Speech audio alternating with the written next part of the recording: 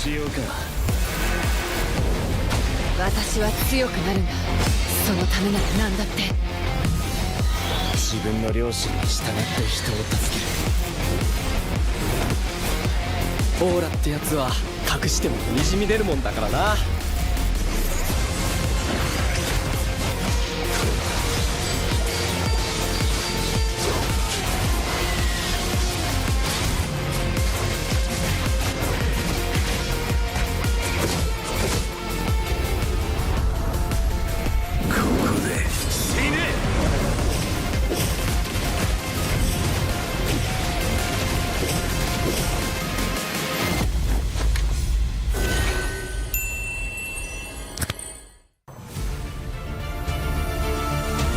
I didn't cure the pain.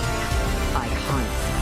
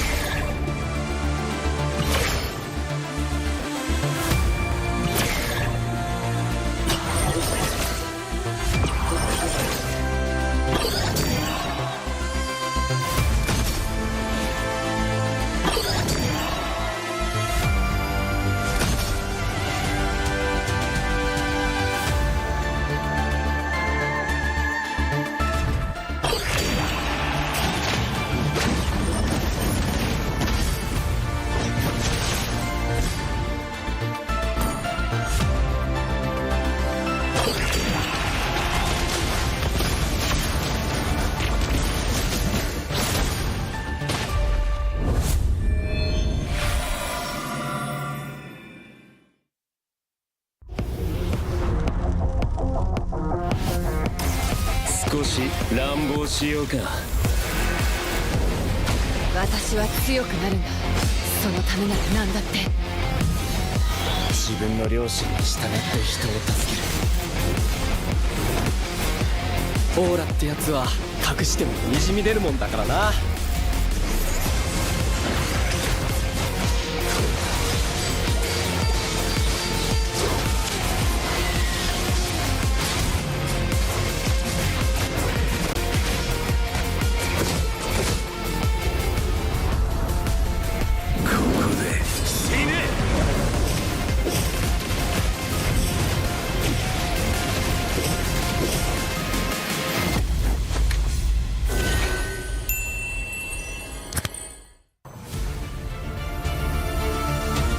I didn't cure the pain.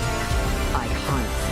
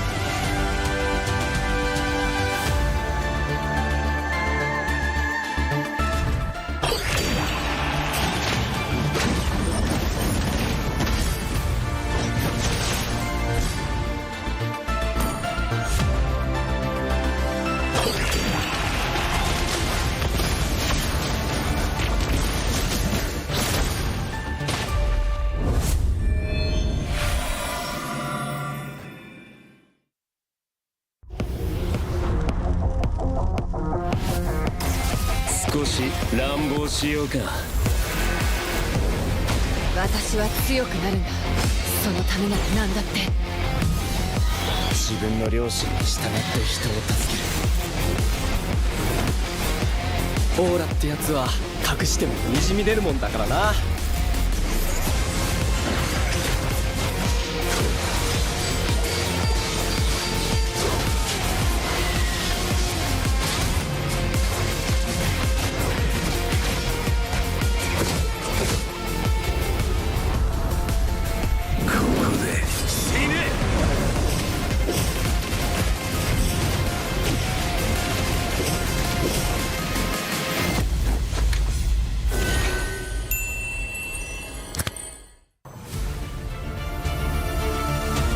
I didn't cure the pain. I harnessed it.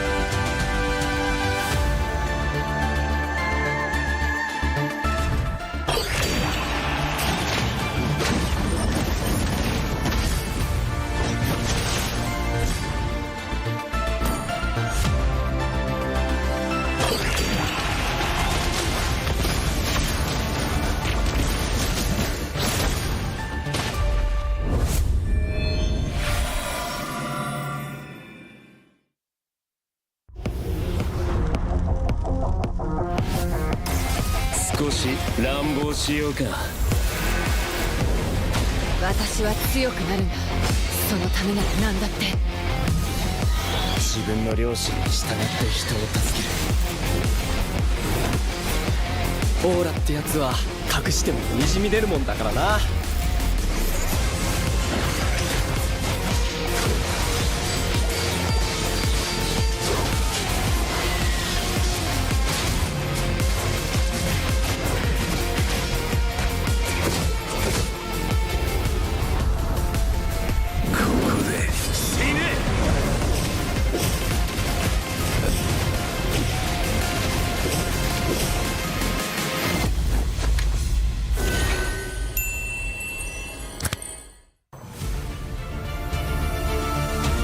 I didn't cure the pain. I harnessed it.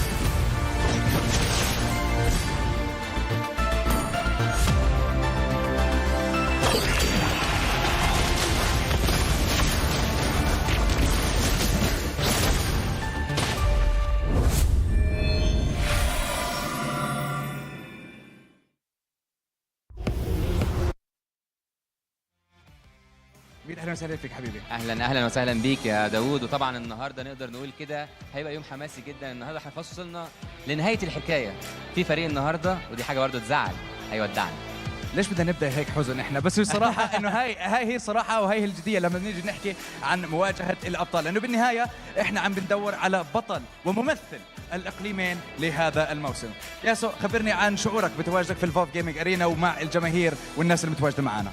بص، هو عموما نقدر نقول كده ان فوف جيم دي المره اللي هي موجود هنا، وكل مره بيكون نفس الشعور نفس الهيبه كده، حضور او نقدر نقول الموقف اللي احنا موجودين فيه كمعلقين او كمواهب بيكون نقدر نقول صعب شويه او ضغط عالي شويه، ما بالك بقى باللعيبه اللي النهارده حددوا مصيرهم. بالضبط، وخصوصا زي ما ذكرت انه واحد من الفرق حيودعنا بنهايه مباريات اليوم. مين يا ترى اللي حيودعنا ومين يا ترى الفرق اللي حتضلها مكمله رحلتهم في هذه البطوله؟ طيب تقدر تحكي لي عن توقعاتك لمباراه اليوم؟ انا ما حسألك مين اللي حيتم اقصائه، لكن بالسيريز التو سيريز اللي عندنا اياهم اليوم تمام. مين فكرك اللي حيكون الفايز بين كل سيريز؟ يعني انت هتعرفين ان انا اقصي حد النهارده. ايوه انا اشكرك الصراحه، يعني اشكرك. فلو احنا اتكلمنا عن اول ماتشين هيكون عندنا فالكونز قصاد فريق التويستد مايندز. على حسب اللي حصل على مدار الموسم فريق التويستد مايندز هو اللي الارقام في صالحه اكتر، فممكن اقول فريق التويستد مايندز. اما بالنسبه لفريق الار 8 وفريق الجي كي، انا شايف صراحه ان بالنسبه برضو للارقام لما نيجي نبص على احصائيات اللعيبه وطريقه اللعب، ففريق الار 8 حصل على اعلى ترتيب من النقاط على مدار تاريخ كله لام بي ال مينا، فالنهارده الارقام برضو في صالح فريق الار 8. والله بنشوف هل يا ترى حتكون تحليلاتك وتوقعاتك صحيحة أو يا ترى حيكون في عندنا مفاجأة. طيب آخر سؤال قبل ما نفوت بأجواء البطولة، كلمة تحفيزية للفرق المشاركة معنا. عايز اقول للفرق اللي مشاركه طبعا ان نقدر نقول كده لحد دلوقتي كل الفرق المحترفه دايما عندها المنتاليتي او العقليه بتاعت انا لو خسرت ممكن ارجع مره تانية. النهارده على فكره احنا بنشوف فرق كتير بترجع عشان الفرص التانية الخاصه بيها، ومنهم فريق الفالكونز اللي هيكون بيلعب ثاني ظهور ليه يبحث المره دي عن اللقب.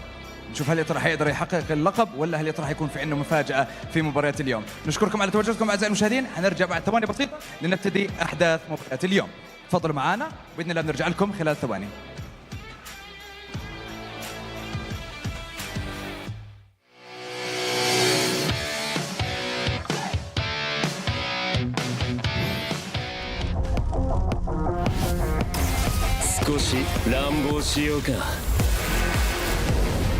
私は強くなるんだ。そのためなら何だって。自分の良心に従って人を助ける。オーラってやつは隠してもにじみ出るもんだからな。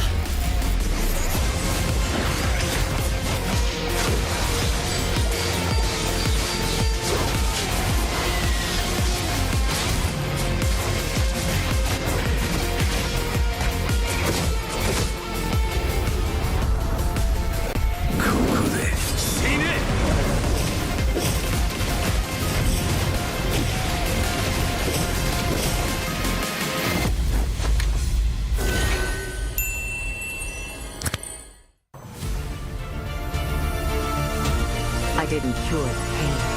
I harnessed it.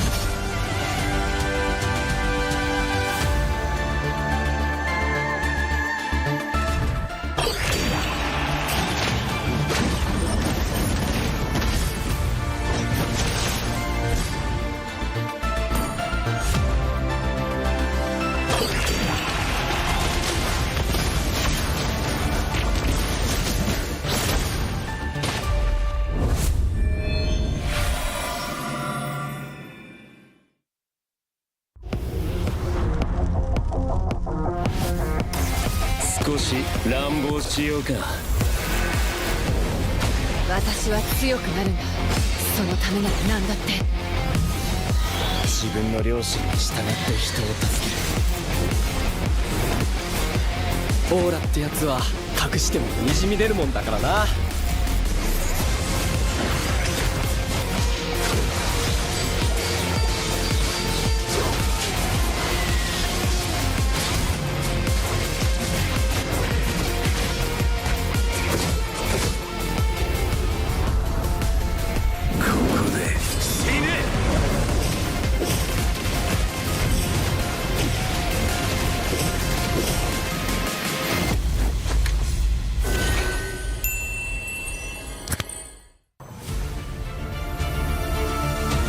I didn't cure the pain. I harnessed it.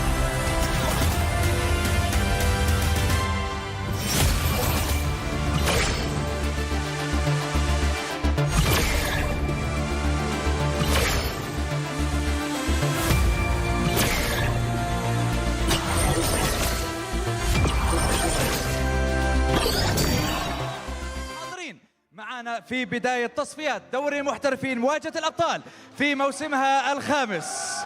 موجودين معاكم حاليا في عاصمة المملكة العربية السعودية في الفوف جيمنج أرينا لنستكمل أحداث هذه البطولة.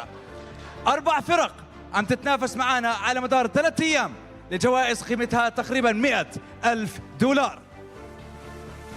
مقعدين مؤهلين لبطولة MSC في بطولة كأس العالم برضه في الرياض خلال شهر 7. وأكيد ما ننسى المنافسة على لقب بطل إقليم الشرق الأوسط وشمال أفريقيا في الموسم الخامس من هذه البطولة. مين يا ترى خلال ال3 أيام اللي حيقدر يحقق اللقب، ومين يا ترى اللي حيمثل المملكة العربية السعودية في البطولة العالمية؟ كل هاي الأشياء حنتعرف عليها خلال ال3 أيام القادمة. لكن قبل ما نفوت ونعرفكم على الفرق المنافسة معانا في هذا الدوري وفي هاي التصفيات، نعطيكم فيديو بسيط نعرفكم على نموذج البطولة ونرجع لكم خلال ثواني بسيطة. تفضلوا معنا بالفيديو وراجعين بعد قليل. الكل معي جيك ايسبورتس يتأهلون، وفريق تويست مايندز في التصفيات موجود. يا إلهي العريض، يا رباه على التنسيق. الفالكونز تيم بيكونوا حاضرين، استفزهم التويستد مايندز.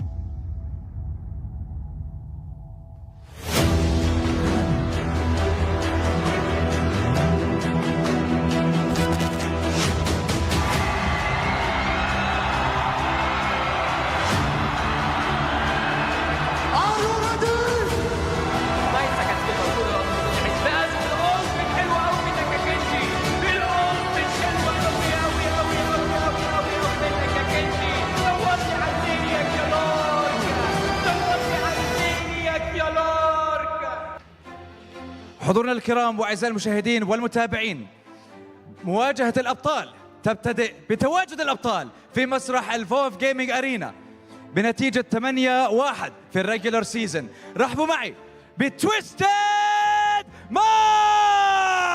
مايندز، فريق مكون من أبطال سانجي، حودا، كافن، سانو، وترول. هذا الفريق متواجد للدفاع عن لقبه وتتويجه لثاني مرة على التوالي. هل بإمكانه تحقيق هذا اللقب أمام منافسه الشرس؟ هل يا ترى حيقدر يحقق اللقب؟ الله أعلم، لكن نتمنى لهم كل التوفيق وبنشوف إيش يا ترى حيقدموا خلال أول مباراة. حضورنا الكرام، تويستد مايندز.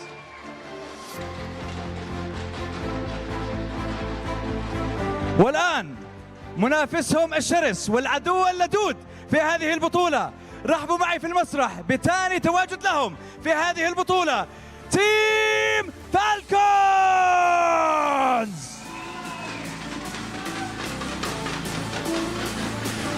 فريق متأهل بنتيجة 7-2 في الريجولر سيزون، فريق مكون من دينج، كنجي، جود نايت، لارك وسوبر. ثاني تواجد لهم في هذه البطولة، وصلوا معانا لمرحلة النهائيات في الموسم الماضي. هل يا ترى حينحرموا ولا هل يا ترى أخيرا حيحققوا اللقب في هذا الموسم؟ حضورنا الكرام، تيم فالكونز.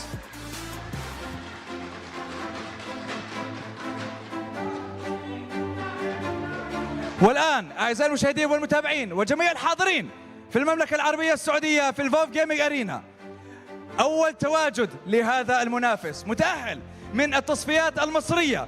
رحبوا معي بR8 Esports، متأهل بنتيجة 8-1 ب3 خطرات فقط أمام فريق الفالكونز. فريق مكون من ديفندر، بازو، جوكي، سبيدي وبورو. هل سيتمكن الفريق من تحقيق أول لقب له بأول تواجد له في هذه البطولة؟ هذا السؤال حنلاقي جوابه خلال ال3 أيام القادمة. حضورنا الكرام، R8 Esports.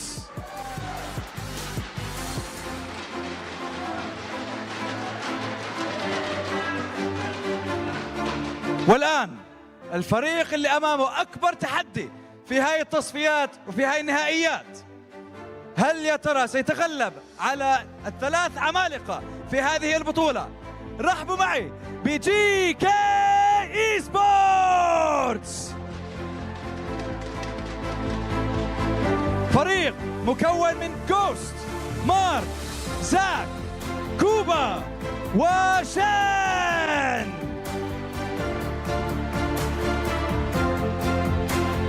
فريق جي كي أمامه مهمة كبيرة، خساراته بالريجولر سيزون أمام جميع المتواجدين في هذه البطولة. هل سيتمكن من التغلب على الجميع والوصول إلى النهائيات؟ نتعرف وبنشوف خلال المباريات القادمة. حضورنا الكرام، جي كي إيسبورتس.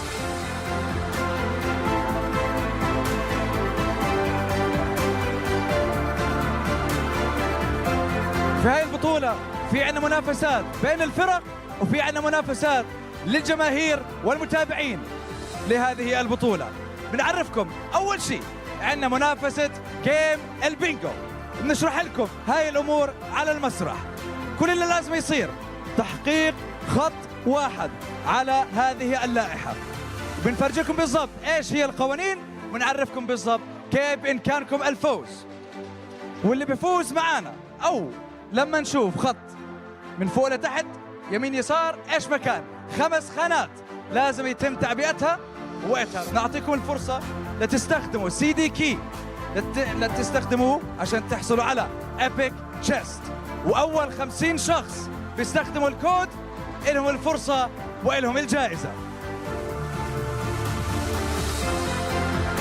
حضورنا الكرام واعزائي المشاهدين والمتابعين، مواجهة الابطال تبتدئ خلال دقائق بسيطة. بدنا نشوف ايش راح يصير معنا في اول مباراة، وهل يا ترى الابطال تويستد مايندز حيتمكنوا من الدفاع عن لقبهم ام سيتغلب عليهم فريق الفالكونز في مباراتنا الاولى. كل هاي الاشياء نتعرف عليها، لكن قبل ما نفوت على مباراتنا الاولى بنروح على استوديو التحليلي مع يونس، ياسو ودون بيج فهيا بنا إلى الاستوديو.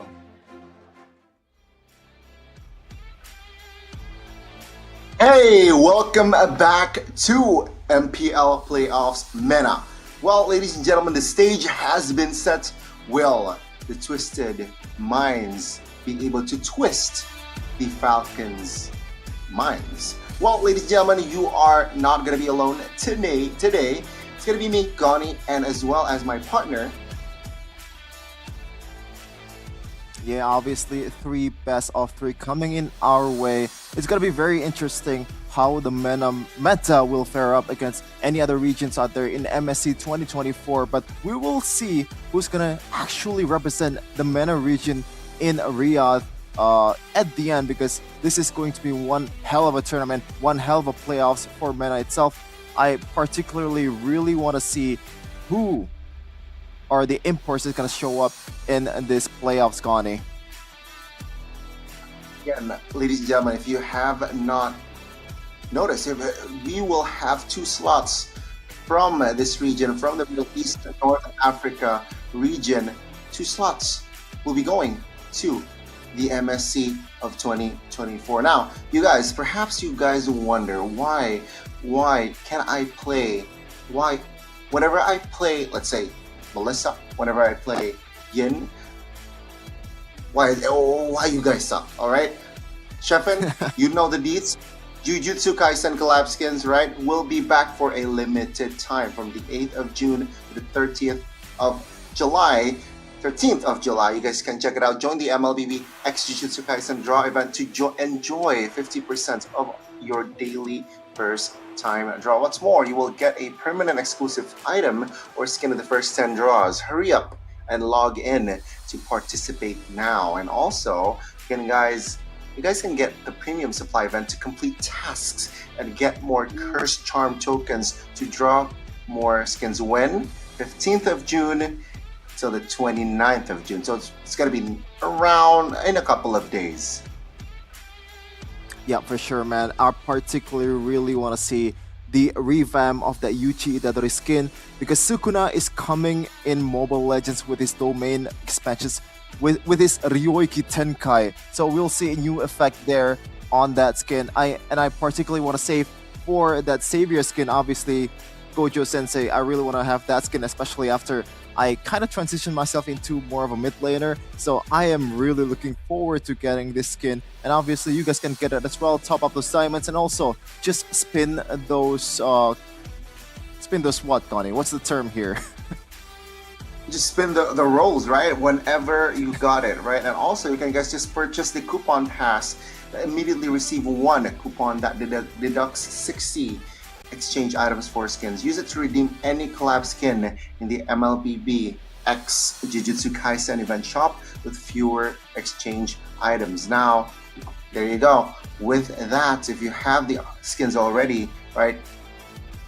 Julian, check banger, Melissa banger, and also, yeah, you can just pop off suddenly.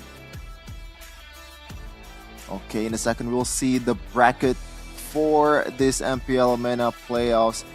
I really want to see like who are we gonna see today and also the next days, because we're gonna have 3 days of playoffs. Today we're gonna decide who's gonna go into the next stage. 3 best of 3. The only best of 5 out there is, I believe, in lower bracket finals and in grand final. So today only 3 best of 3, but it's not really, I think it's more than enough Mobile Legends action for today. Let's see the bracket though. It's a Falcon versus Twisted Minds. So we will see those 2 teams fighting it out in a regular season though, Gani. It's Twisted Minds winning it out against Falcons 2-1. And both of these teams has imports. They have 3 Filipinos in their roster. Even Coach Lautrick is one of the coaches of this team. So let's see if the Filipino meta can be replicated in this MPL Mena playoffs, because I really want to see, man. Because in Indonesia, MPL ID, we are known for more of a brawling type of composition type of gameplay, but in the Filipinos, they like the macros, they like the split pushes and all that stuff, those lord dances. So maybe Coach Lautrick can bring that game in MPL Mena playoffs, or we'll see more of a brawling type just like MPL ID, or we'll just go in the middle. So I am really excited to see what's gonna happen in this match. That's the thing. That is going to be the question, right? What playstyle are they going to bring? Especially if you look at the brackets earlier, right? I want to touch on this. Top 6 teams of MPL Mena fighting on the play-ins. Bottom here, you can see already 2 teams actually did not make it to the playoffs, and now we get to see 2 matches ahead of us, and whoever loses will go on to the lower bracket. So we will see that match in the final match as well. So we're going to have 3 matches. And to answer your question, yeah, we got a couple of Filipino imports here and there, and this is going to be the official team lineup from both teams, Twisted Minds and Team Falcons. The green opener, as they like to call it, both from the Saudi Arabia. The battle of the green. So we'll see this 5 players against 5 players. So interestingly enough, in this MPL Mena playoffs, there actually is a play-in type of situation. So before this, there's already some matches, best of 3, to decide who's gonna actually go into the playoffs. So in this MPL Mena, actually, the 6th seed and the 5th seed, or they're not really guaranteed to get into the playoffs. They have to play those play-in games first, just like if you watch the NBA, Gani, we do have that as well. So it's very creative, MPL Mena, what MPL Mena is doing right now. And I'm looking forward to more of a creative gameplay as well, because the players are coming from, not only those Filipinos are the imports. Technically, in this Mena, there's different countries here in Middle Eastern and North Africa. You got Saudi Arabia, you got any other countries out there. So we'll see if those teams can merge together and create a better team for themselves.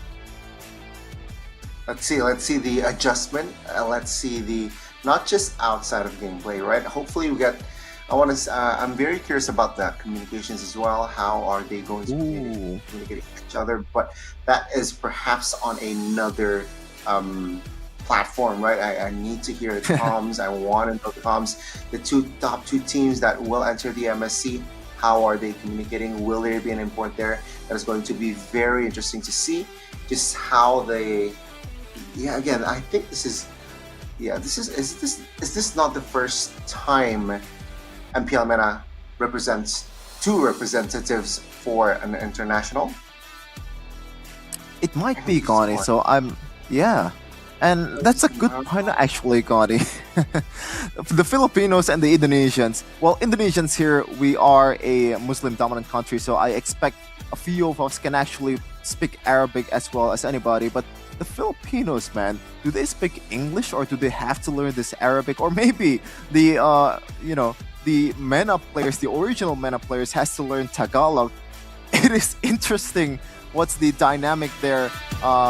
Even if it's Indonesia, I think more players tend to play or maybe learn Indonesian, because Indonesian is easy, but in Arabic you have a whole different alphabet there. But we are going to see some of the stats here from both of these gold laners, from both of these teams. Lark, 9.33 KDA. That is insanity, Gani. Meanwhile, though, on the other sides, 8 KDA. It's pretty good too, but 9.33 is absurd, to be honest.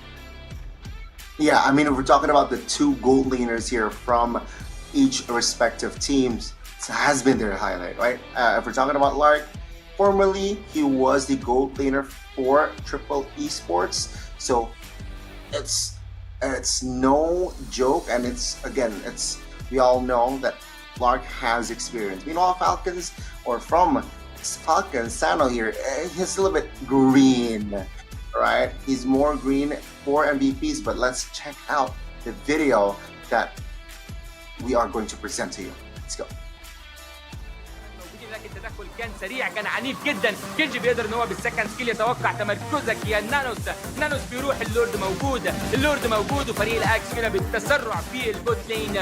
دبل كيل موجوده ليك يا كينجي، زياده عدديه موجوده ليكم يا فالكونز. الاكس هنا حاليا يتساقط 1 2 3 كيل لمصلحه فريق فالكونز.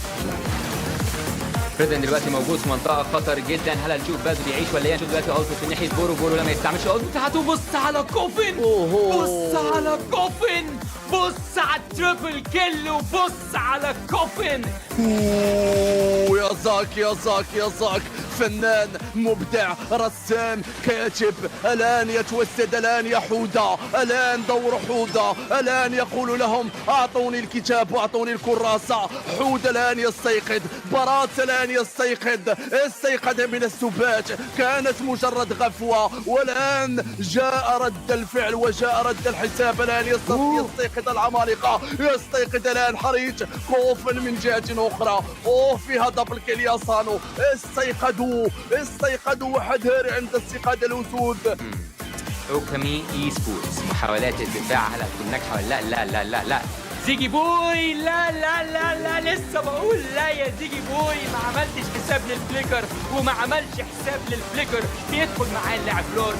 بص لي دلوقتي عندك بيحاول ان هو يبعدهم اللاعب سيلزي. محاولات التمسك والتشبث في امال هذه المباراه. كيدي حاليا مرفوع في الهواء. الضرر موجود منك يا كولج، موجود منك يا بيت. سوبر موجود، زياده عدديه 5 على 4 الناحيه الثانيه، تحجير على 3 ممكن على 4. ولكن خلاص هيلوكامي سبورت في صارع الموت. هيلوكامي سبورتس حاليا بيودع. يبقى الحال كما هو عليه.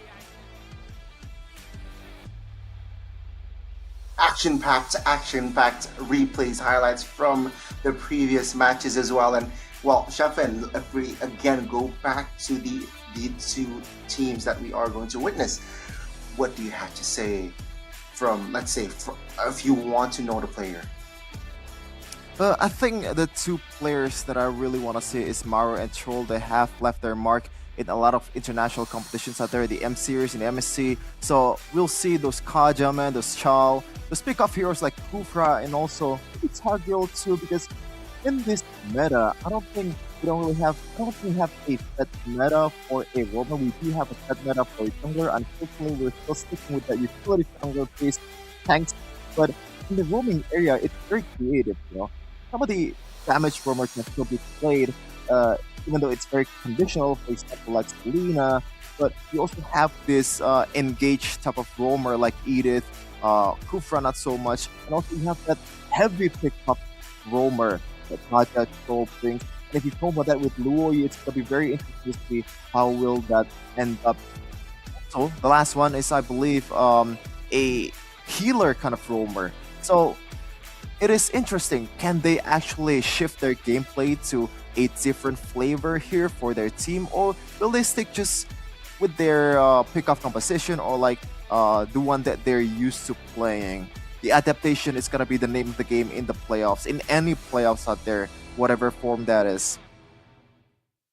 Well, let's see here, right? I agree. Adjustments, adaptation. They will need to show for it, right? Because it's do or die, best of 3. It's not a best of 5, especially it's not a grand finals war. It's going to be perhaps a best of 7, but it's going to be a best of 3 match. One, yeah, sure, you got a life, but one more chance here to really adjust, to really pick off some things that perhaps you need to repair. That's not an easy job. So let's see here, between these two teams, what will they do for this first game? Again, drafting phase is going to be very important. And now we saw the gold laners. Yeah, Natan and Carry was on each respective hero. Sano being the Natan player. Do you expect for Falcons to let the Natan go? Because technically, Natan isn't very hot if we're talking about other regions. Yeah, Natan is in a very interesting situation right now, because in the regular season for a lot of MPL out there, it was one of the prime heroes that even get banned in a lot of situations, because Natan can carry you in the late game, and you also have the heal heroes or those healing heroes that adds extra layer to the game if you want to pick up the Natan. So it's even harder to actually deal with this hero. But I think in the playoffs, and even in MPL ID, the win rate is not that great either. I think teams are more reluctant, or maybe are more willing to let go of Natan, especially when you have these counters. Onyx ID, especially Fnatic Onyx, they really like to pick Katira against Natan. It's it's something that's not really brought up very often, but it is a strategy to deal with the Natan. As we can see here, we're going to shift to talking about some of the junglers that the world have currently in MPL PH and MPL ID. The two teams that's already qualified for the MSC. It's Bren, Kyle Teasy, Falcons Bren, Carl Teasy for Liquid Echo, Kyrie for Fnatic, Onyx, and also Annabelle for EVOS, and Kenji from MPL Mena. A lot of interesting stats out there that you can compare, like which region actually has the best jungler out there. But obviously, you can't really take those statistics at face value because those KDAs can lie, man. Numbers cannot lie, but they can give you different, how do I say it? We're not really that great at interpreting that. You have to have those eye tests, those actual evidence in the game that can support what your what's your conclusion. Yeah, I mean, here's the thing.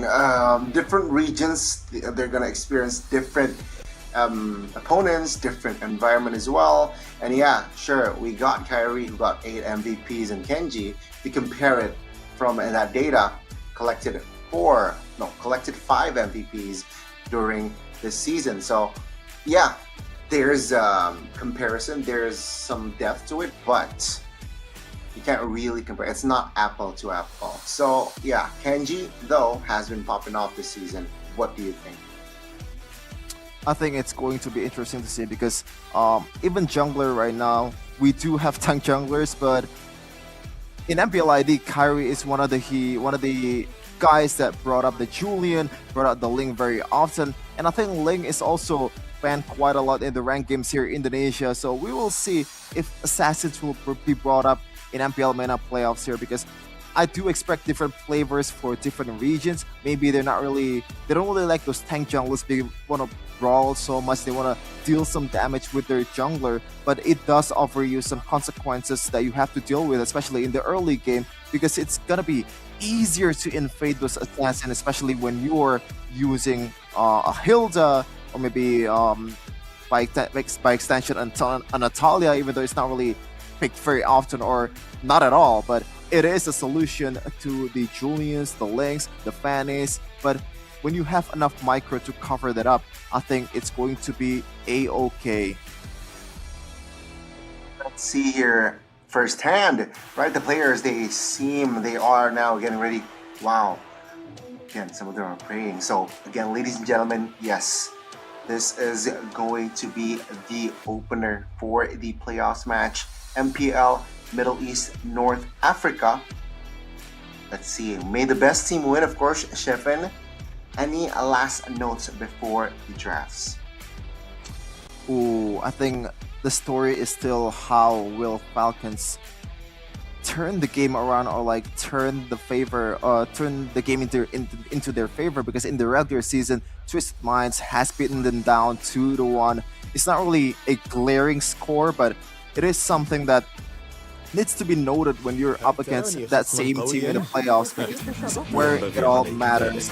If you lose, you're gonna be dropped to the lower bracket. Obviously, you're not gonna be home right away, but it is something that needs to be fought for. Lower bracket is not a meta. I don't think it's a meta. I think people are hoping that there is low bracket meta and all that stuff.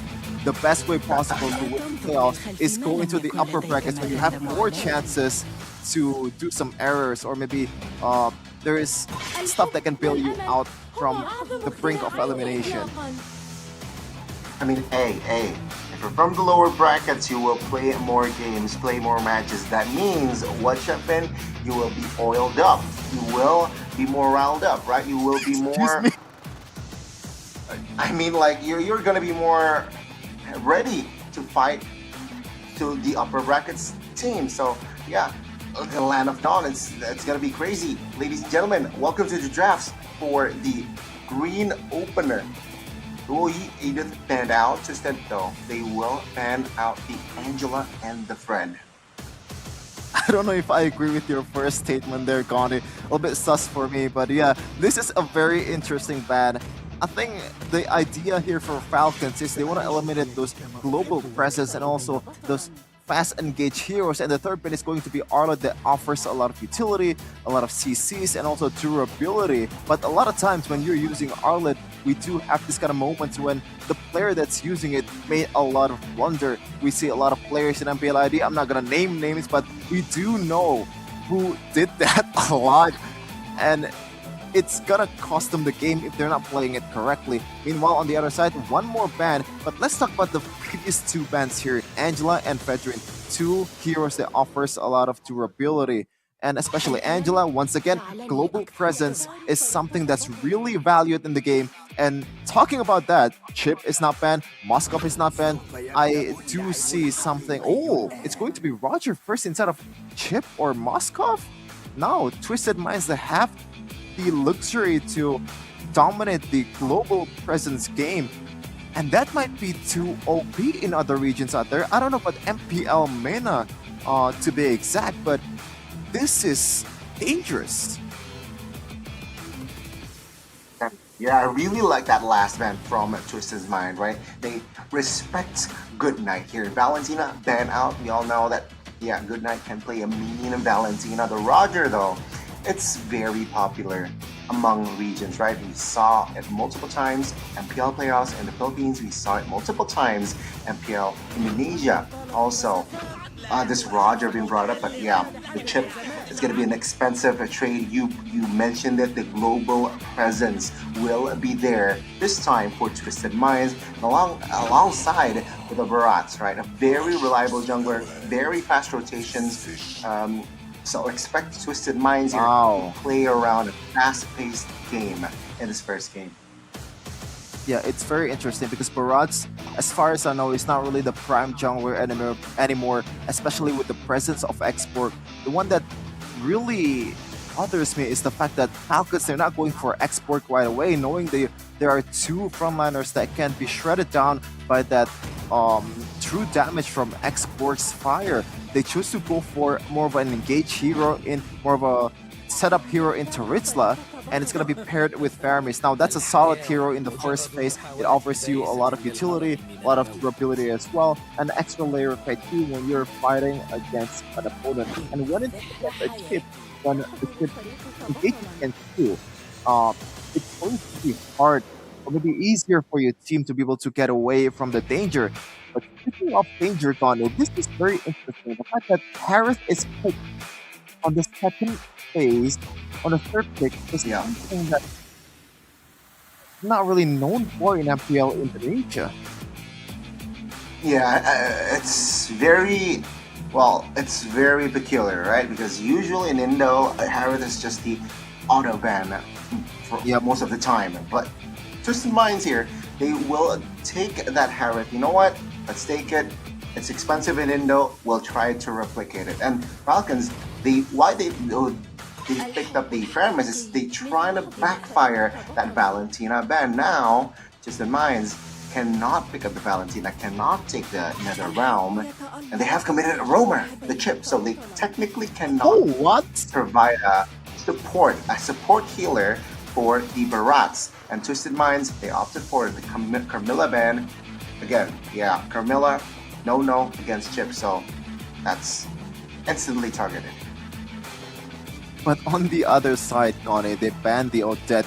This is a very, very interesting. And I do agree that Odette is something that needs to be considered when you're drafting, but it's not really the prime suspect that you are expecting when the crime happens. And when you're using a Faramis, using a Taritzla, and also Roger that needs to dive to the backline to deal damage, I do agree that Odette ban kinda makes sense, because Odette can punish you for being too close to the opposing team's composition. With that Swan Song, it's gonna deal a lot of burst damage. It's not just DPS to the area that's affected. And on the other side, another AoE heavy hero. They don't like the CCs, man. Carmilla ban, and also Minotaur ban. These heroes are very hard to counter if you're using a Harith, because once again, Harith also needs those space that's free of CC to be able to pop off with the Zaman Force. Yeah, I mean, I think mostly they do not want to pick up a Purify for this hero. They want to keep that, Wow. that option open, but oh my lord, I understand the Minotaur ban because they do not want to get or go up against double healers, but they're exploring, right? So there you go. You got the Netherrealm, you got the Bloom. They're ready for 5v5s. Man, this is a nasty, nasty composition here from Falcons in the first game. And Natan, wow. Yeah, but for Twisted Minds, they have a solution here in Chip and also that Farsa. And I think Farsa is one of the prime counter for Natan because Natan, if he doesn't want to get bursted down in 2 hits, he kind of has to be forced to use those magic defense, for example, Athena Shield, unless you want to get taken down quite fast. But also like this last pick here from Twisted Minds, the fact that they use a damage dealer that deals physical damage to cover for that Harith and Farsa in the jungle, in the bot lane and also mid lane is something that really fun and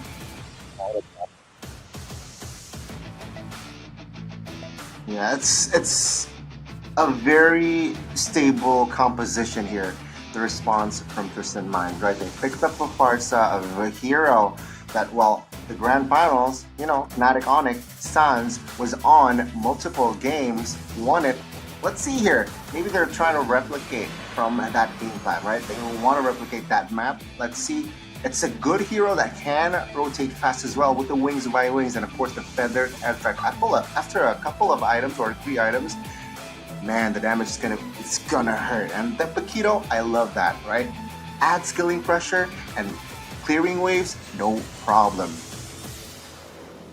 So from the draft, I think we have to give our take here, Gani. Who do you like better here in terms of just drafting? For me, I'm leaning more towards the Twisted Minds. I know that it's a bit risky, the fact that they have 2 magic damage dealers, but I like the fact that they present some solution for a problem that's presented by Falcons. Again, no, you don't ask me. Ask the audience, right? Guys, ladies and gentlemen, you guys who are watching, you can get a chance to get diamonds. How? You just need to write your prediction in the comment section and you can get 500 diamonds for 10 lucky people who guess correctly in each match. Don't forget to include your MLBB ID and server ID in your comments. So ladies and gentlemen, write down your predictions right now because you can get a chance to get 500 diamonds for free. Alright, don't forget your MLBB ID and server ID once again. Man, I love the UI, I love the lighting. There are a lot of greens here representing Mena, representing Saudi Arabia. It's a different vibe compared to ID or maybe PH or maybe other regions out there, man, because this is something that's really, really unique. But Gani, take us through here. Gentlemen, welcome to the Land of Dawn, to the opening game of the playoffs from MPL Mena. This is the green opener. Will it be the Falcons that take this game or will it be the Twisted Minds? Ladies and gentlemen, let's watch and wait. And right away we're seeing a different kind of spells brought up. Maybe more of a same spell here. 4 flickers for both sides, something that you don't really see very often in other regions out there. I do agree that in terms of like the threat of CC, there is not much hero that forces you to use that Purify. And I think, especially for this DPS, it's better to use that Flicker to chase rather than Purify to play defensively. Here again already, Troll and Coffin actually controlling the mid wave here. Good Night and Super will have to sacrifice a minion if I'm not mistaken. But yeah, you can see Twisted Mind playing very confidently, taking the Lethal Wanderer as well. Meanwhile, top and bot, nothing out of the ordinary. Yeah, mid lane pressure is something that's really underrated in the current meta. It kind of gives you some advantage when you're trying to go for that turtle fight, the first ever turtle fight, because once you get level 4 and the enemy team doesn't, it's going to give you a lot of advantage. And you can see right away, Goodnight has to recall and maybe lose out on 1 minion, so that's already a good thing for Team Twisted Minds.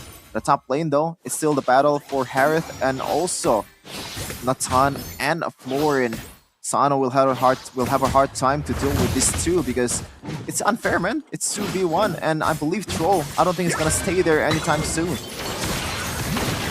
Yeah, it's just, again, just trying to cover. Oh, actually, Crash Course was committed, but yeah, no real follow-up, no real threat just yet. Bottom side, though, action here. Hoda with the barrage taking some heat. Oh, luckily, the penalty zone was not available there because if not, that would put him into much trouble. Though, Turtle now already controlled by Kenji. Will Hoda try to somehow, yeah, I don't think he can. Then he pops the penalty zone with the flicker as well. Kenji secures the turtle, no problem. Already a really good pressure on towards the jungler. Bit overcommitting there in the bottom lane, and they paid it off with a turtle because already half HP, you can't really force out a turtle fight unless you want to sacrifice yourself on the other end, and that's something that Team Twisted Minds has to watch out for in this match, and so far shortcuts. The teleportation actually finds its mark, and that's not a good sign for Team Valkyries because their gold laner will be taken down, has been taken down, and that is a dub for Twisted Minds. For sure. Looking at the gold lead though, it's not really much. It's only 100 difference there as Sano secures another crab there. More gold for the gold laner of Twisted Minds. And now, looking at the pressure in the mid lane, Goodnight has already found his groove to deal with some of the damage, some of the long-range damage-dealing prowess from Coffin, and he actually microed him at that time. Might be something that needs to be watched out for from Twisted Minds in the future, because even though you are a long-range damage-dealing unit, you are still a target from the opposing end.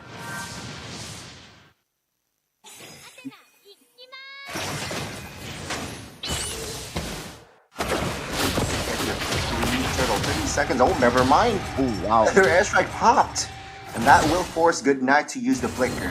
35 seconds, though, on towards the next turn. That's heavy info. That Goodnight has no flicker.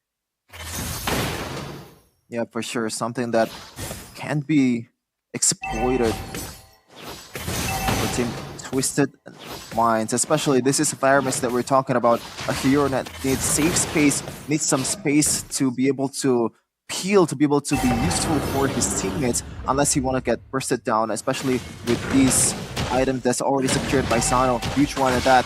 A Clement is starting to side already on Harith.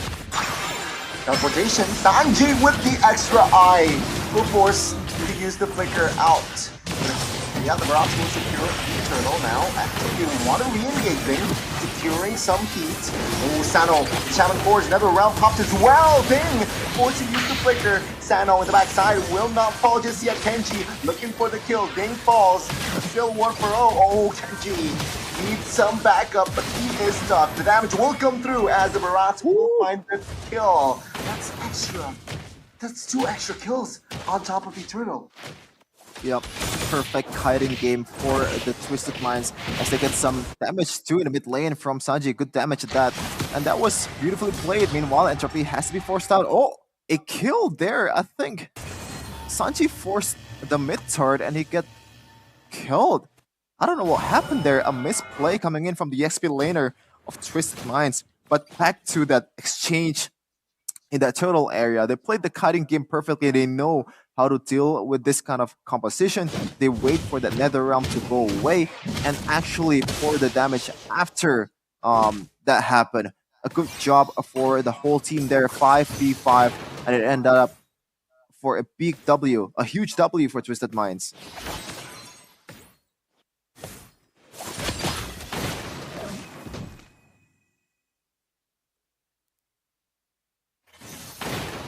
Now, 3-1.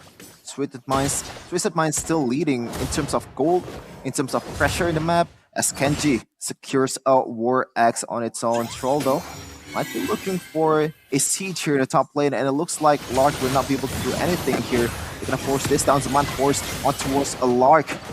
That's some good damage. Meanwhile, Dennis, welcome to the back line. It's gonna be One bursted down by Twisted Minds. It's Kenji, the Roger, 0-0 already in this early of a game. Not looking good at all for Team Falcons already 4-1 and down 2k gold lead as they try to secure this turtle to further the gold lead.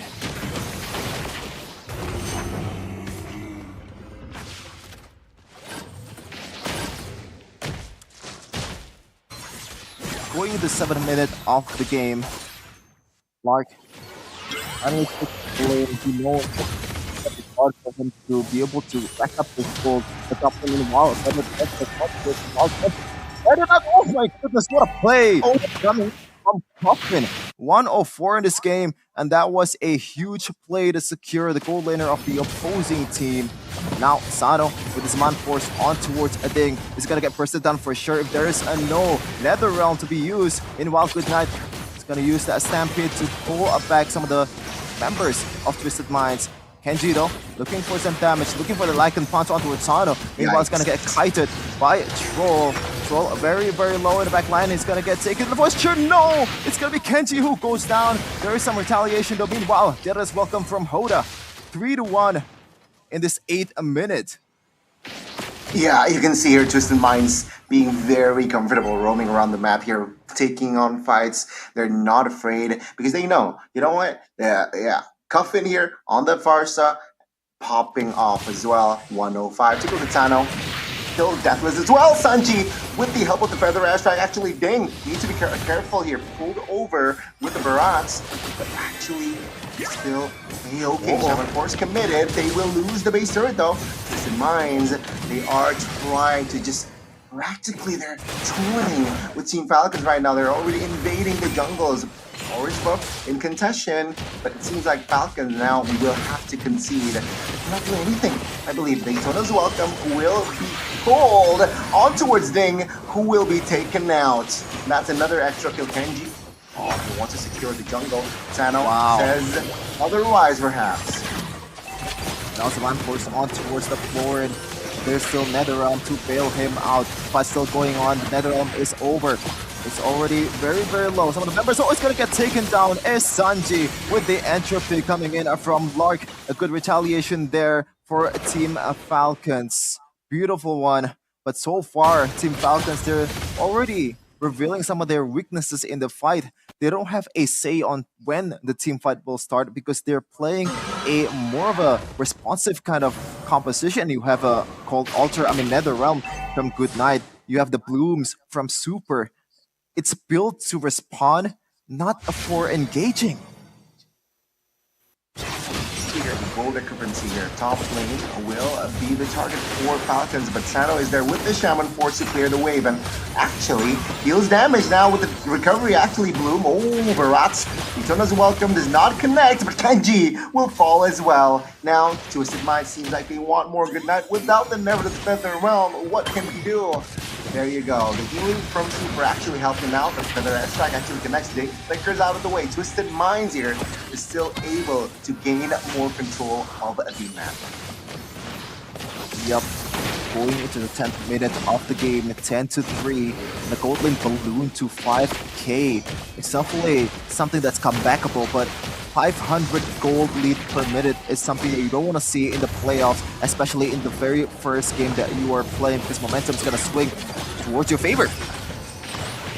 Oh dang, no flicker! He used it earlier and Sano will secure that kill. And with that, Twisted Mind will secure the inner turret as well. Team Falcons, they have no answer, no response whatsoever. You can see here the goal already is set at 5,000, but now they want more. Daytona's welcome connects, but their airstrike will force the Netherrealm to be invested. Sanji trying to find a target, but does not connect. Wow, Twisted Minds are playing out of their minds right now. They really do, as Super secured an important item there. Fleeting time, Savanoda or Hoda secured that Guardian's helmet. Looking at the game so far though, I think it's gotta be hard for Team Falcons to continuously defend this one unless they funnel some of the gold that they have towards Lark, because they say, oh my goodness, he's their saving grace. But if this continues, those Feather Airstrike just pouring down on him, there's really no ways to counter that one. So if you're leading, what an artillery for a siege. Right now they want the mid base third. Oh, take a look at Sanji poking around. NetherRealm will not be there. Or good night. He will fall asleep. Now Ding trying to survive in the front side of the map. Oh, Rocks is there as well. But Sanji provides the clutch cover now. Coming with the wings by wings will try to get escape. Sano. Ooh, so close. But will not be enough. Sanji pulled back and will be the trade. A troll will find Kenji as well. So they're happy with right away the portal. Getting entered. Sano though, Manforce might be ending this one right away. Entropy by a lot. We'll try to find this one, but it looks like first game will go to Twisted Minds in a convincing favor. 14-4 in the first game of MPL Mena playoffs. That game one, what a convincing game from Twisted Minds. Meanwhile, such a contrasting end, right? It's such a one-sided game from both the teams, but Twisted Minds, what a convincing first game. No answer whatsoever from the side of Falcons. From the early game, they controlled it perfectly. Mid-game, they know that they can get a little more aggressive on their map. They showed it. And there you go. It's just GG from then and there. Yeah, I think they made a lot of mistakes in the early game, and that gives a lot of goal towards the far side, which is the main problem from that Twisted Minds composition. When you're trying to get to the ton, you might want to opt for a dive. But when you have Predator airstrike from like 10 miles away that cannot be stopped because you only have that TCs in the front line, then you are cooked. And that Lauren is more of a late game hero, to be honest. She needs the items and those scaling those levels to be able to provide enough healing for the Nathan. But I don't think they have enough time for them. And they're not really playing it that safely and more patiently in the mid game. And they didn't realize the potential of their competition, because this kind of composition is kind of made for high ground defense. You have Nathan, you have a lot of kills for Nathan. You should be able to somehow leverage those appeals with those heals. But right now we're gonna see who was the most valuable player on that game.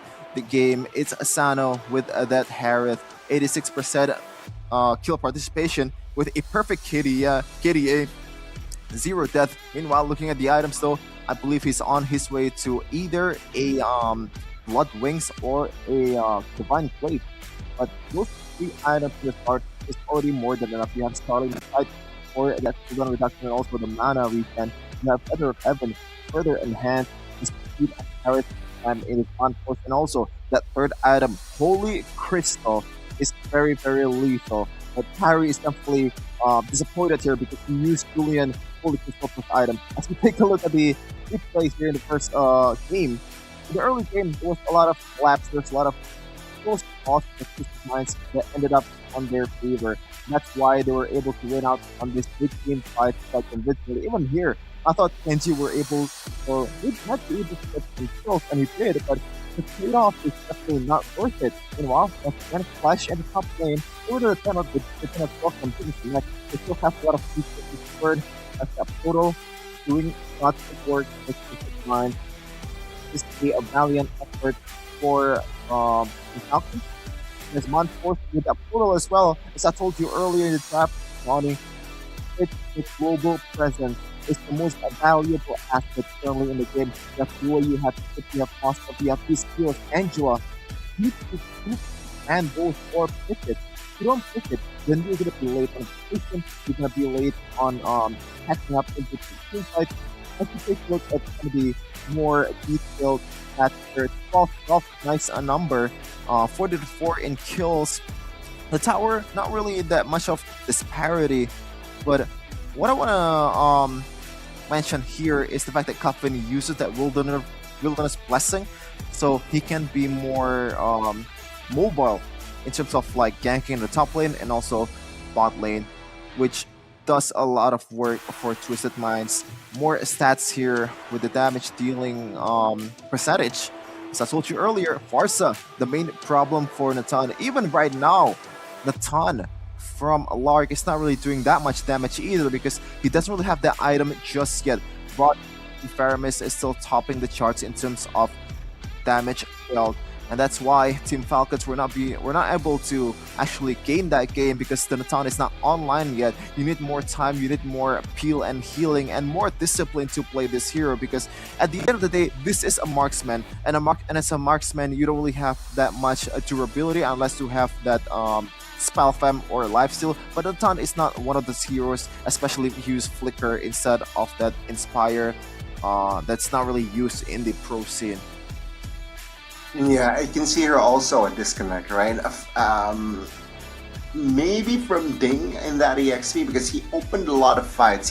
Yeah, sure, he did his role as an EXP. You want to open fights, especially on the Turisla. You want to initiate most on the penalty zone. With the penalty zone, if you have the Flicker, use it.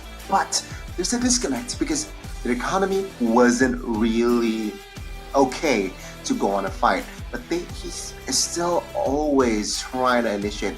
But in that first game, you know what? He did his best, especially on that first turtle. I think that's the only win from the side of Falcons, right? The first neutral objective and only neutral objective that they got is that first turtle. But after that, they started crumbling down, which I feel like they need to adjust in the second game to equalize that disconnect with Ding, that EXP, the initiator. If you want to use your initiator on the roamer, sure, but you need that connection to really follow it up because if not, yeah, it's just going to be another rinse and repeat in the second game for Twisted Minds. Yeah, I like what you're saying there, Gani. Adjustment is the name of the game in the playoffs. You're playing the same team over and over again, so you have to adjust game by game. And I like what you're saying too about the roamer because I believe when Turisla doesn't really have that enough follow-up or maybe enough layer of CC on him, even in that game, Turisla's penalty zone is used more as a defensive mechanic or responsive mechanic rather than engaging on its own, and you can see why they don't really have that composition to support the Turisla to be able to use those penalty zone effectively unless you have those items on Natan. You have the heal, you have the Nether Realm, the bailout mechanic from the Faramis, but as far as engagement and also CCs, they're quite lacking at that. So I would suggest for Team Falcons to go back to their root, not using those healing composition and using more of a engaged type of roamer, maybe like a Kaja or maybe that global presence and chip. A lot of options to use here, or maybe you want to be more creative and a bit more iconic with your plays. Tigreal is your hero. We've seen a lot of hero plays from Dreams in MPL ID with those implosion, and maybe they can recreate that in here because playoffs is where legends and legacies are made, Connie. Regular season, yes, you can stack up those stats, but at the end of the day, people will remember who performs in the playoffs and go all the way and represents Mena in MSC. Again, two teams will represent Mena in the MSC 2024. Now, you guys who are watching can get involved, right? You can write your predictions in the comment section for this match. It's a best of 3. You know what? Take your chance, 2-0 or 2-1. You can just write it down. And what do you win? 500 diamonds for 10 lucky people who guess correctly in each match. So don't forget to include your MLBB ID and server ID in your comment as well. Man, I want some free diamonds. I wish I have that because there's 500-ish. That's a lot. Yeah, 500, man. That's like 110 spins of JJK. You can get a skin out of that. And to be honest with you, like, one of the luckiest moment of my life is I get those free tokens, right? Those single tokens, and I got a Megumi from that token. Like, I'm not even kidding. The percentage was... You're lying. No, I'm not joking at all. 0.02%, and I hit that. I was like, what? Are you serious? I'm not complaining, but, if you want to give me that, then I'm open for it. And I hope Moonton will rig the percentages again for me in the future. Okay. Well, I don't know about that, but yeah, that was lucky. All right. So speaking of lucky, I think Falcons, man, they need more than luck, right, to survive the second game, or to just actually just force the series on towards a full best of 3. Yeah, I think luck is not enough. In the playoffs, I think skills are definitely matters more than luck itself. Even a single series outcome can be decided with one micro play. Even in MPL ID, you see Brand's EVOS glory against Geek ID. He was able to perform that item swaps to buy more time for the whole team to be able to back him up and get 3 pickoffs, and that changes the whole dynamic of the series. And they need that, man. The beauty of Mobile Legends so far is, I believe, the improvement of the micros and the macros of each players in every region. We see a lot more players, a lot more mechanics being brought out in this international tournaments, and I'm really looking forward to see what Mena can bring in the future, or in MSC 2024, because they are also technically in their home ground. Let's see though if that's gonna be something that affects them, because in Indonesia, M4 didn't really work out. In M5, Philippines, I mean, it's Filipinos, they are really good at the game. In M3, Singapore, it was COVID, so it doesn't count. M1, Malaysia, doesn't really work. It's EVOS Legends that won it. So let's see though if they can recreate that home ground advantage to their favor and actually going all the way in MSC 2024, because that would be a story to remember. These Cinderella runs like BTK with M3, like Burmese schools in M2, we need more of that, man.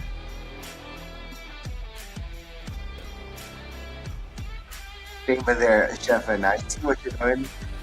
But yeah, ladies and gentlemen, I would again like to remind you, I have said it again, but yeah, predictions, right? Just write it in the comment section. Get 500 diamonds for 10 lucky people who guess correctly in each match. Don't forget to include your MLBB ID and server ID and your comment, because you know what? The series is already 1-0. It's either 2-0 for the side of Twisted Minds, or if it's 1-1, then it's surely 2-1. Just write your predictions, alright? Write your predictions. And it really doesn't really take a long time, right? Because when you're usually trying to enter a giveaway, one of the worst thing is you have to follow this, you have to follow that, you have to make an essay, you have to make a story or something. It's not that hard here. Even if you lose, you don't really lose out that much time. You just have to type out your in-game ID and voila, 500 diamonds in your account. Well, maybe not, but if you are lucky enough, then you are definitely gonna get it. Sure, for sure. And you know what, Chefin? I think we all are ready for the second game. So let's talk a little bit here on the draft phase. What are you expecting? What do you want to see, especially from Falcons, right? Who is on the back foot? I think rather than the draft, I think the gameplay needs to be inspected more. Yes, I do think draft is important, but in that game, I don't think the chip pick works out that well, except for that last portal in the late game, which actually gives that's probably the longest portal that we've ever seen in MPL history, because that was like base to the opponent's base and voila, the game ends. But other than that, I don't really see that much portal being used too much to pick off heroes, or maybe I'm just missing that out. So yeah, I think in the draft, just play with your strength, man. When you're trying to play like the guessing game and all that stuff, it's a bit more complicated when you're up against a good team. We saw that in Onyx ID, Fnatic Onyx in Indonesia. Usually people or teams tend to draft for themselves rather than just banning the opposing heroes, or like making sure that the opponent doesn't get this heroes or like AB heroes, because there's just too much heroes to pick from. There's too much threat from everywhere, man. So yeah, just play with your strength, play with your comfort picks. It's a very good advice, ladies and gentlemen, from Sheffin as well. And I think that is also applicable for you guys who likes to play ranks, right? Just play with what you're comfortable, right? You know, if you can't play the link, don't take the link, because you know? No. Because when you're talking about comfort picks in ranked game, Gane, it's the Saber, it's the Chalong. I hate that, okay? I don't like that at all. We need to get that away from the game. Why do you hate that? Why? It's fun. Well, it is fun. It is fun to see other heroes playing pick in ranked games, especially when you get to the higher level, when you get to the immortals, it's always the same team over and over again, always the same pick, but in the lower ranks, you see the Hanabis, you see the less play. But man, there's a reason why those heroes is not played in MPL. You have to realize that. I'm not expecting you to play like a pro or something, but at least take the game a bit more seriously. Okay. You know what? Enough chit chats. Let's talk drafts. Let's see what will Coach Jomai and Coach Lyric will cook up for us this second game. Falcons, they have banned Loi and the Arlet out. So pretty much similar from what they did here in the first game. But Twisted Minds here, will they ban the Angela out again? Well, I mean, if it works in the first game, then by all means, repeat it again over and over again. Angela is something that needs to be considered for banning. And there you go, right away, Coach Lyric. Not changing the game plan unless the game plan is decoded by the opposing team. Meanwhile, Coach Jomai might be thinking of a new ban here. Maybe a Chip, maybe a Moskov. But yeah, I just realized Moskov is not picked at all. Not even banned in the first game. But this is definitely an adjustment, Gani.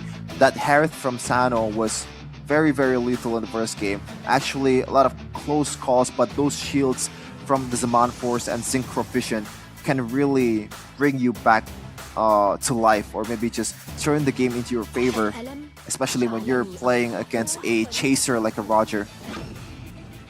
Yeah, definitely a lot of miscalculations, right, with the shielding. But you can see here, not just the Harith here that comes through differently. It's gonna be this chip here, picked up first from the side of Falcons, which shows that, yeah, that chip was a little bit annoying. Sure, it wasn't flashy, but it's a chip, you know. Teleport, boom, bang, bada bing.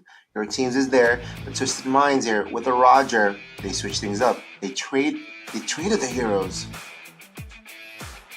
Yeah, there's even in MPL ID, Roger is used a lot to respond against Chip, and it also has something to do with the fact that Roger has a lot of escape skills. Even the Lycan Pounce can also count as an escape skill. It's kind of like Thorn Rose, right? You have this just a sliver of second of invulnerability, of immunity to damage and also CC, and when you're up against Chip that's just gonna bring you a portal or like bring the whole team to you, those transformation from the wolf form, the Lycan form to the human form is gonna come in handy. And if you combine that with a great Dragon Spear, it also adds a lot of utility in your hand because that movement speed is also very important. We saw in NSCT Grand Final Basic using that GTS to get away from a 5-man gang, and it worked out really well. That might be the game-saving play for BTK. That is Cloud9 for now,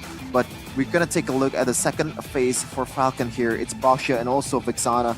This pick is more of a season 12 or maybe this season's early regular season picks.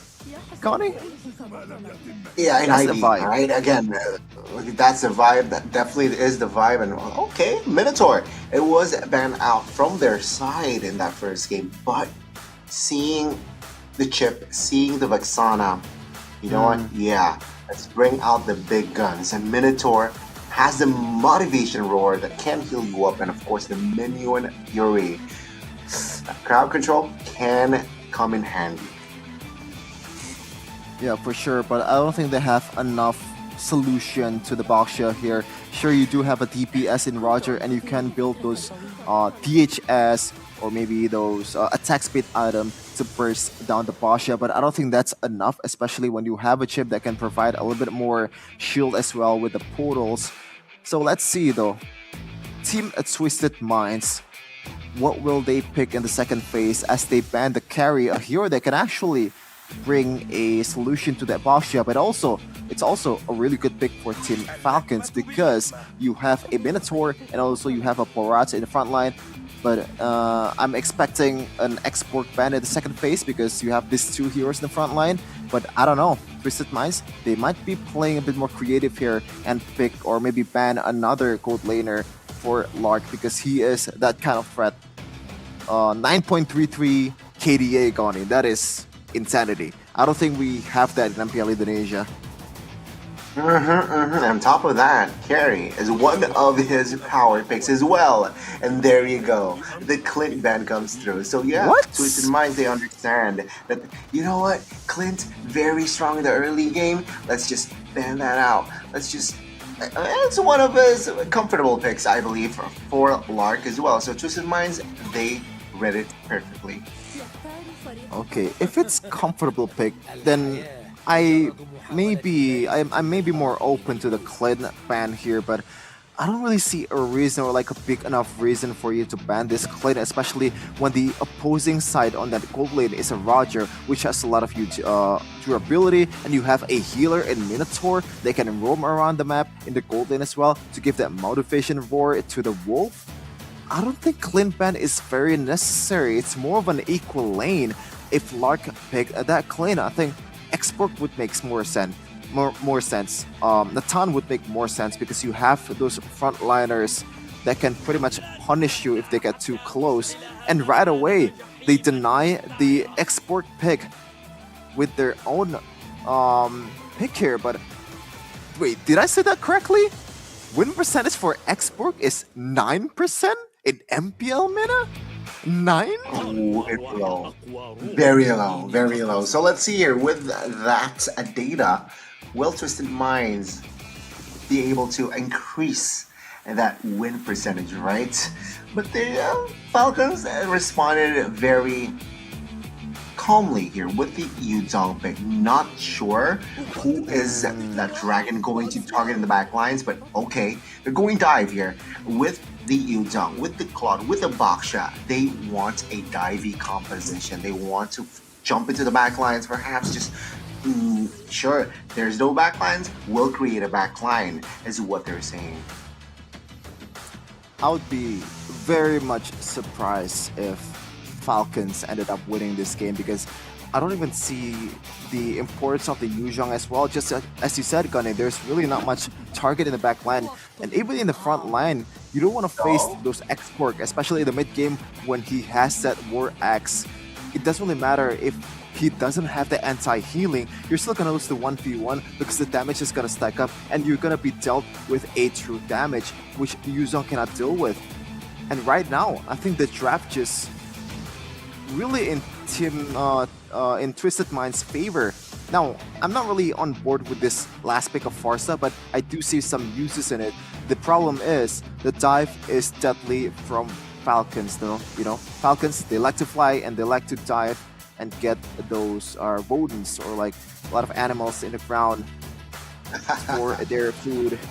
Let's see though, they have a beef for the counter. They have the knockup from the Neon's Fury and the first skill as well. So I expect Twisted Minds to be more resourceful in that matter. Hey, I mean, Shuffin, after Cuffin's performance on the Farsa from that first game, I can't really judge, alright? You know what? Yeah, you're right. Power pick, he's comfortable with it. He knows when to time the wings by wings to really escape or when to really commit. So, hey, maybe his sons. But from Mena, you know? Might be, you know? By the way, I'm really surprised with Mena, man. I just saw Defender on the like the introduction of the team, so I was like, wait a minute, Defender from Na'Vi back then? He is on Mena? I just realized that. So yeah, it's gonna be an interesting battle here in this playoffs of the MENA region. So take a look at the draft once again. Who do you got, Gani? Because I've been very vocal on who's gonna win this game. Don't ask me, ask the audience. All right, I'm gonna take you to the portal, to the land of Dawn, where we potentially might see the last game of the series. Ladies and gentlemen, this is Falcons taking on Twisted Minds. Twisted Minds, they have the upper edge after taking game 1. Will they take it home, or will they actually have to be forced on towards a game 3? Land of Dawn, here we go. Here we go once again. A different approach right now from the spells already. Super and Lark already using that Purify. Chip on Purify, something that you don't really see that often. It is definitely usable and has been used in other MPLs out there, but it's not really the prime spell for a chip. Meanwhile, Sano is also on the Purify, so you can see already the importance of CC is to force this Purify for them to be able to get bursted down a bit easier in this kind of team fights.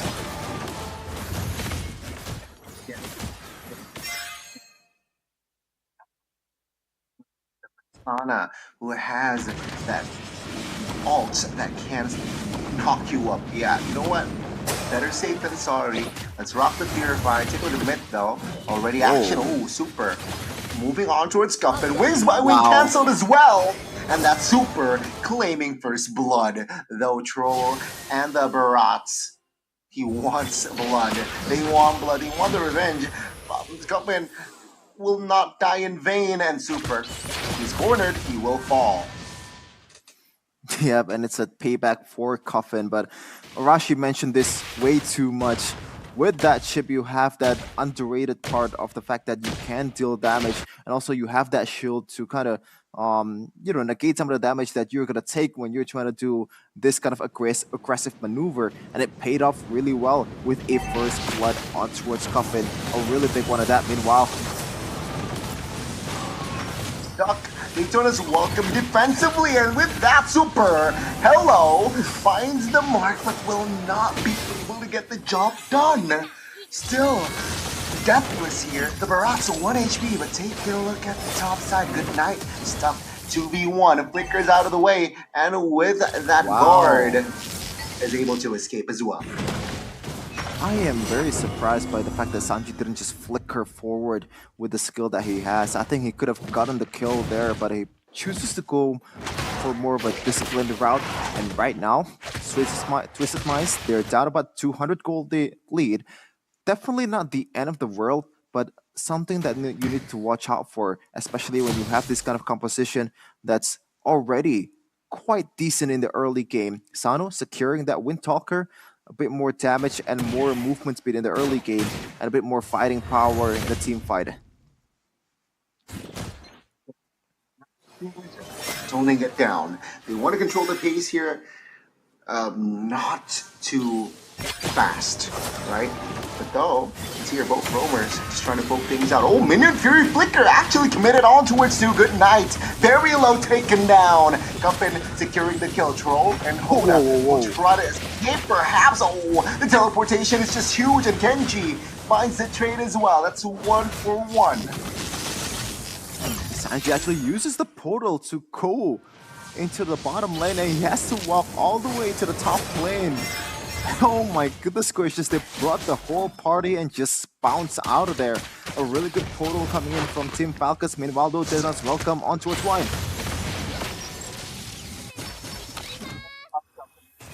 We'll secure that kill. Ding will fall for 10 and 30 seconds to the next turtle, right? Again, it's like game 1. Team Falcons managed to get the first turtle. Let's see though, will Twisted Minds find the equalizer on that department?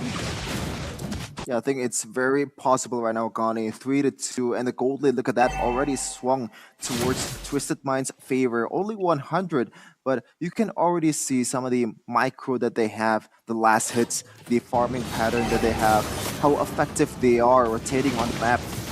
That kind of does you know, give more gold lead towards you. Okay, Black Dragon form committed now. Feather Airstrike to the backside, try and deal damage, but oh, Last Insanity will not find the target. It's actually the Brats that will fall, and with that, 2 neutral objective this time, different from game 1. Kenji secures it. Yeah, I think a bit more hesitation there coming in from Twisted Minds. Meanwhile, Super might be getting caught out here. Still has those shields, still has those skills to get away. As we're back to square one. And now gold lead swung towards Team Falcons after that exchange, after that 1 turtle and a kill towards Hoda. Twisted Minds has to be more twisted, has to be more creative in their approach in the subjective fights, because that was not that great, to be honest, especially when you just left Oda on its own in the front line, taking all the damage from the members of Team Falcons. You don't have that minion spirit to be layered with you. You don't have that threat coming in from the export in this early of a game, and I expect them to be better in the future bout.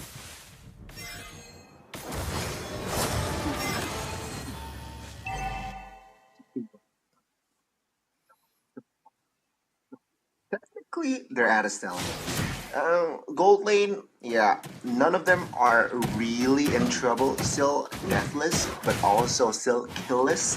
And perhaps both teams, they have the same agenda here, trying to give more pressure towards the gold lane. But no, Kenji actually using the shoulder kill unity, trying to poke around I don't know towards about that. Oh, Minion Fury on towards 3, connected, but the damage actually does not connect. Now Troll has no flicker, will fall in the hands of Good Knight. Now, the Barats will escape actually, and Falcon will find the win. They might get the mid here if they force it, but it seems like, no, not yet. Perhaps on the next minion wave. Ooh, I don't know about that exchange earlier. I think the Minion Sphere is a bit too early. I think you have to hold that out until you are at your last breath to be able to survey your option. Meanwhile, Sano getting sandwiched by 3 people here.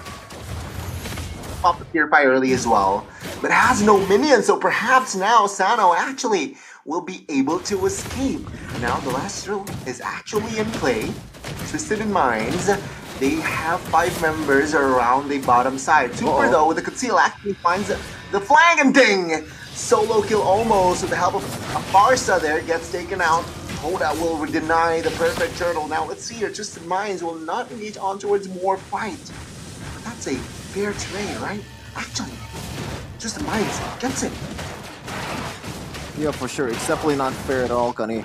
As you can see, once again, the gold just swings over and over again. It's just like a pendulum here. And now, Twisted Minds, after the exchange, they are up about 500 gold. Meanwhile, Sano might be in trouble here. Teleportation comes through. Sano will not survive. No Purify as well. Sanji, though, will come into the fray to try and deal some sort of damage. Meanwhile, Cuffin secures the mid turret. That's a dub for Twisted Minds. Now Super ending. Might re-engage. Last Insanity committed as well. Cuffin with the wings by wings, joining the fight. Kenji with the puissance is able to gain space towards the backside, but oh, the Veracity Tona's welcome. Hello. Finds the mark and will take him down. And another kill secured by Twisted Minds. Meanwhile, though, on the top lane, it is a turret secured also by Lark, which right now stands at a 0-0-0 KDA. No involvement at all in the team fight, but he does get some turtles, he does get some turrets, and also keeping yourself alive in the early game is definitely a marksman or maybe a carry's job. As we take a look at the items here coming in from both of these teams, Hoda already putting some emphasis on towards that blade armor to deal, or maybe to negate some of the damage coming in from a Lark.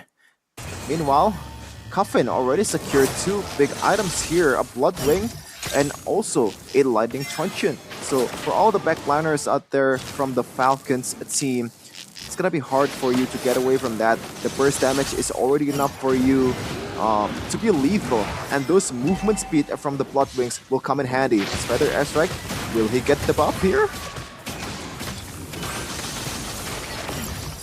They've got multiple members. Kenji, though, So trying to look for an angle. Super with the conceal as well. Looking for the flank. Now Black Dragon form will not find its mark. Sanji with the extra eye secures the Lord. Now he will be main target as Good Night secure that kill.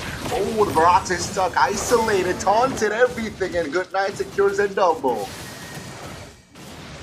Wow, I think that's the first time we saw a blazing duet from Lord in the screen for a whole 9 minutes.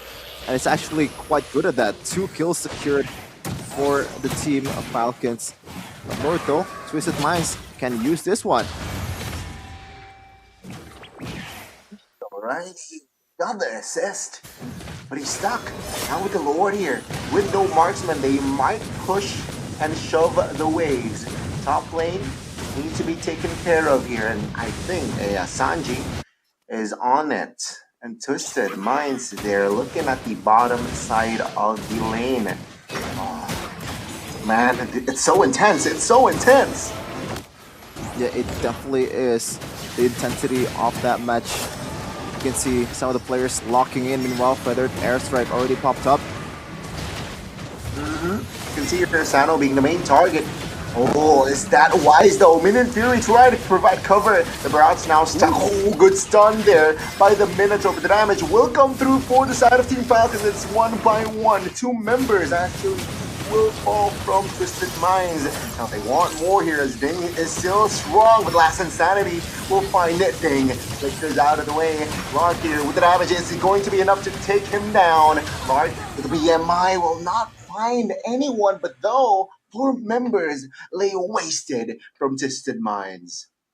A bit unfortunate there coming in from Twisted Minds. They have the upper hand, especially with the Lord, but they didn't manage it properly. They should have waited for the export for Sanji to rotate to be able to deal some damage for the front lines of Team Falcons. They didn't wait long enough, or maybe that was a miscommunications, or Twisted Minds is just that confident that they can take the team fight 4v5 until Sanji comes.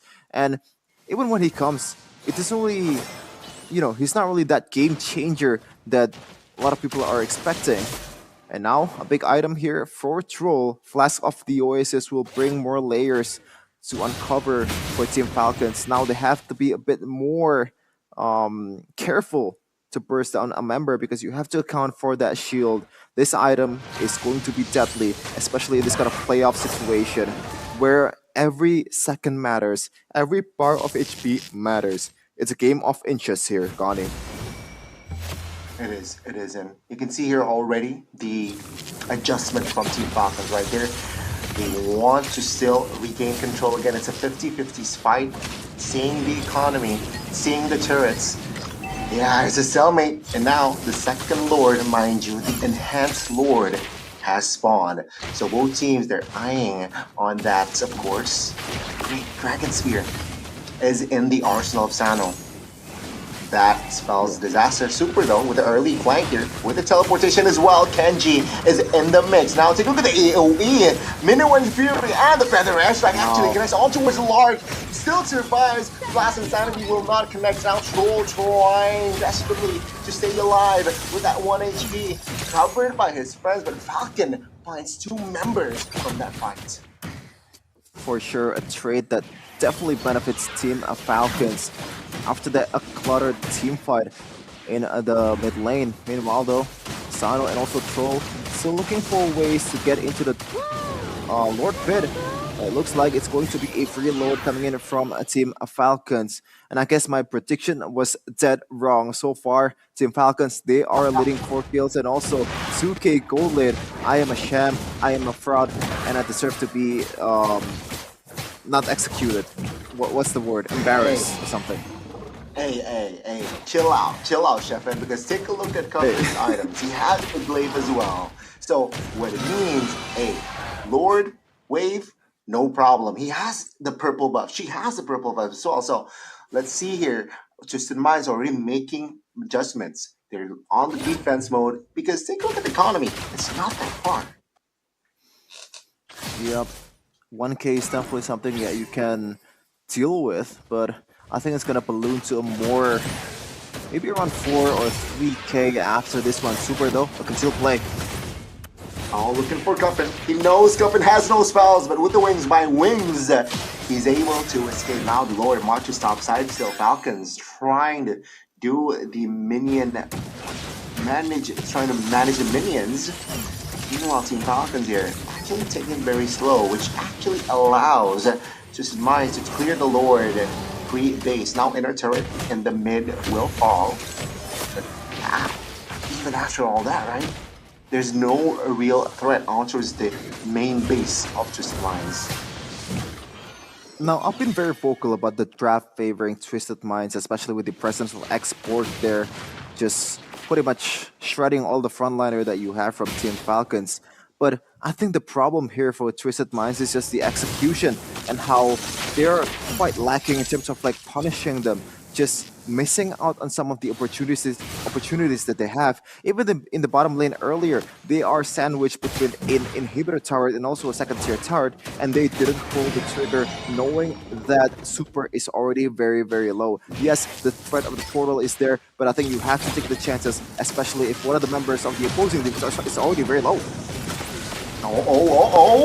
AoE party again! Now with the Purified pop by Sano, good night though, will fall. Now try to provide cover. Troll will be the trade. It's a 1-for-1, but Super not looking too good, my guy. He will fall as well. Sanji has the immortality, so he might be okay. As Twisted Minds, we try to restabilize in that mid bush. And there you go. It's a 2-for-1 in favor of Twisted Minds.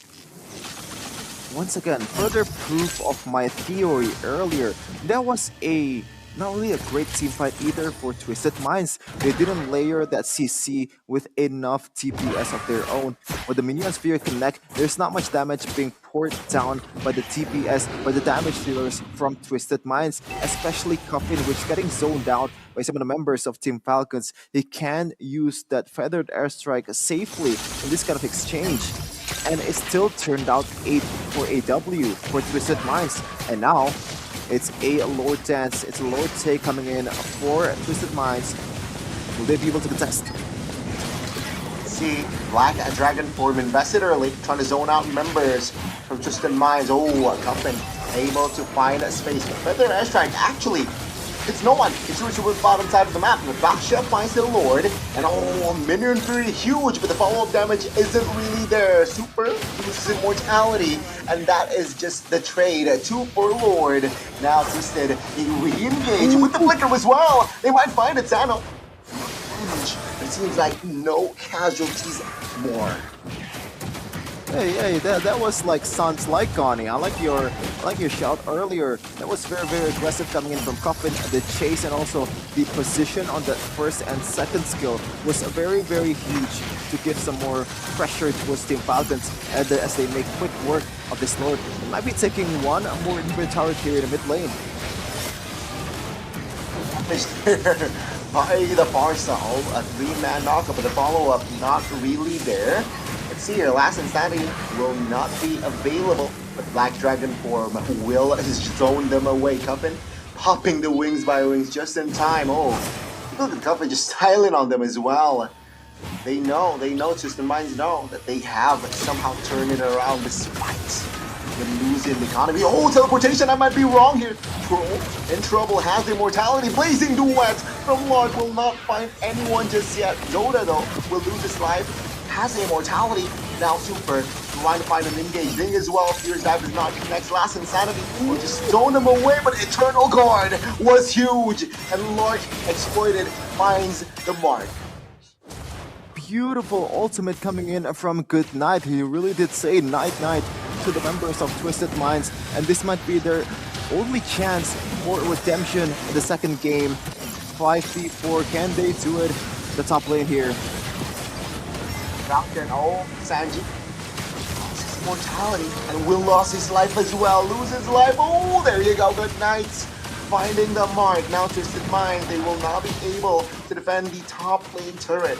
But now Twisted, with just 3 members up, seems like they will look for Lark. But the airstrike! Wow. Lark! Deleted it. Super will be the bonus as well. Lark, little bit too offside there, buddy. Meanwhile, Sano will try to chase Ding on this one. gonna be missed. Eternal Guard is doing God's work. Meanwhile, it's gonna get bursted down by Goodnight in the end.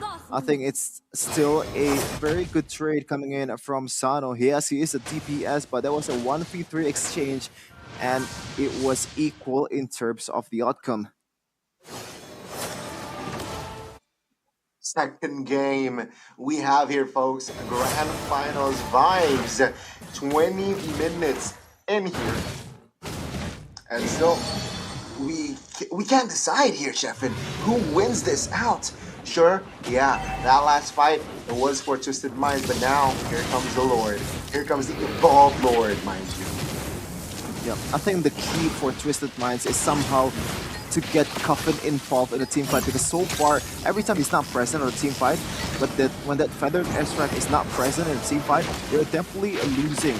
They're missing out on that burst damage coming in to the backliners, to some of the DPS from Team Falcons. And you can see right away, when Coffin is involved, they are always winning. That Feather Airstrike in this late of a game is gonna do a lot of work to the squishy members of Team Falcons. And there's really no threat at all if you're playing this correctly. If you wait out for the Black Dragon form, there's really a lot of ways for you to deal with this one. Meanwhile, a portal.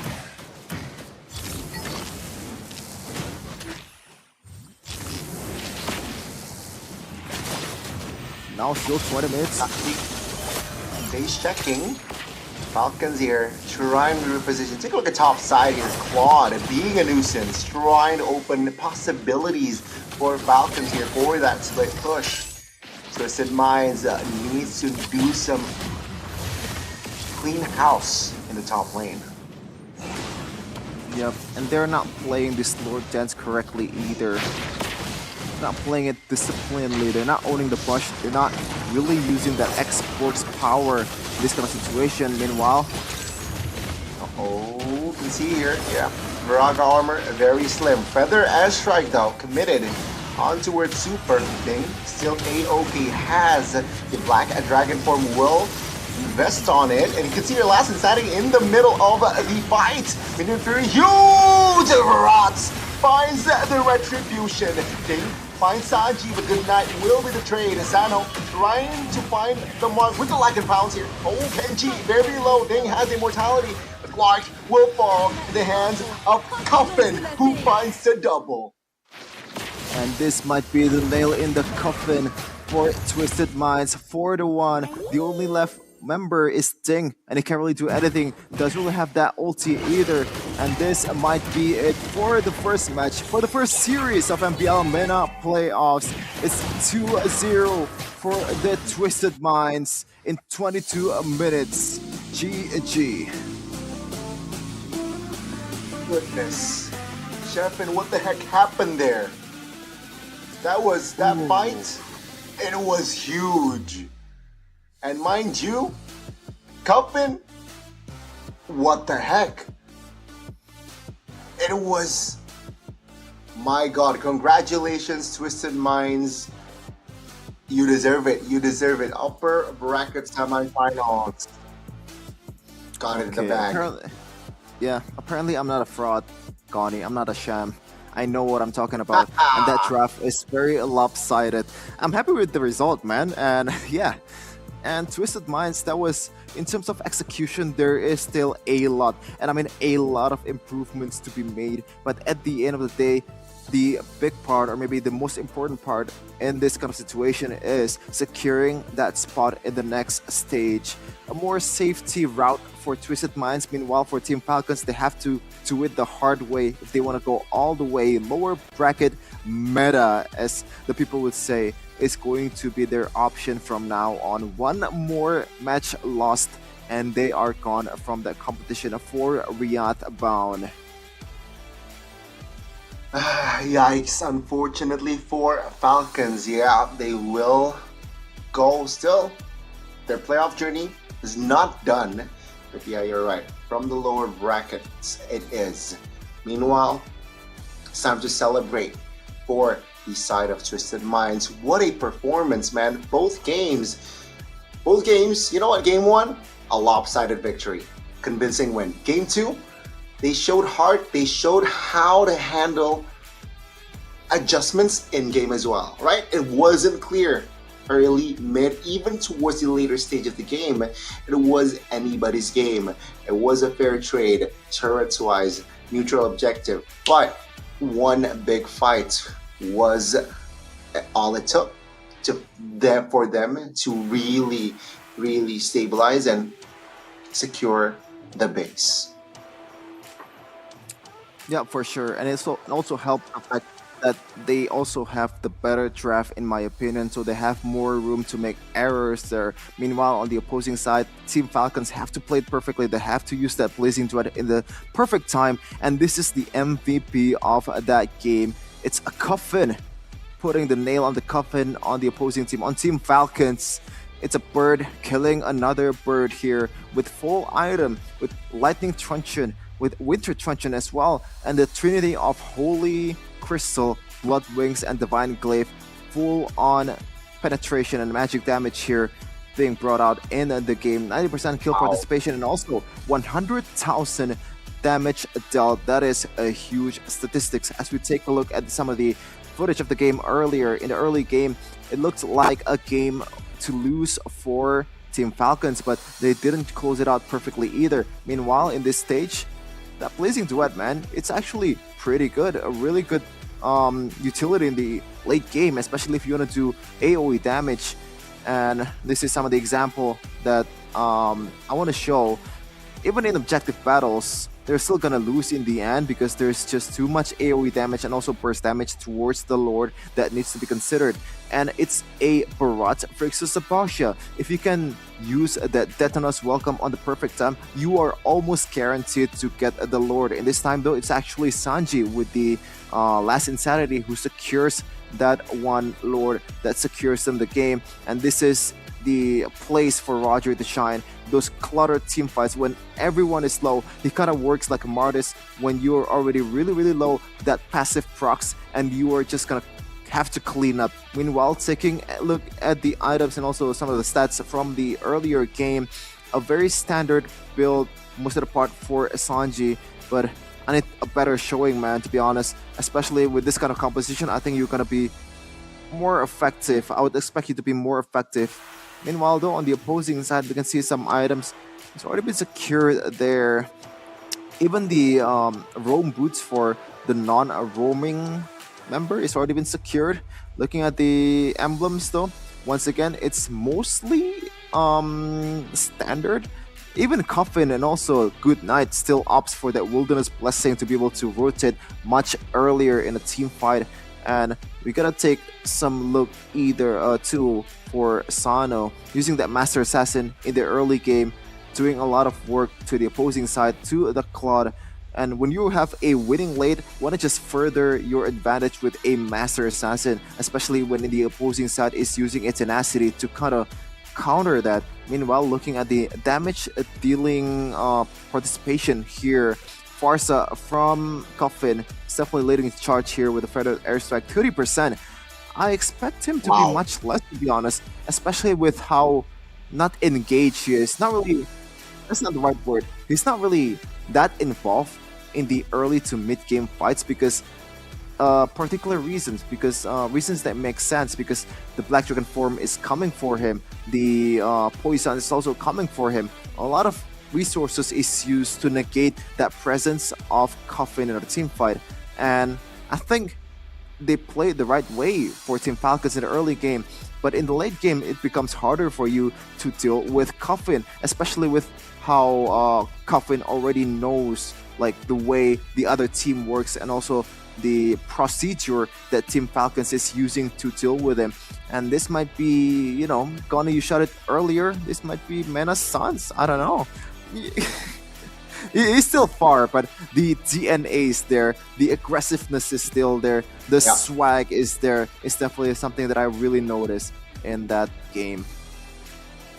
He was one of the highlights from game one, and he was the highlight of game two, right? Because in game one, overshadowed by the Herod Sano, of course. Very clean performance, but in game two, Coffin just showed up and just full all of his muscles out in that Land of Dawn in that game, and you can see the struggle from the side of Team Falcons, right? It seems like the Ding trying to use the Black Dragon form towards his direction, but to no avail, right? Because he knows how to juke, he knows how to spend his skills in the right time to the right place as well, and that is what I feel Cuffin has the edge. With the Farsa, you mentioned it, the items already very stacked, very jacked. Of course, he will deal a lot of damage, even you're on the Athena. So it's not going to be easy trying to take this Farsa down, trying to take Cuffin down, especially towards the end. She has the Winter's Truncheon. Yeah, it's not just the Winter Truncheon either, Gani. I believe there was one exchange or like one moment where Yuzhong is trying to catch two of these, both Roger and the Farsa at the same time. And you can see Roger, when he uses the Lycan form to get away, the GDS procs and he's out of there. Even Cuffin with the Blood Wings, when the Dragon Tail connects on towards him and those shields are gone, that procs the passive of Blood Wings of extra movement speed, and it becomes harder and harder for him to chase as a Yuzhong. And even when we were talking about the draft earlier, this Yuzhong doesn't really have that use until that Farsa is picked. And, you know, aside from the Farsa, then what are you gonna do, to be honest? Even in that team fight, there is just too much stuff that you have to deal with. Obviously, Sanji with the Expert is not really a great choice. Even Hoda with the Terra's Welcome can kind of evade that Petrify combo. And also, the damage is just not enough to punish any kind of frontliner that Twisted Minds has. So I believe this is a more of a... I'm expecting a win. I did expect a win from Twisted Minds, but I expect it to be cleaner when they have this kind of draft. Okay. I see you trying to back your own statement. But ladies and gentlemen, we are going to see and hear a winner's interview. So let's give it up for Twisted Minds.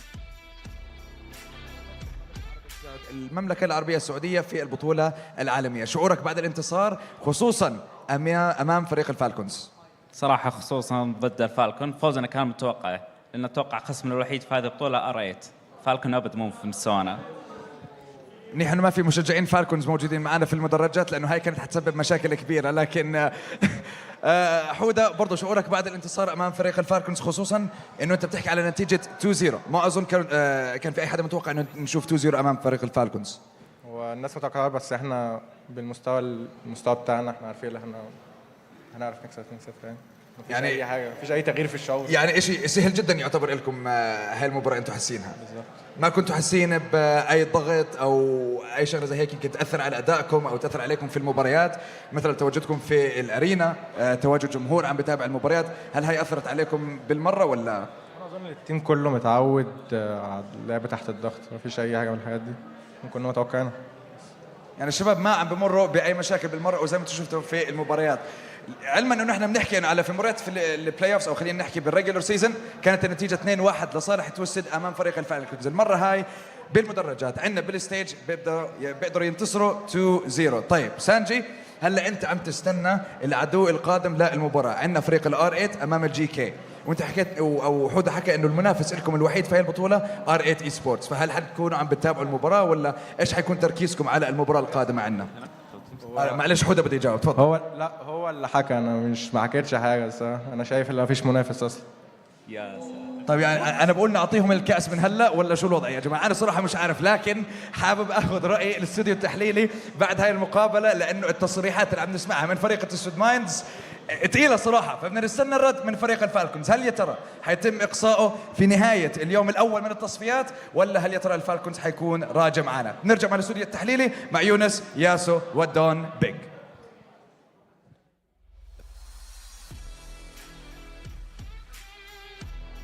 You know what? I wish I could understand them, but they seem ecstatic, right? They seem ecstatic, and that was the interview with Team not Falcons, because they are going to the lower brackets. but that was Twisted Minds, right? They stay on the upper brackets with style as well, ladies and gentlemen. In case you missed it, it was 2-0 between Twisted Minds and Falcons. Falcons, their playoff journey not done yet. They will have to fight from the lowers. Yeah, as I said earlier, I've repeated it multiple times. I think lower bracket meta is cope, and it's like a confirmation bias on it. Just because you see it doesn't really mean that exists, man. Lower bracket is not the way to go. The better way for you, the most effective way is to go upper. But we do see time to time with the evidence. Now, I don't want to be contradictory here, but we do see M3, M2, like a lot of international competitions out there. The champion came from the lower bracket, so definitely playoff journey or maybe the hope of representing MENA in MSC is not done just yet, because this is something that's really worth to be fought for, man. This is the first time ever MSC Southeast Asian Cup turns into mid-season cup, and it's actually played outside of Southeast Asia, so it is a big step for Mobile Legends Esports, and it's going to be one of the biggest tournaments we're going to see for a while in Mobile Legends Esports competition. Even the prize pool speaks for itself. For sure, right? Let's see here. With Saudi Arabia or Riyadh being the host country, will the MENA teams be more hungry, right? And it shows from the side of Twisted Minds. Game 1, Game 2, I gotta say, especially in Game 1, especially from Game 1, Jeffrey, top-notch level. It's almost perfect game, almost no mistakes in that game. No crucial mistakes was made in that game. But in the second game, they showed, hey, we're not just a team that can snowball, that looks for a snowball. We're a team that knows also how to adjust in game. Mid-game, late game, they know how to respond effectively, and you can see, right? Because Lark, he was threatening for a split push top side, top lane. They managed to handle it with composure as well.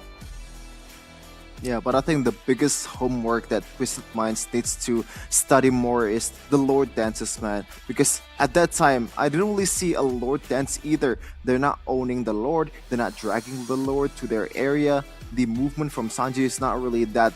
The kiting game needs to be improved as well, because that's also micro as much as macro. It's important for you to be able to perform in those Lord dances if you want to beat the best of the best, especially those Filipinos, man. They are really good at it. They're really good at macros, and you have to know how to deal with that kind of situation. If you just play in a cluttered way in game number 2, I don't think that's gonna do it.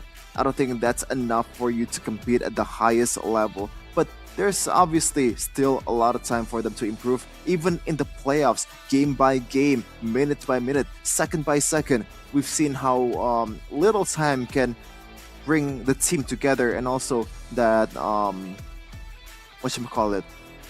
that togetherness, and also the sense of camaraderie that trying to achieve the victory is very, very vital for you to be able to improve as well. We saw BTK in M3, they were really, really bad. They actually, they said it themselves, they were really bad coming into the bootcamp, but after a few weeks of practice, they were able to figure out, oh, this works, oh, that works.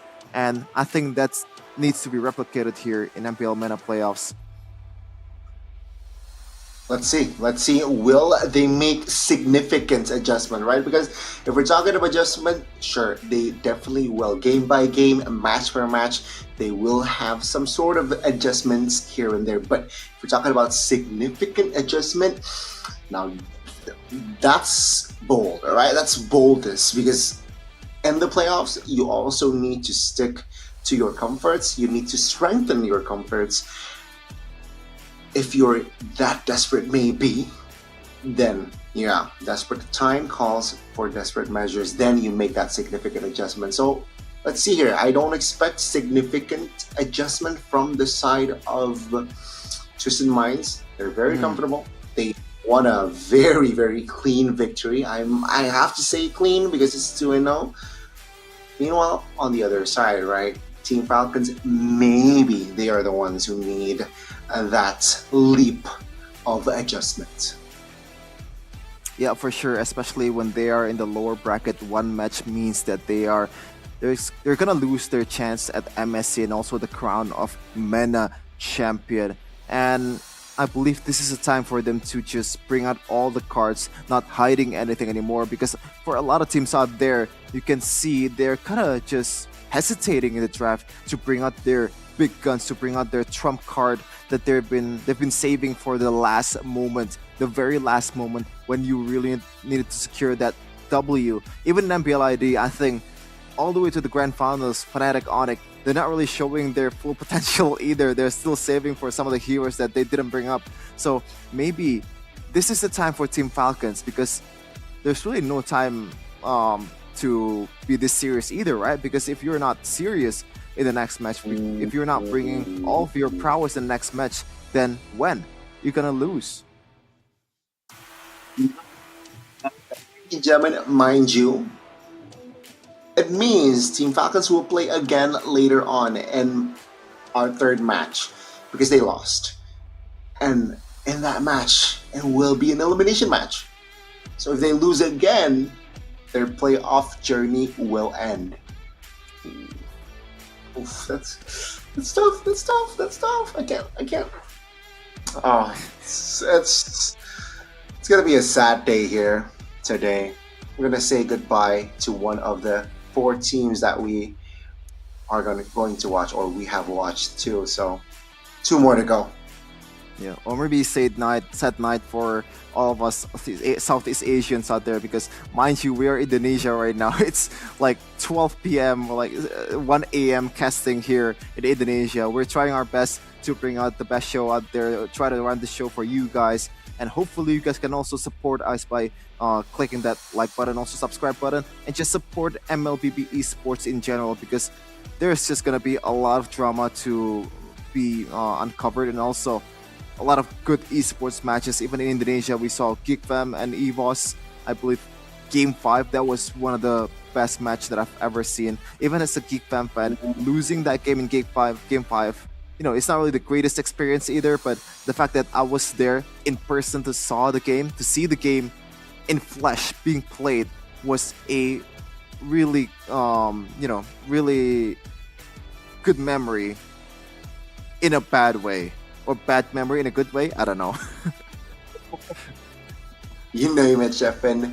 But yeah, I got the honors, I got the privilege to cast that game, and that match, oh my god, it was. We might see it again here. We might see it again here today, and that elimination bracket as well, ladies and gentlemen. So yeah, after this match, I don't know what to expect actually, right? Because yeah, I saw glimpses of excellence in that match, especially from the side of Twisted Minds. Yeah, for sure. I think the draft needs to be improved as well, because I do think that Clint ban, I'm sorry to bring it up again, but that was kind of unnecessary, unless you know that on the other side of the court, Lark plays a godly Clint. When I mean godly is, if he's picking Clint, it's almost 100% guaranteed victory, but I don't think that's the case. You should ban other heroes out there. I think they should have banned the Export. I believe the second phase, the first pick was Team Falcons, so Export was a big factor for any side of the team, man.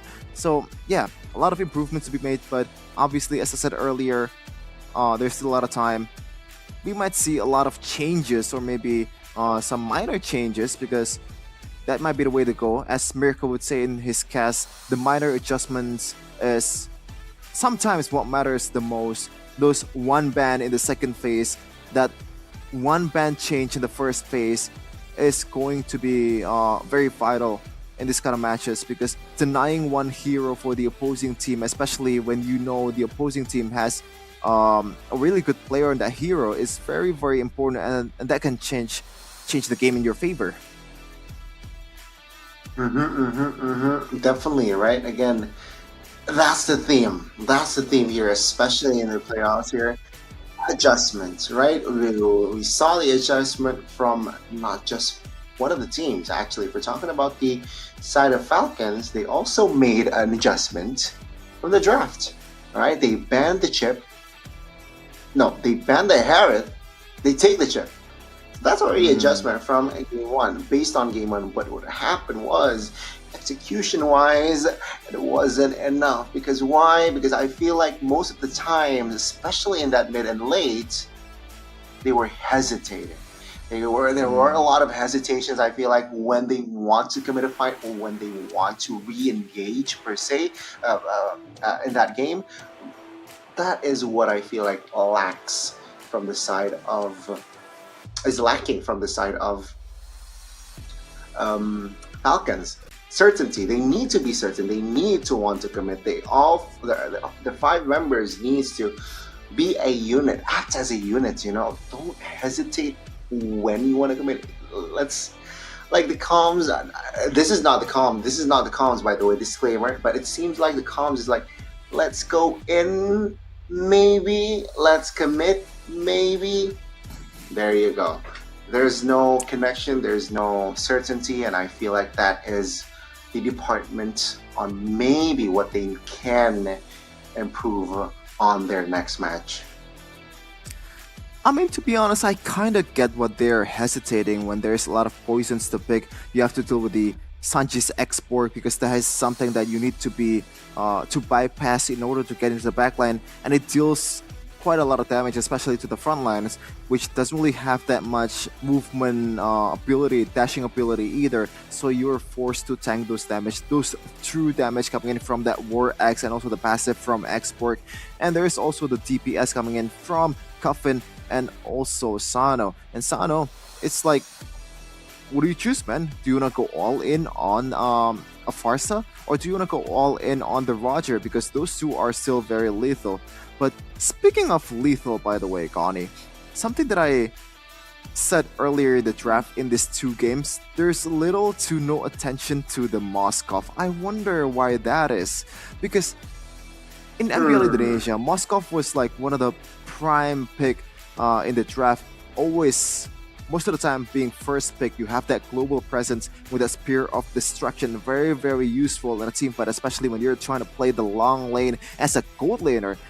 This is very rare, by the way. If you're playing a long lane as a gold laner, that is already a big asset for your team. Moreover, the fact that Moskov is a very good late game scaling hero and also penetrates to the backline when he uses his basic attack. So you're pretty much one of the gods of playing a front to back composition. It has it all. And even the second skill is a really good escape mechanic when you're trying to get engaged on. I don't really get why these teams are not picking or maybe banning Moskov. Yeah, maybe in the second match or potentially the third match we might see a Moskov champion. But ladies and gentlemen, this marks the end of match 1. We still got 2 more matches ahead of us, so please stay tuned in the English broadcast of MPL Mena Season 5.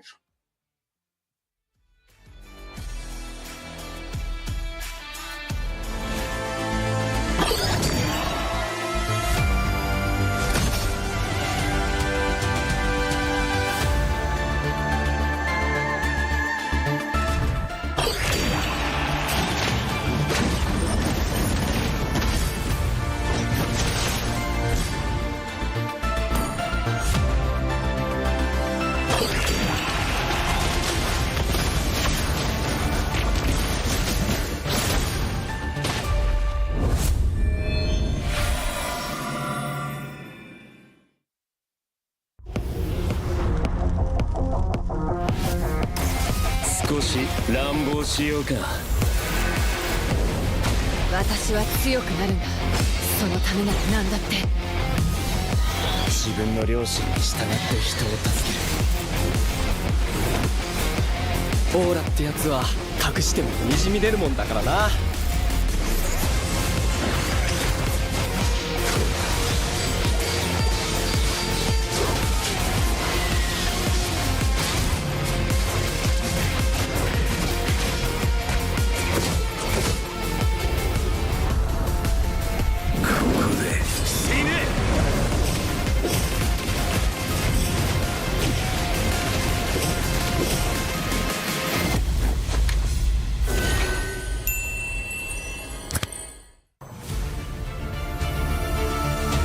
I didn't cure the pain.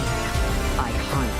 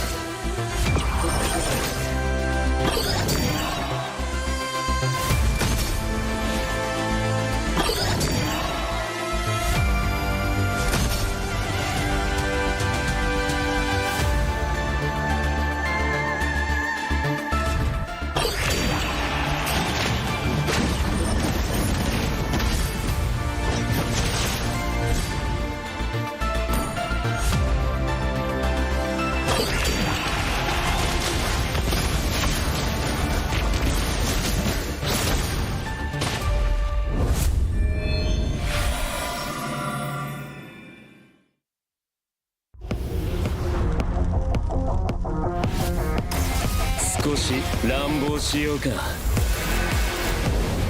私は強くなるんだ。そのためなら何だって。自分の良心に従って人を助ける。オーラってやつは隠してもにじみ出るもんだからな。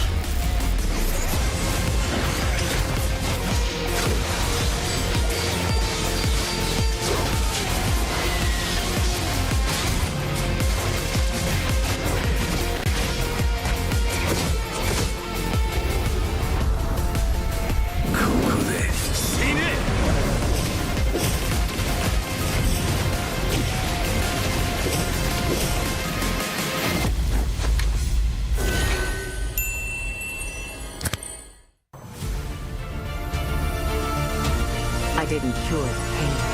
I hunt.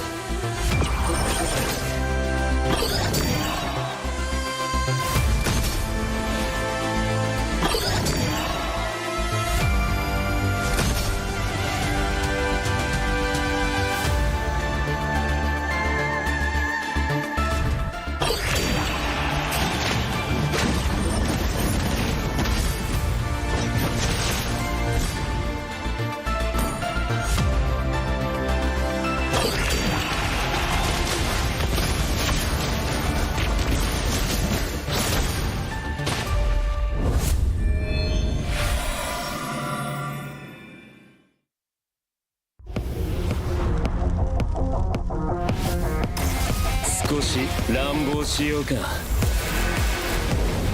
私は強くなるんだ。そのためなら何だって。自分の良心に従って人を助ける。オーラってやつは隠してもにじみ出るもんだからな。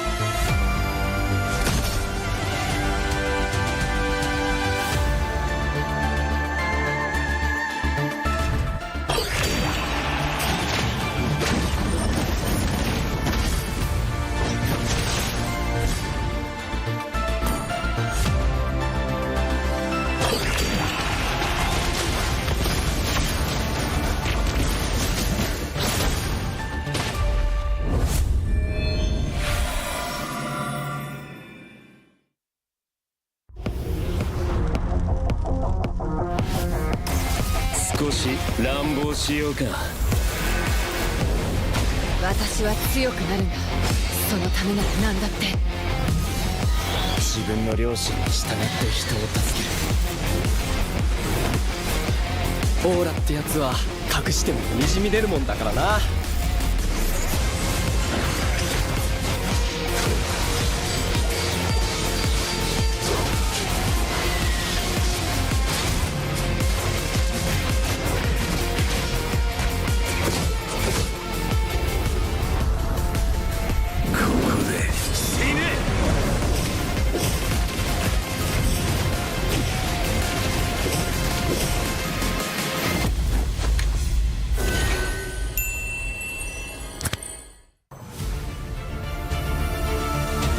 I didn't cure the pain. I hunt.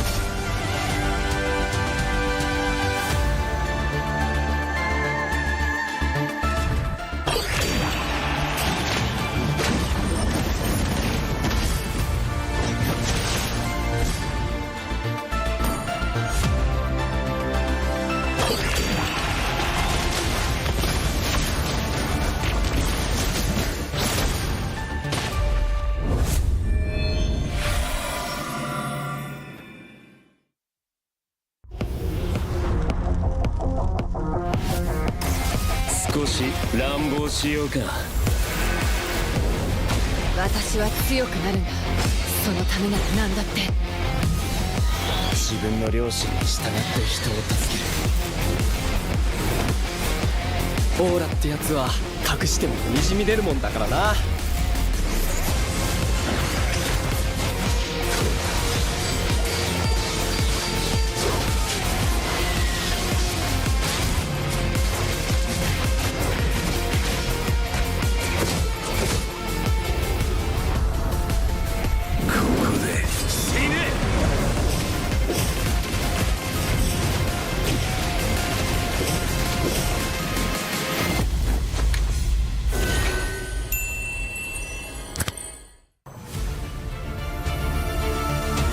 I didn't cure the pain.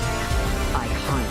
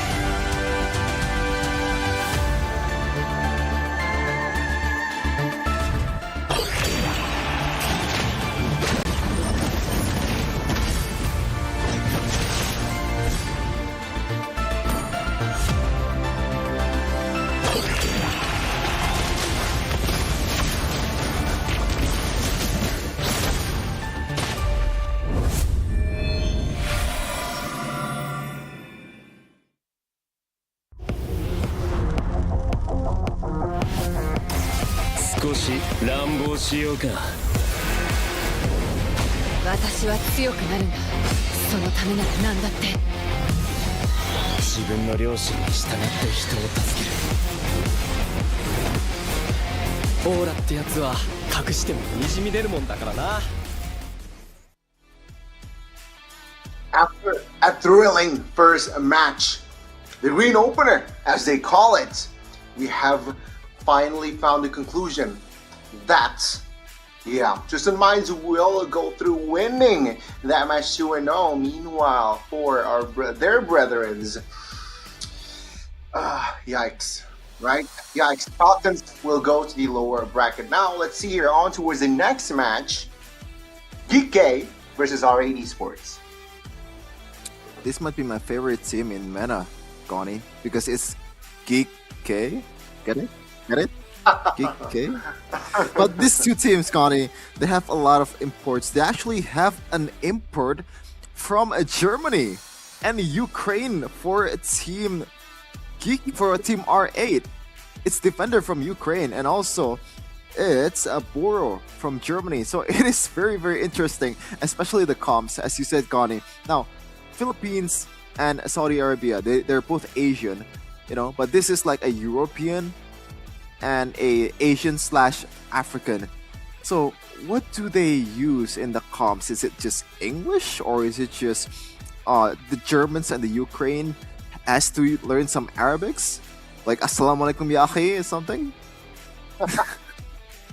They just speak basic, right? Turtle, okay. That's Turtle. Lord, fight, back off. Gold, EXP. You know, I think that's the main phase 1 of their practice, right? But now maybe they are more of a unit. They have built that chemistry, especially now in the playoffs. We cannot underestimate them because they have proven themselves. They have made it to the top 6. Now they are fighting for the champion of MPL Mena Season 5, if not MSC as well. So we cannot underestimate them just based on, you know, communications. It's interesting to see the comms, but I think they're still strong, you know. Well, I think you are I think you are the one who's underestimating them, Connie, because just for your information, these two guys, these imports, have brought R8 to the highest seed in the regular season. They are the 1 seed of MPL Mena. As we take a look at the comparison here from a Defender and also Costa Rica, who uses Yuzhong a lot, you can see right away the disparity in the KDA. 4-3-5 and 2-3-4, almost 2 times the KDA, and also the kill participation is also better for Defender, so he's more active in a team fight than Costa Rica. But it is interesting to see, Connie. You see a lot of, even in MPL Indonesia, the one that has the Filipino import is the one who made it to the playoffs. But in this case, there's no Filipino. They are Europeans standing on top of the regular season standing. Wow. That shows a lot of, we saw Defender, I believe, back M4, right? We saw how he performs with his former team as well. Let's see here. He has brought R8. You mentioned it, that R8 was in a team that was, you know, sitting in the top leagues, but now Defender is in. R8 is a different level. R8 is on a different level. So let's see now. This is where he needs to be consistent. Will he be able to stay consistent in the MPL playoffs? Because playoffs, a different ball league, man. They're a different ball league. You saw what happened to Bigatron. They were first in the regular season. Not even the top 3. Yeah, for sure. Just want to reference the great Stephen Curry here. He said that 1 playoff game is equal to 2 regular season games combined. The stress, the planning, and the carefulness that you have to play with is on a whole another level, because the stakes are higher than ever. It's 2 times the stake, or even more, because if you lose the series, that could mean your demise. Meanwhile, though, R8, I believe they also have Coach Dale from the Philippines as the head coach as well. So there is a Filipino there, apparently. Not in the players, but in the coaching staff. But we're gonna see here, R8, the first seed in the standing, they were 8-1 in terms of like match record in the regular season, and also 17-3 in a game record. So they are incredibly dominant. Maybe not as dominant as SRG in the Malaysian league, in the MPL Malaysia, but they are definitely up there in terms of dominance. But we'll see though. As you said, Connie, regular season games might not mean anything when you can't really perform in the playoffs, but their opponent is definitely no slouch either. The 4th seed Geek Esports with 2 imports as a player, 2 Philippine imports once again. Man, these Filipinos are everywhere, man. Man, I can't wait. I can't wait to see them go head to head again. I mean, yeah, Geek, shows promise, but against the top team, usually you have this urge to like, let's beat the top team. Let's beat the top team. So if they can transform and convert that energy to the right place, surprises 2-0, sending R8 to the lower brackets. Yeah, I think there has to be some kind of underdog mentality there, because at the end of the day, if they do lose, I'm not saying that they shouldn't feel bad about it, but the fact that they are the lower seed, the expectations is definitely not high, especially from the fans, from the viewers watching out there. They're not really expecting, oh, Geek is gonna pick R8 Esports. So, you know, why not just try your best and try to beat this incredibly tough opponent on the opposing end. And at the end of the day, if you want to go through the finals and also being crowned as the champion of MPL Mena, you have to go through R8 Esports. There's no two ways about it. These teams that are so tough, you have to beat all of them. You have to have some kind of solution to all of the question that's being presented by the opposing team. And this time around, they have the personnel to help them out. Let's see though, what's going to be the result for this match. It's going to be a tough match, I believe. It is not going to be as close, you're right, I believe. And let's see here, right? If we're talking about the teams, well, not the teams, but just the playoffs, right? The play-ins here. I want to know who DK beat to be able to enter the official playoffs. Let's see. Give me a moment. Yeah, meanwhile, any expectations for the upcoming draft? I think the fact that Coach Dale is on R8, I'm gonna expect, and I think you do expect it as well, or everyone expected as well, Connie, it's gonna be a more cleaner draft towards the Southeast Asian kind of style draft. So it's gonna be very clean, and also I don't think I'm gonna see those crazy bans either from Coach Dale. We saw how he performs in other regions out there. He is pretty much everywhere, man. He coached some some teams from in Myanmar or other region out there, and he has pretty good track record, which is why he is imported by the #1 seed in the standings. You can see here some of the players from R8 Esports looking very happy, looking very nonchalant, and this is one of the characteristic of a dominant team. When you are Onyx, when you are those teams at the very top and the competition for you is not really that much either, you're pretty much cut to the game in your respective league.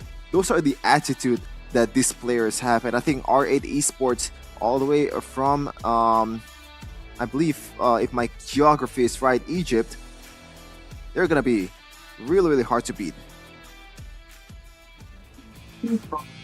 Saudi Arabia. Yeah. Are they? Let me check. Let me double check. But yeah. Again, R8 Sports, they're #1. So DK actually beat Okami Esports in the play-ins, and it was close. Series-wise, it was 2-1. So let's see here. With that in mind, will they be able to find their jam here against R8? Opening bands, R8. They will rock a Roger first ban here. Even their first pick, they do not want to pick up the Roger. Respond with a Fredrin ban from Geek. Yep, I think this is more of a standard ban rather than the first match earlier. I like the Roger and also Angela ban, and also the opposing side, the bans are pretty standard as well. Fredrin is the can-do-it-all hero that everyone is just very sick to play against in the jungle, or even can be flexed in the EXP lane if you are brave enough to do it, like Onyx. But on the other side though, Roger, I like where this is going, because Roger is one of those marksmen that you don't really have a certain way to deal with it, because Roger, at the end of the day, he is a marksman slash fighter. He has some durability, he has a lot of escape skills, so you can't really pick out those heroes like a Yuzhong or maybe those like niche fighter that can deal with any marksman out there or maybe any gold laner out there. But speaking of marksmen that can, you know, evade those kind of threat, this is also something that needs to be banned. Harith also banned by Coach Dale. Meanwhile though, this is the Moskov ban that we've been waiting to see in game number 1 or match number 1. Finally getting some, not action, some what should we call it? Yeah, some respect in the draft. Yeah, a very, very interesting ban indeed. Because R8, they have the first pick. They definitely could pick up the Harith, but it seems like they are more comfortable on another approach. What are they going for here for that first pick, right? Let's see, Luoyi is up and available, and what other picks have as high? Well, no, it's gonna be the Luoyi only here, banned. Picked by R8. Yeah, I think one of the underrated part of Luoyi is, yes, she is one of the best heroes in the game currently with that diversion play. Global presence, I told you over and over again, is the most valuable asset in the game currently, which is why 4 or 3 heroes that has global presence is being banned here in match number 2. But other part is the wave clear, the high ground presence of Luoyi, and also the shields that she provides to herself when she's trying to sustain in a team fight is something that's really, really underrated and probably doesn't really get enough attention. And if you're trying to just go all into a Luoyi, you're gonna have a bad time with it. Meanwhile though, on the other side, already 2 frontliners secured.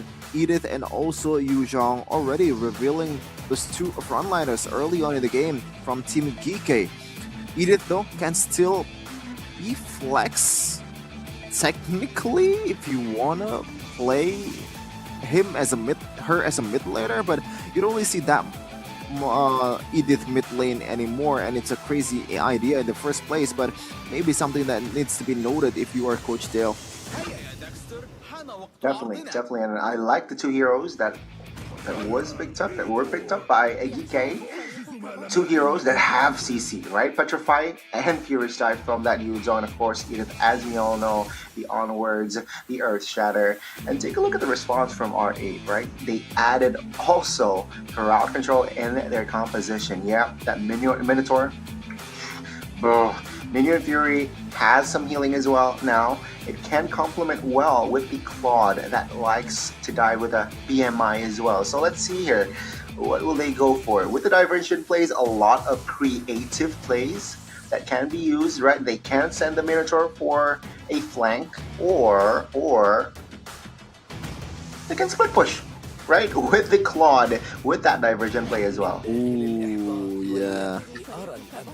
It is something, an idea that needs to be explored, especially in the late game, that wave clear be vital. But on the other side of the court, it's going to be Natan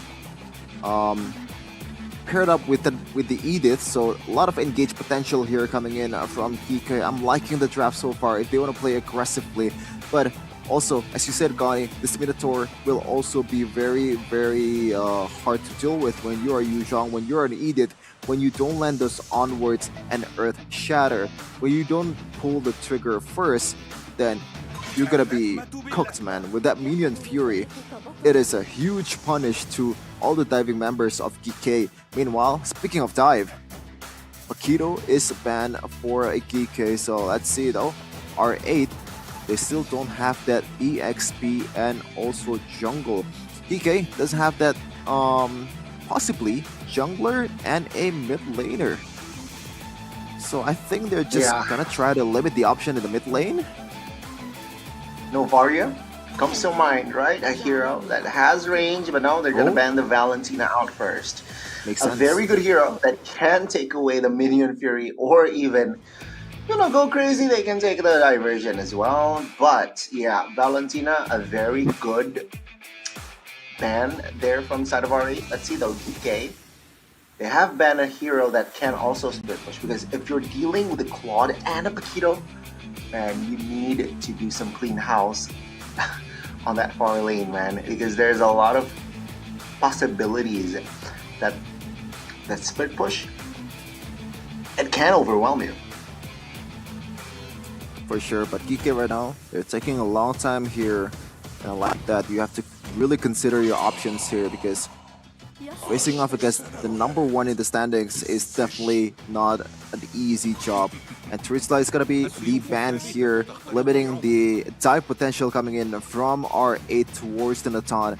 And if you're playing a Natan, Gani, I think the best way possible to play it is to be as safe as possible. Pick the peel, pick the healers, but right now they have a bit more of a engaging, a bit more aggressive composition, so they have to be able to like synergize as well in this kind of team fights and pick all the right heroes to be able to end the fight as fast as possible with Natan. And another AN hero here, Nolan. I think I like this combo with these two. You know very what? aggressive, You know what? ultra aggressive. Ultra aggressive indeed. But you know what I'm sniffing? I think I understand what the approach from Geek. They took away 4 heroes from the side of defender, right? Potentially Edith, Yuzong, Paquito, Terizla, taken away. But they have the Masha. Will they commit to a Masha? But no, defender. Yes. Vintage defender. Khalid will be picked up. I don't know if I should say this or not, okay? In MPL Indonesia, we have, heroes that has Indonesian flavor is represented in the playoffs. Sans used the Katira. I am very, very happy that they used the Khalid in MPL Mena playoffs. But the one that uses it is Defender? Interesting. So, a lot of diversity here in MPL Mena playoffs. I like that a lot, man. I really love that.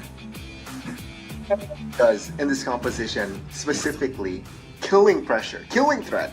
Man, oh God. man. What? Take a look at that. Doubling down here. Geek adding another assassin in their composition. And that is going to be the Julian. What the heck? So Nolan jungle, Julian mid, I believe, is going to be their comp. Well, see, I think their game plan is to punish Minotaur when he's available, or like when he's appeared on the map. So I think the Minotaur will not be able to rush the blast of the Oasis. He has to use that silence robe at the very least, and probably just putting emphasis on magic defense first, because that Edith into an enhanced sight combo from Megumi is gonna be very, very lethal, especially if you build something along the lines of a glowing Genius Wand, because it's both magic damage and you're gonna further enhance the damage coming in from the other magic damage dealers, even Natan. So this is very, very intelligent coming in from Geek.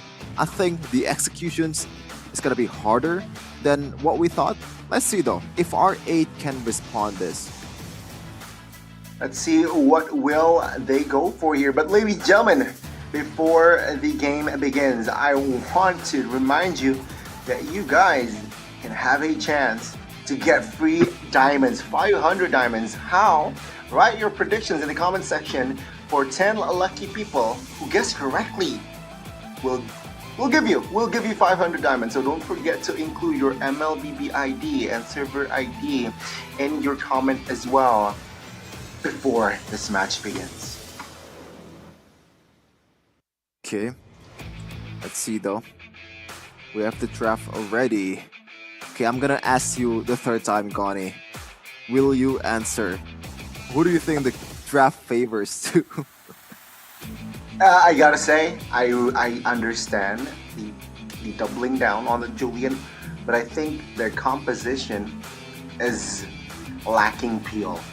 And with that, I'm gonna have to go with R8 for game 1. Yeah, makes sense. R8 is the more well-rounded composition. So for the sake of making things interesting, I will go for Geek instead. Not because they have Geek in their name. That's something that's unrelated. But I do like the creativity and the glass cannon composition that they bring out here. A lot of magic damage, even some physical damage as well, being brought out by Wait, do they have physical damage? Julian? What's the jungler? Yuzong. Oh, Yuzong. Jungler Nolan. Nolan. Oh yeah, Nolan. Oh my goodness, they have like a lot of damage. Maybe too much, to be honest. Doubling down on damage. They do not care for peel. What is peel when you have massive damage? Let's see though. Execution. Will it come to fruition, or will R8 still finds the win in our first game? Obviously, DK are the underdogs. Just the story with every team that named Geek. They need to fight their way into MSC. They need to carve their way into the walls. It's gonna be a tough match here. The wall is thicker than ever.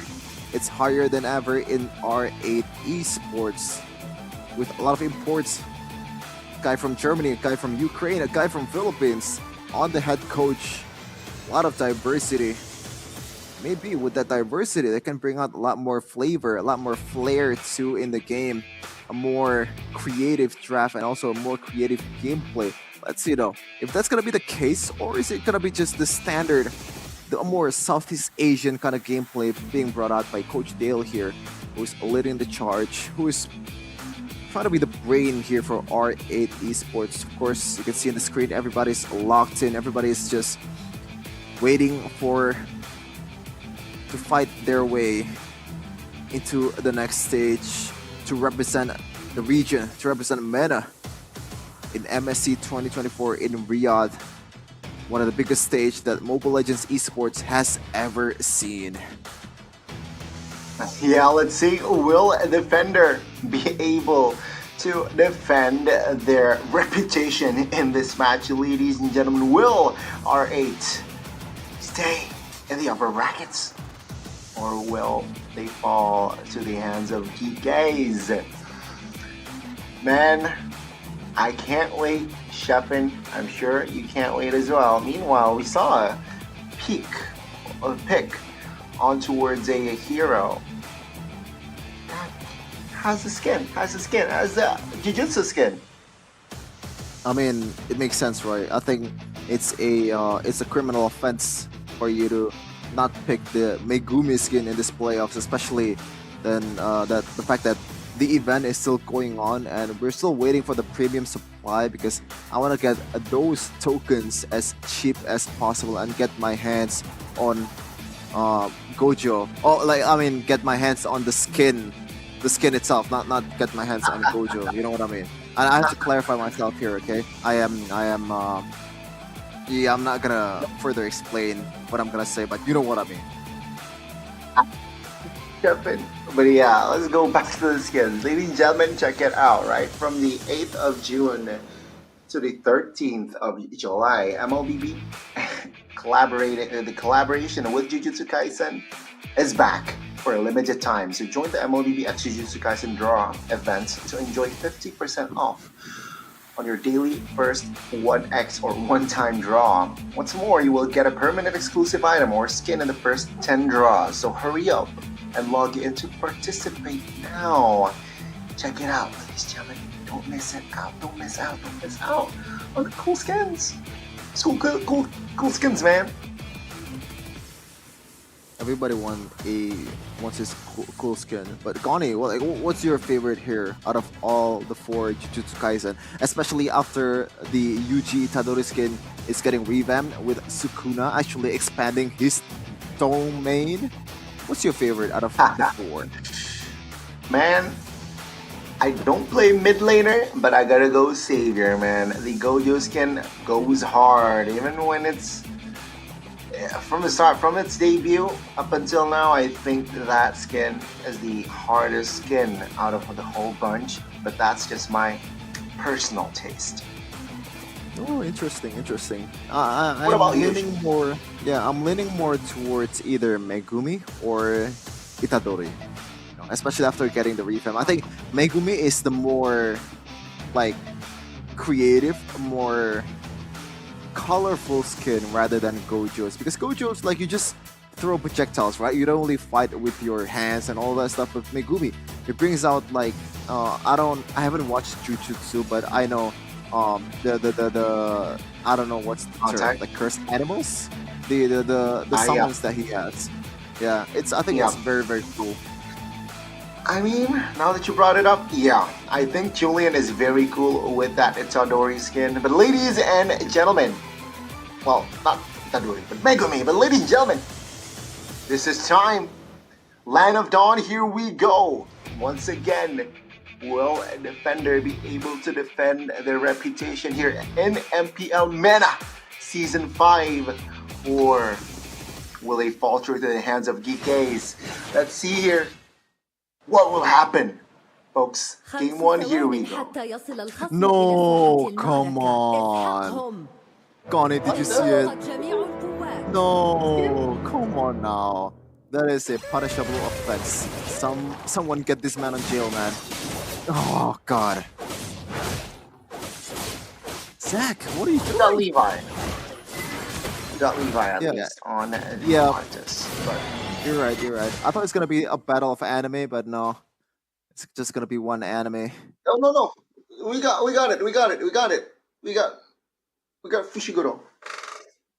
Do we? Wait, what just happened? I thought I saw Julian without a skin earlier.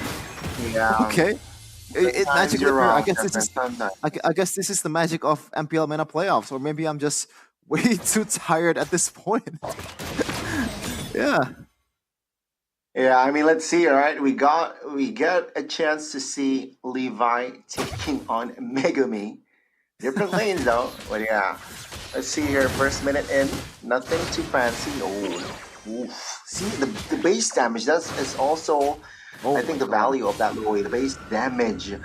First level, not a problem. Okay, I like the fact that Geek members knows that the flicker is still there, and they are taking that last minion very, very carefully. That shows you some good discipline here from these teams. But so far, right away, Gani, that mid lane pressure coming from Choki is just way too much to deal with. When you are Julian at level 2, you can't really do anything. You can't really even retaliate because you don't have any damage whatsoever that can catch up to the Luoyi. Maybe level 3 you can? Zach looking to get some damage maybe here. Seems like both teams, they will not commit on towards a big fight just yet. Even a skirmish, they will wait for that turtle mark. It's actually level 5 here, a level ahead of Bazo. But now let's see here, the fight. Oh, turtle actually is there. Oh, mark level ahead. That's an advantage. Now they might want to fight. The vendor flickers out of the way as, okay, Esports, they won that trick. I mean, you can set up all you want. You can set up as good as a setup you want, but when the luck is not on your favor, when the 50-50 is not going your way, then you're gonna lose the exchange mark with a beautiful steal. Meanwhile, though, defender, once again, he is quite disciplined here at covering the bases for R8 Esports. Even earlier, he uses the Raging Sandstorm just to zone mark away, but it didn't work out in the end. Still, a good maneuver here for the defender and a good way of showing that this guys can actually really play at the highest level.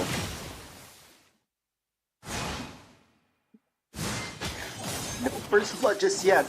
Just a turtle take. And both teams, they're not really down for business here in the early phases, right? Claude needs 3 items: Corrosion, DHS, and Golden Staff. Then Speedy wants to really fight here. And of course, Koba.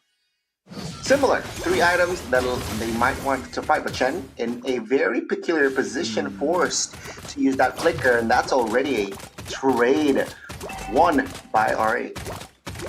Yeah, don't be fooled by the objectives. Don't be fooled by some of the failed engages that R8 Esports did. But so far, I think it's pretty evident that the fact that R8 Esports is the more cleaner team. Meanwhile, it's going to be a diversion play in the top lane. It's going to be able to secure one here on towards the Edith. And that is 1 kill secured for both teams. Meanwhile, the bottom lane too, defender getting taken down as a lead. And it seems like they want more here. Koba needs to somehow get away. In the backside, Nolan Mark looking for an assassination. Oh, but 4 members with the help of the fire diversion as well. Mark now in the no man's land and will be taking out Bazo. Ooh, clutch timing there. Koba is there to find the trade. Okay, it was a trade, but in the bottom lane though, Gotti, it was a lopsided trade with a turret secured in this early of a game. Not even 5 minutes going into the game, and we've already seen one turret falls. Meanwhile, Defender might be in trouble here. Still has the Raging Sands of the combo on with the first kill, and it's gonna be a kill for a Defender. A good micro there, and 1v1 already showing up. Meanwhile, mid lane, the beef is getting cooked. Definitely getting cooked. Bazo needs to somehow gain space to escape. Turtle is up, and looking at the health bars, DK, they are in the front runners on taking that turtle. Bazo will not commit on towards an angle here. Zach and Shen in the area, and Mark comfortably secures the second neutral objective of the game. Wow, a really good trade coming in here from Geek Esports. Just dominating in objectives, both turtles and also turrets. They're looking to capitalize more on some of the jungles that they have. In this early of a game, they're doing a really great job of picking the right target. Even though in the bottom lane earlier, Costa Rica actually loses the 1v1 against Defender, but so far he's done a really great job at the bottom lane, actually securing that one turret. That was huge for them. And now they have a very comfortable 1.4k or like 1.67k full lead. But obviously this is not the end of the world. It still could go either way for these teams. No entropy from Koba, but seems like no space now. Diversion towards his offside. Defender taking on Costa Rica. But it seems like now Costa Rica with the Black Dragon form will escape. Now Mark will be the juicy target, but has enough resources to get out of the way. That was the most perfectly timed Black Dragon form ever. The way I'm sure he didn't really roll. My goodness gracious. Top lane though, it didn't give me any chance to speak as they taken down a Defender as a Khalid. It's gonna take down this turret with ease. Meanwhile, the mid lane might be a decimation here towards the Edith, but no, the damage is not enough for them. Hand side on towards Louis. It's gonna be a burst down to all 3 members of our Esports. They're trying to get away. Meanwhile, the bottom from top lane, Mark just finishes the job, getting 2 kills for their team. It's looking like our Esports just dominating. Defender though jumping in with Khalid, blazing duet onto Costa Rica. He falls. That will be enough damage. DHS collected as well. But what is most important is DK. They will get the perfect turtle in this game. My lord. R8, they're in shambles right now. They're behind 4,000, almost 5,000 gold. Very, very unexpected, I gotta say. Coming in from Geek Esports, the glass cannon composition really works to their favor, especially when Defender, yes, he is a Khalid, yes, he has that healing ability on that second skill, but at the end of the day, as a unit, as a hero, he's still very much vulnerable, especially when CCs are available. He can't really get away if he can't execute the second skill. He can win the 1v1, but like 1v4, it's gonna be taken down with ease with the enhanced side, and also the combo coming in from Shen. They are punishing everyone that goes in the bush for R8 Esports. Shaky here for R8 and DK. They are capitalizing on the mistakes, on the economy that they have right now. They're going for more in the bottom side of the map. Burrow and Bazo will be able to clear the wave this time, but DK, they are already in the jungles of R8. Yeah, and so far, diversion play in the mid lane though. It's gonna be the target is the Julian. Zach getting taken down. Shen might be looking for a retaliation here, getting an onward on towards Boro. Meanwhile, Mark's gonna finish the job with the rupture there. Trying to get the second kill on towards Basil, but didn't manage to do so. DK dominating. They are very comfortably. And now, take a look at Speedy though.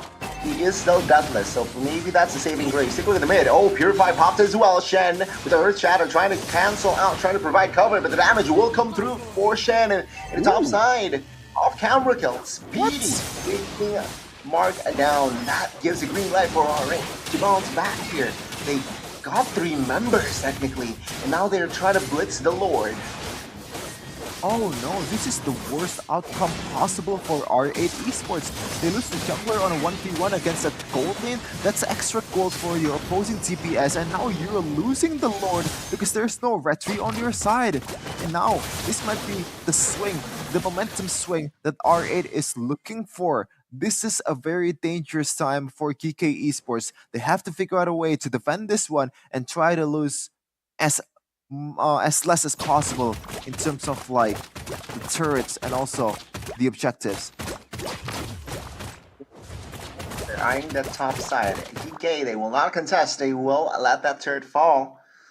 They will neglect the turret and they will neglect that cart. They are afraid of a setup here. Very smart. Very. So, and now in the mid, R8 only showing Boro and Speedy. But yeah, Geek, they're not down for business. They just want to clear the waves, man. Yeah, even though R8 Esports has a decent engaging potential, but I think they are much more well suited if they want to play defensively, especially with that minion sphere that can punish all the dives coming in towards some of the members that you have. Right now, Basil will try to scout the perimeter here and try to give some vision and also space for his members to gain the bottom lane turret, but it looks like well defended. I'm very surprised they didn't want to force that one, considering there's little to no HP, and actually, it didn't need to. It's already been secured by the minions. And you can see here, R8, they're taking their time. They're not too hasty on making decisions, on committing on towards a fight, which is very smart because, yeah, it's still a stalemate, right? If you want a team fight now though, Louis has Winter's Truncheon, so they want to go aggressive. Maybe now's the time. Diversion is in play. Oh my goodness, what a read at the perfect time, literally after the diversion was casted and they teleported into that bush. He is reading the future. Koba, what are you on, man? He's map hacking. Yeah, very good awareness. Very good awareness. But they will still lose a turret top lane, which means less space for GK. And now R8, what are they trying to do? What are they cooking here? Diversion. Oh man, they're just spamming diversions. Oh, you got Koba. It's a 1v1 in mid versus marksman.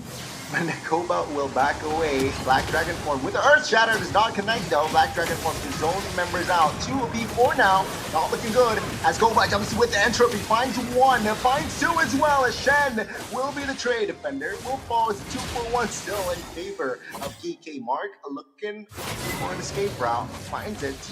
And Lord is up. Still 3 versus 4 now. Favoring GK. Now it's dangerous for R8 Esports. Look at GK, look at the DPS that they have. They're gonna burst this Lord, they can blitz this Lord so fast and have someone guard the perimeter here. Entropy right away. Try to zone a Basil from the Lord, and they do so indeed. A free Lord for GK. It's looking like they are defying the odds here against the first seed in the regular season. Will the same story unfold here in MPL Mena, just like MPL ID? Happens now, right? The Martis, full defense. Guardian helmet, Radiant armor, and he is building himself towards maybe Dreadnought or even Immortal, right? Let's see here. Julian, Genius Wands. That's why the damage from that early game is already more than enough to take any members down. But there's a Conceal, Earth Shatter committed. Oh, racing duets will make Shen fall. Now with the Lord, Costa Rica will try to make something happen, but Louis falls. It's a trade 1-for-1. Now the Lord still stands with Racer very low. Costa Rica, actually with the Furious Dive, is able to escape. Ooh, the defender even had that flicker there. Oh my goodness gracious, look at the damage coming in from Koba. He cannot be stopped, and they're looking to end this game. 3 waves crashing in, flickers on towards the enhanced knockup from the Julian. And it looks like it's gonna be the end of the game for a V2.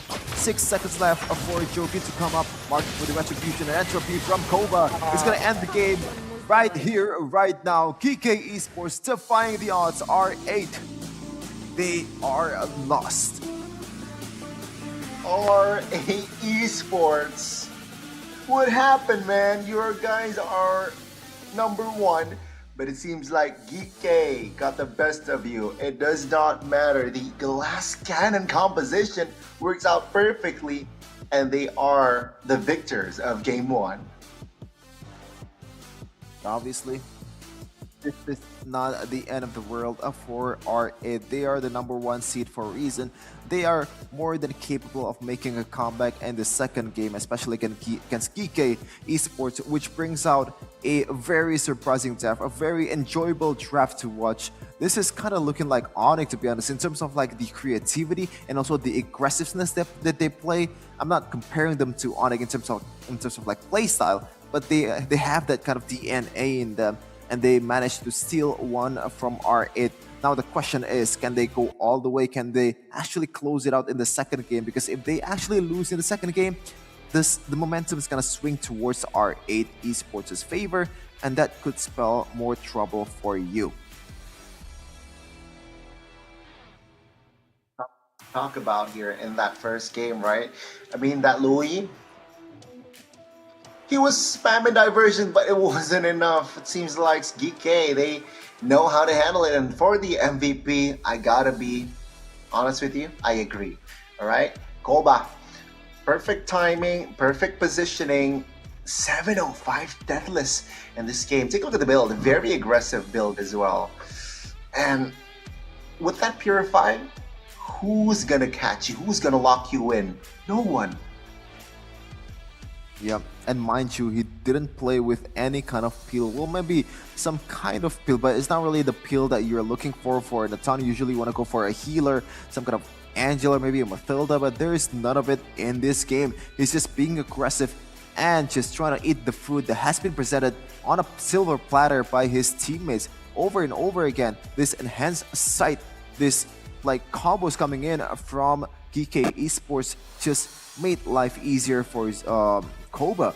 Even in one occasion, he actually spotted out 4 or 5 members in a bush with a single skill. I don't know if that's luck, I don't know if that's skills, or maybe it's both, I don't know.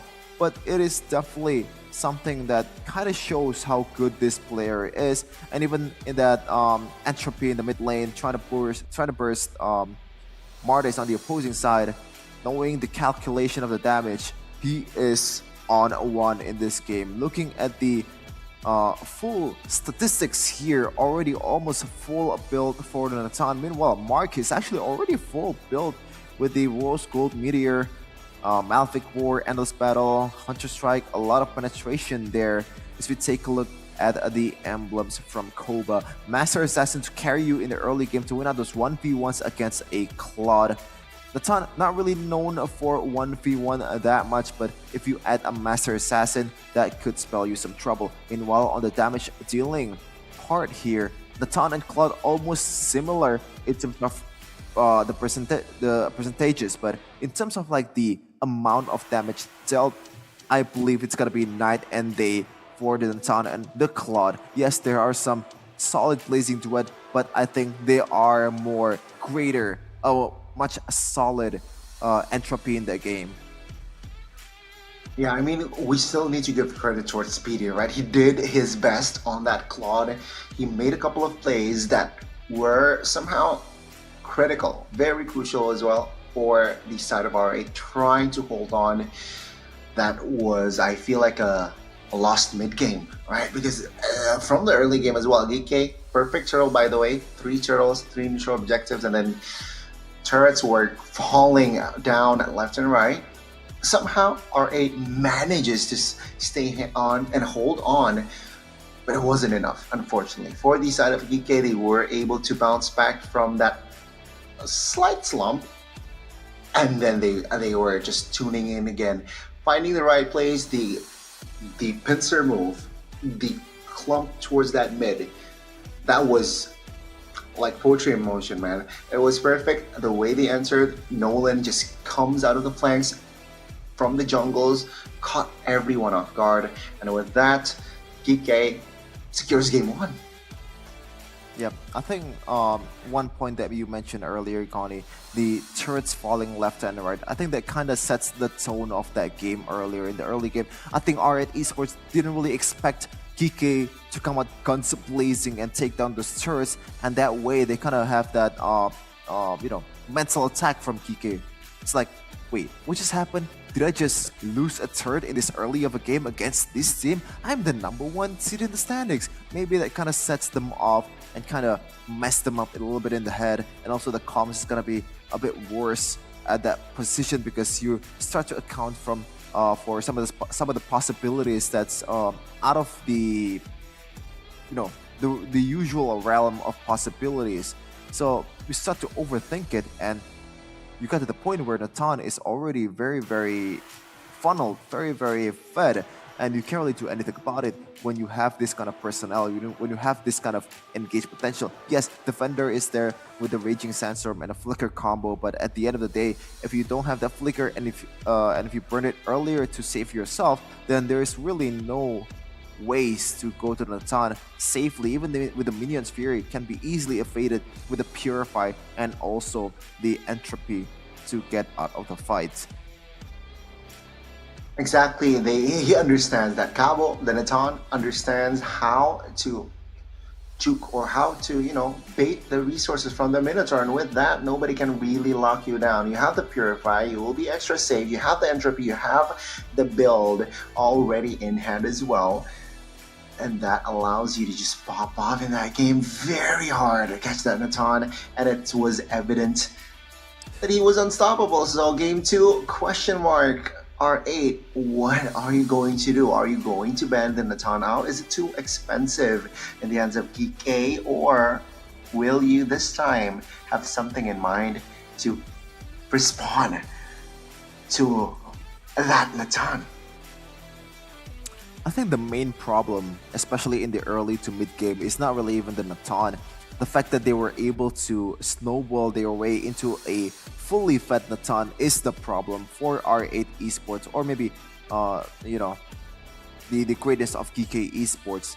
And it led me to think, I think in that game #1, they kind of disrespected the fact that they have this very dangerous bus, very lethal push that they have, and they just getting caught out in every possible way and in any possible time. They didn't respect that possibility and just treat the push just like their own, and now they're paying the price for it. 1-0 for Geek Esports, and one more that could lead to a full-on collapse from R8 Esports, because when you are the 1 seed and you fell to the lower bracket, that's definitely a very uncomfortable zone, a zone that you've never been in, or you're not really expecting the team to go there, and that could mess up the whole chemistry and also the whole mindset about the game. That you start to overthink things, you start to take things seriously in a bad way, because sometimes being nonchalant and also just being stoic and not really bothered by the pressure works for you better than just really being locked in mentally. I know it's a really weird thing to say, but I think some people might get that. Some people. Less pressure, maybe performance-wise, it will increase, right? But you need to be careful. Don't underestimate your opponents. I think one of the factors here, maybe they underestimated Geek with their composition, because I too was questioning. Yeah, sure, they have a lot of damage. Sure, they can deal damage in the early game, but so what? But then again, they proved me wrong. Costa Rica was the sandbag earlier on, but he recovered, man. Defender actually got nothing, right? Costa Rica got the last laugh, so it's still 1-0. Let's see what will happen here in the second game. Yeah, and I think can still happen, especially in the draft, because usually a lot of people will say 60% of the game is the draft, especially in this highest of stages when the skill level of the players are almost the same. The draft is really, really important part to your victory, to your path of victory. Meanwhile, though, the bans are just mostly it's gonna be the same. Geek is still banning those Fredrin. Even Luo Yi too this time around will not see the light playoff in Mena, and Yu Zhang getting again down by Coach Dale. That is a very, very interesting, considering the fact that wow, actually wins out a 1v1 against a Yu Zhang while being down on gold. So maybe they're more respecting the fact that this Yu Zhang, this Costa Rica is very, very lethal in a team fight rather than the prowess that he has, the power that he has in a 1v1 situation against a defender. Let's see though, if Coach Dale will have more respect ban in the third ban of the first phase, or will it be more of a standard ban here, because Moscow is still open, the chip is still open, there's a lot of heroes that's still open, and now Coach Dale has to be forced to let go of one global presence hero in either chip or Moscow. Or just trade it, ban some other hero and let DK pick one and you take the other. And it seems like that this is what they're discussing, right? Are we going to let both go, or are we too annoyed in one of the heroes? R8, yeah, coming into game 2, I think they need to understand that you don't want to fight from the lower brackets, man. You want to take and have all the benefits, all the advantages that you have in the playoffs. But it seems like they're still taking their time here. Coach Dale trying to put on some notes, and yeah, as somehow expected, both of the global presence hero will be out. Roger will be the response with the UOE, not the Moscow though. So yeah, GK, if they want to go crazy, they can combine that chip with the Moscow, man. Yeah, I think the Valentina pick is just a way to bring more flexibility into the game, and also the draft. Not so much for the fact that Valentina can be flexed to multiple roles, but the fact that the opposing team has to watch out for the IMU, and now GK Esports cannot pick the Fermis here. But on the other end though, they are very happy on picking two global presence here with that Spear of Destruction by the Moscow, and also rounded up by a Tarisla hero that's very, very lethal in a team fight. That penalty zone is gonna come in handy when you're pairing it up with the Moscow and a chip, with the portal, and also the penetrating nature of a Moscow's basic attack. It is something to be watched out for if you are R8 Esports. But understand this, the Grok, very good response, right? Because yeah, sure, Spear of Destruction, you go in, you commit the teleport, and then you suddenly hit by a big rock of that wall charge. Yeah, you're going nowhere, buddy. So yeah, he needs to be careful. He needs to save that wall charge here to perhaps make it make sense. But R8, they understand. Yeah, even though we picked up the Valentina, we do not somehow want to let go of the Fermis, because you have already a very strong team fight hero in that Tarisla, in that chip. Imagine adding the Fermis. It's gonna be wild, man. It's gonna be wild. Ooh, wow. Already respect being paid here from R8 Esports for mid laner of GK Esports. That Julian was indeed a very, very handful in a team fight.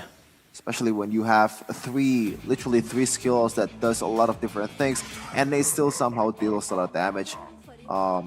You have the CC immune, you have the pure damaging skill, and also a knock-up, a utility for your teammates to pounce on. Meanwhile though, this is a very interesting ban here.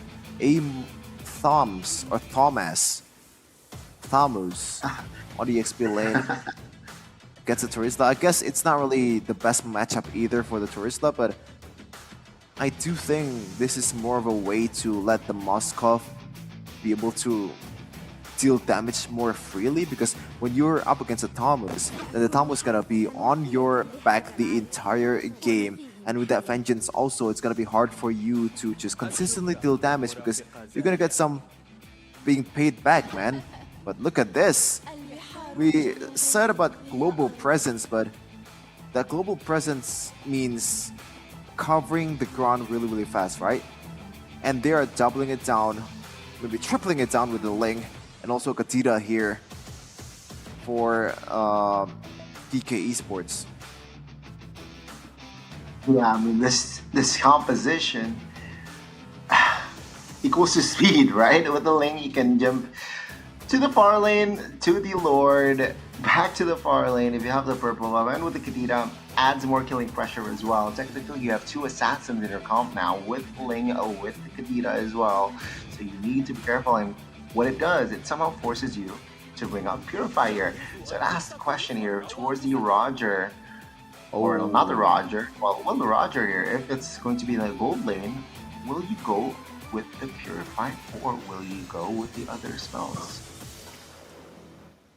Yeah, I think most likely it's still gonna be the Purify, but this is something interesting. Akai, I do think it's the best pick currently for R8 Esports, a good fit for Coach Dale there. I don't really like the Martis pick in the earlier game number 1. I think Martis is just overall an awkward jungler to play in this game. You can't really finish the job just like Roger with Destination. It's not really work that way anymore. Martis has limited things, but this case no Akai.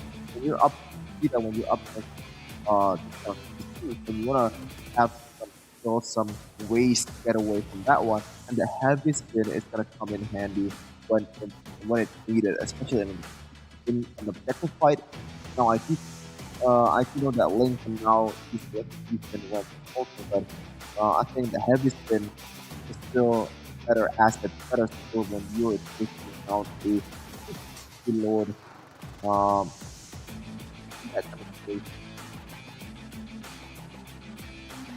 Right.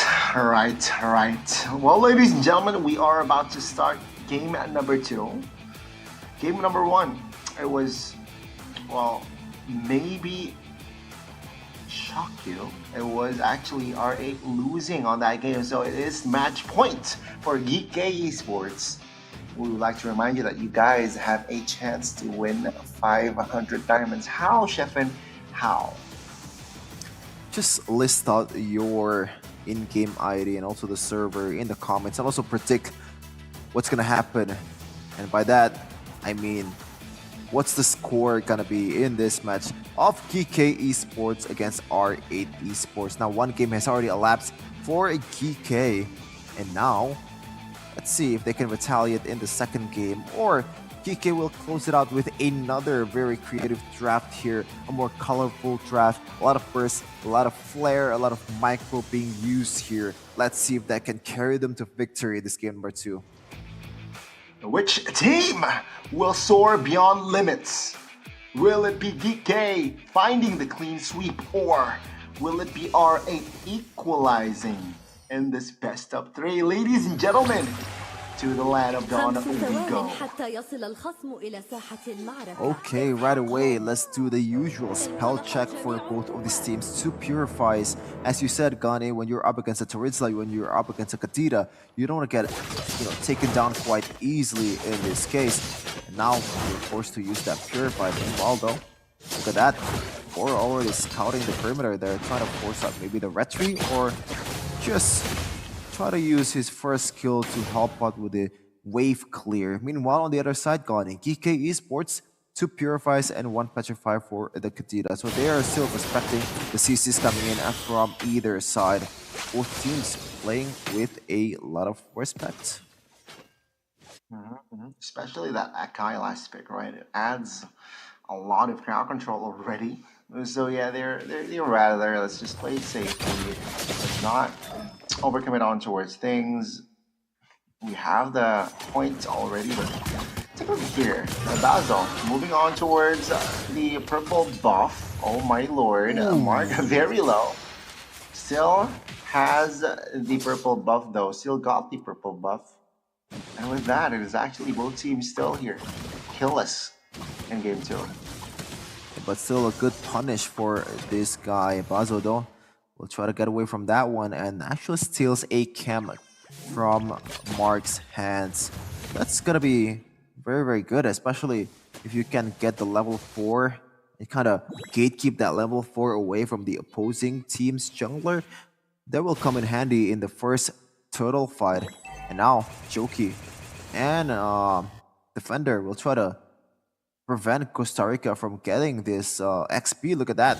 The disparity of XP is already prevalent, or maybe apparent. Defender already 3.5 level. Meanwhile, Costa Rica still level 2 at a time. So the first objective will favor R8 Esports much more. Yeah, they were able to freeze the waves, and take a look at the impact from that, right? Yeah, they have more advantage towards the turtle, the first turtle, but Shen is level 4. Meanwhile, the rock here is already level 4. So yeah, R8 will try initiate the turtle. I don't think TK is in position to contest. Oh my goodness, that was almost a steal. Meanwhile, Defender will get this knockup. No, he actually missed on towards Azak, and that might be the opportunity for Team Geek to retaliate, but a pause right away.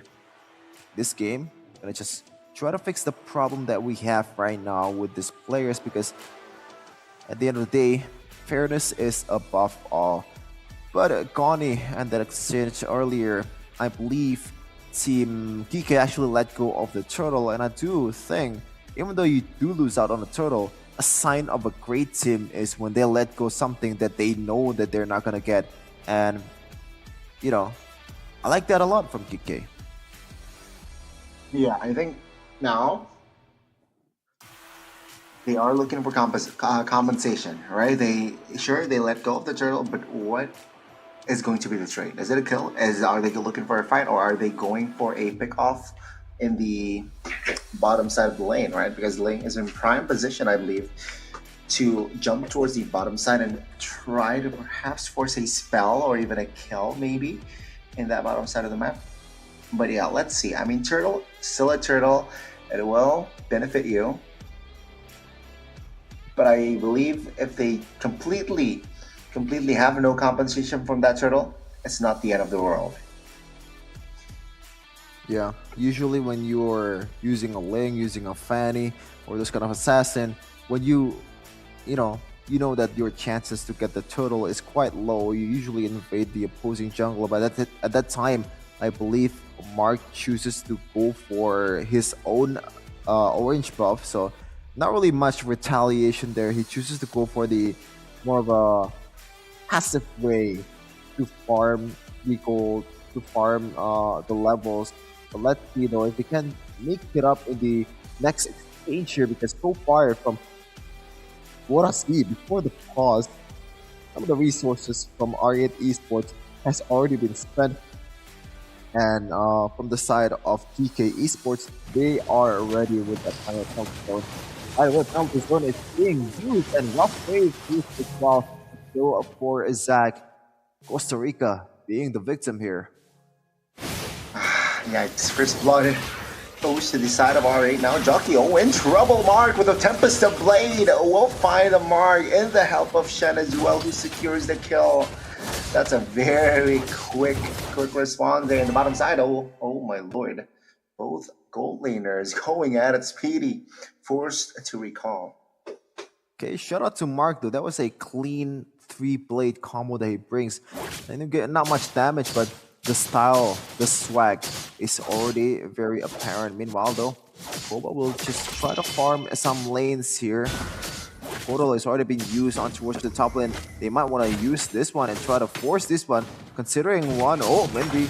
No, it's gonna be more members there for R8 Esports. A lot of them instead. It's 4v2. Meanwhile, Costa Rica will try to get away.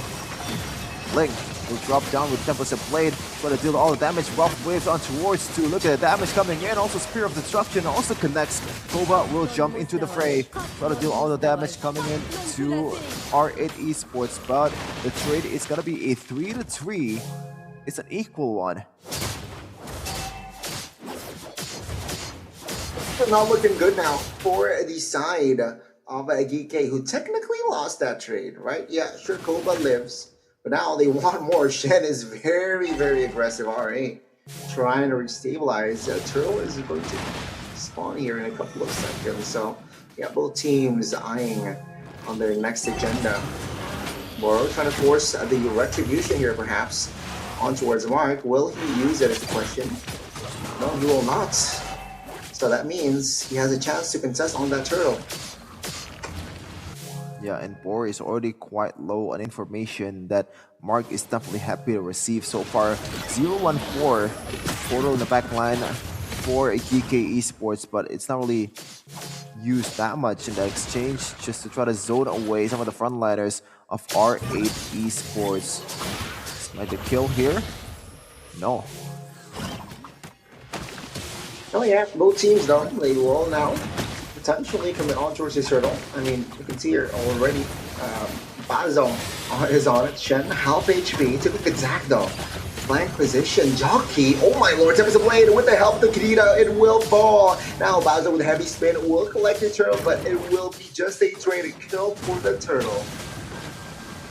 Okay, so I think it's more of an equal trade at that time. 1 kill for 1 turtle as it's a concealed play from Boro. Interesting play there. Mark will be able to save the top lane turret. The damage coming in though from Speedy is already very, very high in this stage of the game. 6 minutes in. Sarika might be getting bursted down by the Primal Wrath from a defender, but he chooses to flicker away to safety.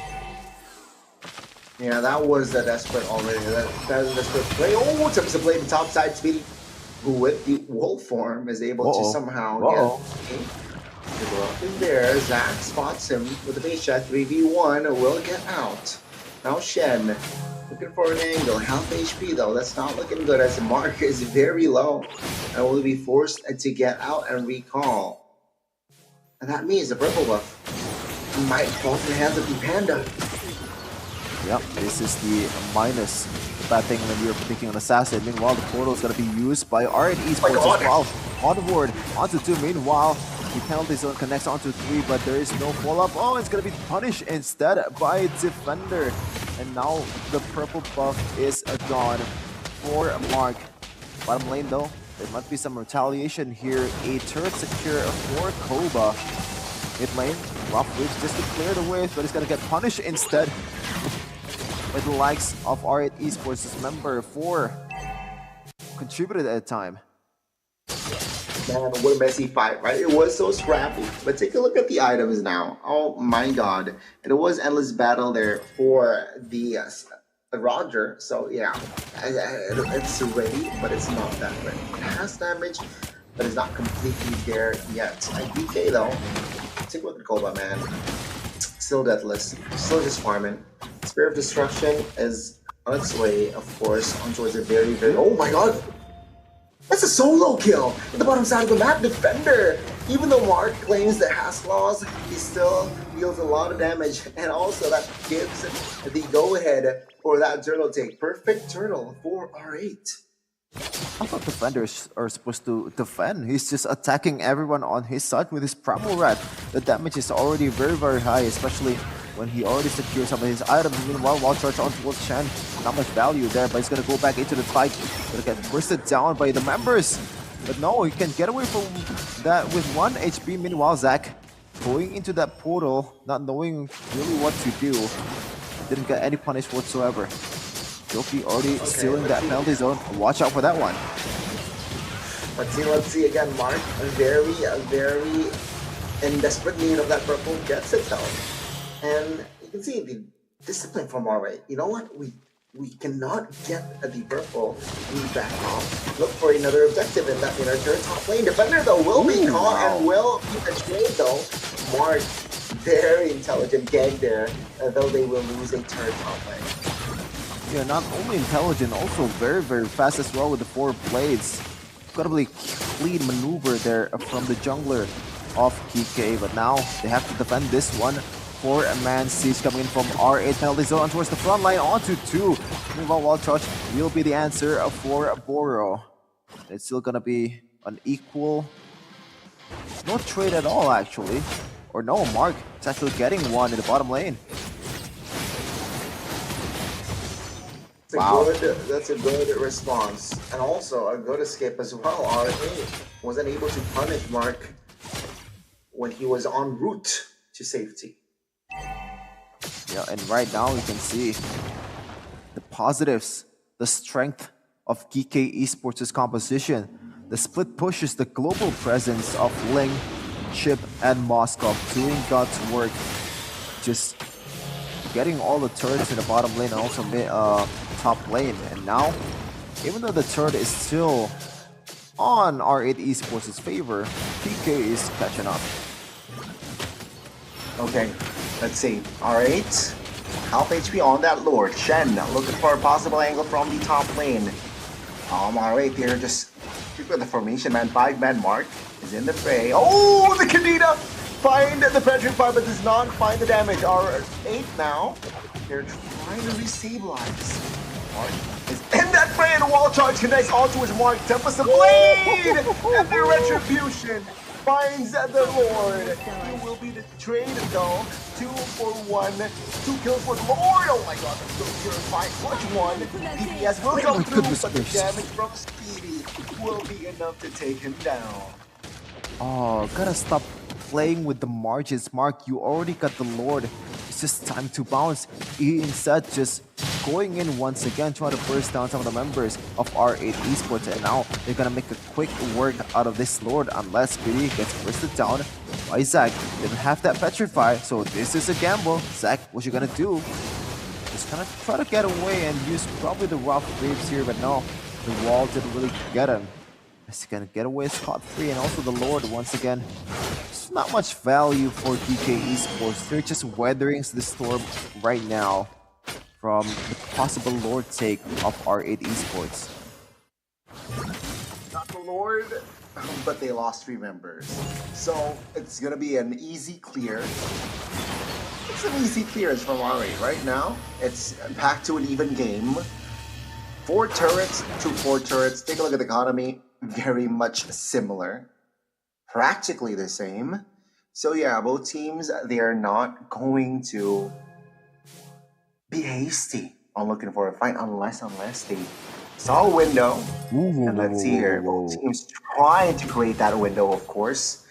But neutral objective-wise, it will not spawn in 80 seconds. So that's plenty of time for you to make a mistake.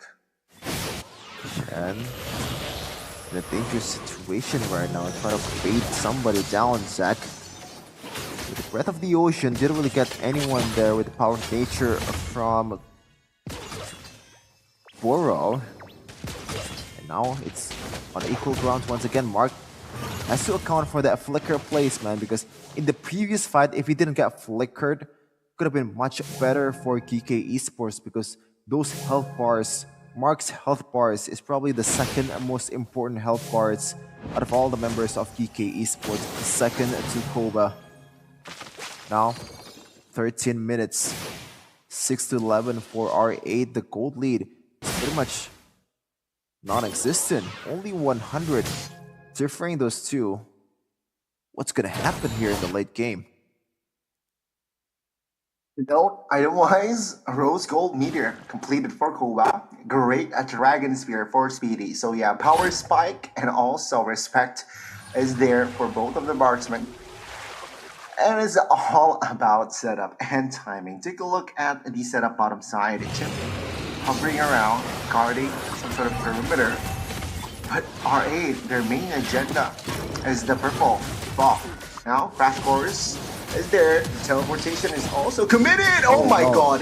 The penalty zone popped, but the foul damage isn't there. Tempest to play defensively, and with that, that's info. A lot of resources. Now they want to re-engage quicker. Onwards. Zach is in trouble. Take a look at the positioning here. Bora, oh my lord, and the electric lord completed, but Shen now is stuck in the no man's land. And take a look at Speedy. He's down. He's down and out. And look at the combo as well with the IMU and rough waves from Joki. Meanwhile though, Mark will be cleaning up the members of R8 Esports, and now it's a 3v1. Do they want to end for it? No way. Do they want to end right now? It might be possible. There's only one member. Yeah, it's a roamer. And now Burrow has to flicker around to cut the waves. Can he do it with the wall as well? Delaying sometimes. The Tempest Blade is being used. About 10 seconds left for a defender to spawn. They can take the inhibitor turret down, but I don't know about the base. This might be a gamble. And yeah, they cannot.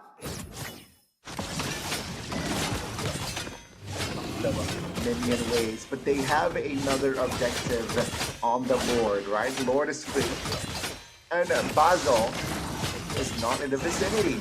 Now let's see here, Shen trying to provide cover, and there you go. It's a free Lord here. Oh no. Oh, okay. Go to Retribution. Wow. Just on your mark, 1, 2, 3. Perfect steal there. I thought he was gonna go in with a second skill, also Tempest Blade to get away, and I was screaming for him to not go in, but he instead threw it the most elegant way, just still in the wall, just retroing it, and just bounce. It's a W for DK Esports, and right now, oh my goodness, Koba, what are you doing? 5-man Shen crash course on towards 1. R8 though. Will they have enough firepower to defend? Good penalty zone, no follow damage though. Good disengage tool there. Oh, to the backside. Oh, Jockey almost falls, but Speedy will be the first one to fall. That's not a good sign. Now there was a play committed. The floor is still up there. He's going to be targeted. DK will find the mark and clean sweep. Wow. Oh. What's the Arabic of deja vu? Because I am definitely feeling that one right now. After watching Bigatron Falls in MPL Indonesia playoffs, the #1 seed in MPL Mena drops down to the lower bracket, down to their last lives. One more match lost, and they are gone from the contention of MPL Mena champions, and also the birth of MSC 2024. TK Esports is definitely more than happy with the result. R8. The homework is to not overreact. Yes, you lost to an opponent that you really didn't expect them to win against you. But now, the job is not over. You can still have the chance to go for glory, reset, and that's all you have to do in this kind of situation. The victory is secured by Geek Esports.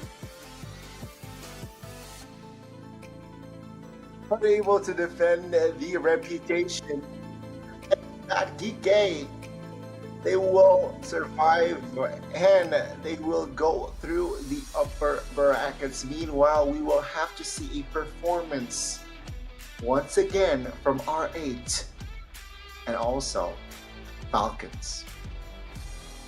Ooh, so this is the battle that we've been waiting for. One team will be out of the contention, will be out of the playoffs in MPL Mena here.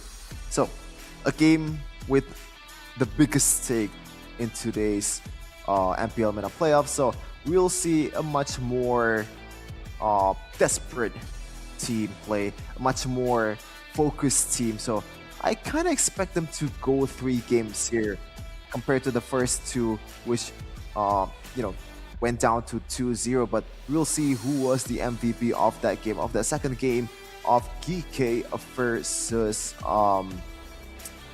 It is marked with a lot of good plays there, here and there. The micro was on point, the blades just really fast with the link, and also some of the steals that he has on the Lord, on the turtle as well, was very good, especially in the orange buff, just in the wall, retry and go away. Just immaculate performance from this lane, very composed, and didn't really force a lot of things out. Yes, there's 3 deaths, but overall, I really like what it showed me here in MPL Mena playoffs. One of the junglers to see might be in MSC 2024 if they actually pulled off the Cinderella run. PK Esports 4th seed, but that doesn't really mean anything in the playoffs. Anything can still happen when it's just a best of 3. I mean, you can see the smiles on their faces, man. And for R8, unfortunately for them, they will have to play again in the next match. But yeah, 16 minutes almost was the match time. Take a look at the kill count. 14 to 15, very, very close. Now, looking at the items, what is going on, right? You can see here, Moskov switching items here and there, sold his shoes, bought the immortality, but as soon as the 3 items are done, Corrosion, DHS, and Golden Staff, he was ready to pop off. You saw a couple of Spear of Destruction that was very aggressive, and it was all calculated by Koba. But of course, Mark stole the show with his performance on the lane. Very fluid, very fast, and of course, his dexterity on the hero is just shown in the map, man. And shout out to Zach as well with the Katita. Yes, I know the maybe the damage shielding is not really that it's not really that eye-opening or like very great for a mid laner, but the fact that he can still hold his own and made some good plays here and there as a Katita against this kind of competition. You have an Edith, you have an Akai, you have a Valentina, and also a Roger, 2 damage dealer with Purify, and also a Roger with the Power of Nature that can pretty much get you out of any CCs out there. He still showed out with a 2-4-10 Kadita. Not the best, but for a Kadita in that match, I think that's already really good, because the personnel that you have to face against is definitely no slouch either in terms of like the player and also the hero. So shout out to for me, the unsung hero of the team.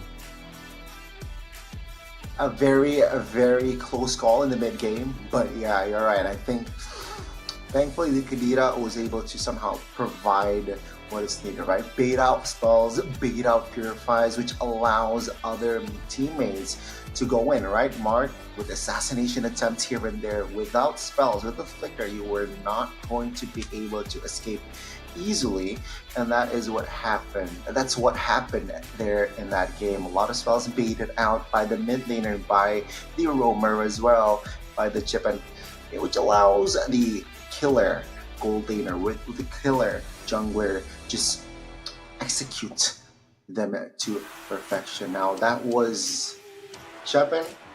I did not expect 2-0 from GK. I mean, I didn't really expect GK to gain one game either against R8 Esports the way they are dominating in the regular season, but apparently I've been proven time to time again very wrong that a regular season doesn't really matter in the playoffs as long as you have the personnel, as long as you have enough strategy to bring out in the playoffs and catch your opponent off guard, then you are just fine. You're just gonna win out against any competition possible. It doesn't matter if they are a wall that a lot of people might say you can break through or you cannot jump. What's the word? Jump on? Hurdle? Yeah, hurdle. Yeah, but that doesn't matter at all. Okay, yeah. Again, I did not expect it 2-0 from both of the matches. I expected 2-1 in the first match. Somehow our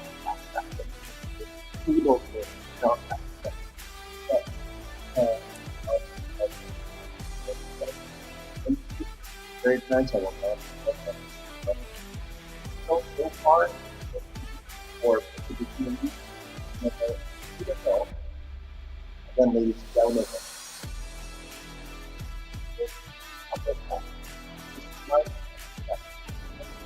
and as well as R8, we are going to see it later. We're going to go at it again, and the team that loses will go home. I'm gonna ask you an interesting question, Gunny. Do you think the fact that R8 Esports will play a game right away after the game or like the match that they lost have any effect to, comparatively with Falcons Esports? They lose in the first match and they have the rest time in the second match that's played in today's playoffs to be able to kind of formalize a way to beat one of the loser of the second match. Do you think that affects in any way possible, or do you think that's just a non-factor in this match? I think it depends. It depends on the environment, because I believe if you have an environment that, you're fired up even after a loss, that actually might benefit R8. But ladies and gentlemen, before we head on towards more discussions, we are going to take an interview to the game winners. Geek, please take the stage. خلال الأسابيع الماضية. طبعا احنا مبسوطين بعد الفوز، بس زي ما انت عارف مفيش وقت كبير للماتش اللي بعده السيمي فاينال، فاحنا مضطرين نستعد للتويستد، فبس فالانبساط ليه حد يعني. تمام. وهلا كوستاريكا انا عارف انه في عندك كلام من الاخر، في تصريح، وهذا اللي انا بدي اسمعه. تفضل. Can I talk to? I will talk to English, okay? روح خذ براحتك. I will just say to defender, if you need coaching or something in XP Lane Pro, you can just DM me. يعني سمعته، ايوه ها التصريح ولا اقوى منه صراحه من فريق الجي كي. وبنرجع ونذكر انه الجي كي عم بينافس امام 3 فرق اللي يعني خلينا نقول مر بمعاناه امامه في مرحله الريجولر سيزون، وحاليا انتقم من اول فريق وعنده الامكانيه انه ينتقم من كمان فريق اللي هو بيكون تويستد مايندز، وفوزه على تويستد بيضمن له التواجد في بطوله كاس العالم بالرياض. شباب 2-0، وهلا يعني بدي كلمه من واحد منكم لفريق تويستد مايندز. تفضل شن. نشوف بكره الكلام عليه. بس خلاص انا بتوقع يعني ولا اروع من هيك ما في. شباب الف مبروك على الفوز، وبنتمنى لكم طبعا كل التوفيق، وبنشوف ايش اللي حيصير بينكم باذن الله وبين فريق تويستد مايندز. حضورنا الكرام جي كي اي سبورتس، شكرا يا شباب يعطيكم العافيه.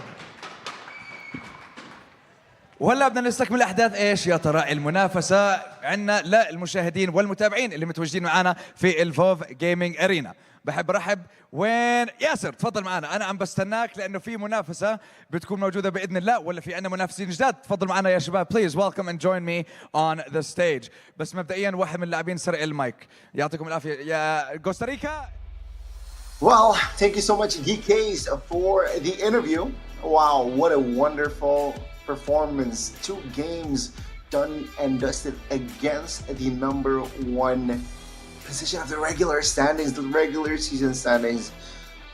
You guys are showing very much promise. Keep that spirit. Well-deserved victory. What's next? Lower brackets. Fight to the death, R8 and the Falcons.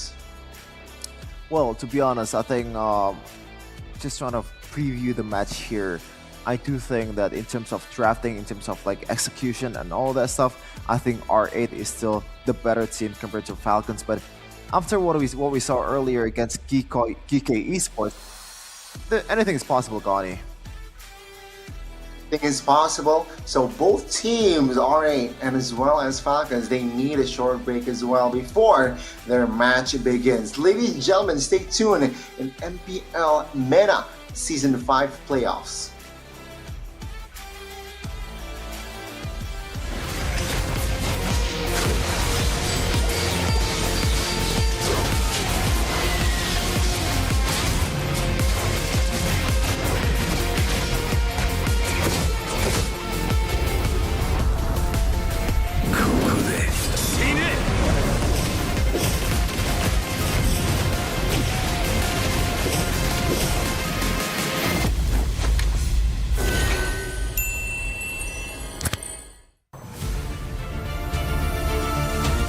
I didn't cure the pain. I hunt.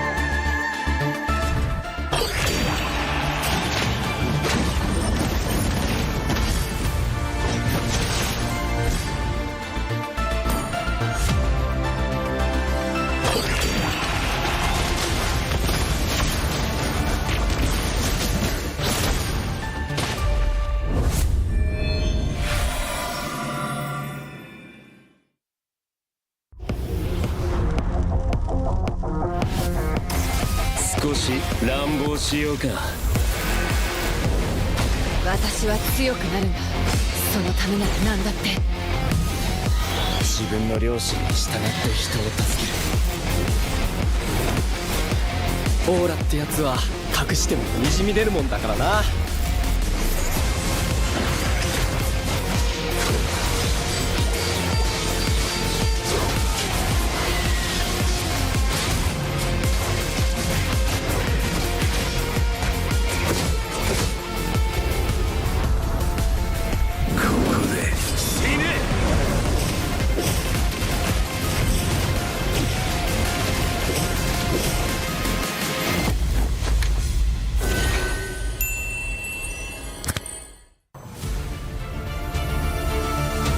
I didn't cure the pain.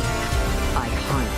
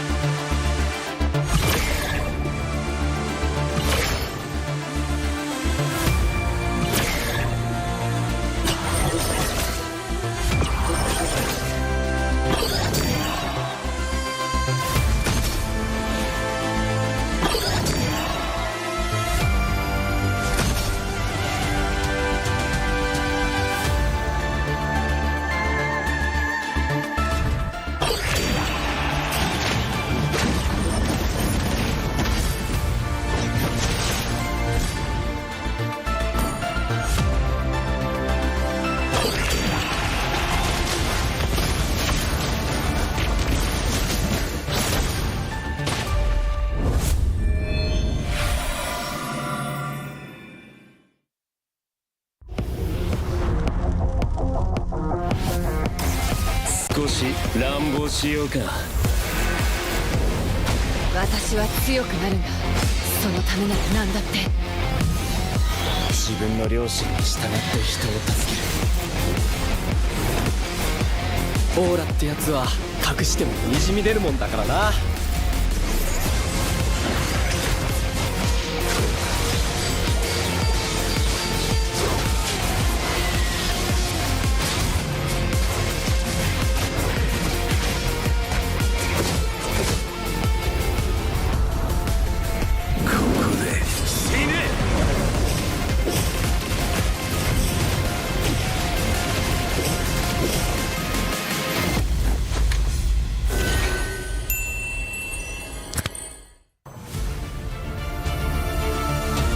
I didn't cure the pain.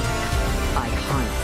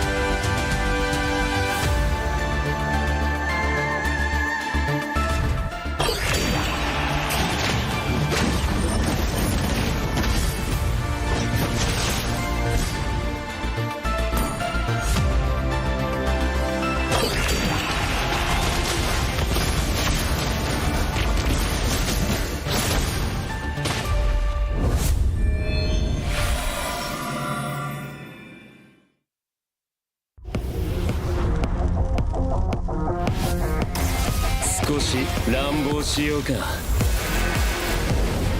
私は強くなるんだ。そのためなら何だって。自分の良心に従って人を助ける。オーラってやつは隠してもにじみ出るもんだからな。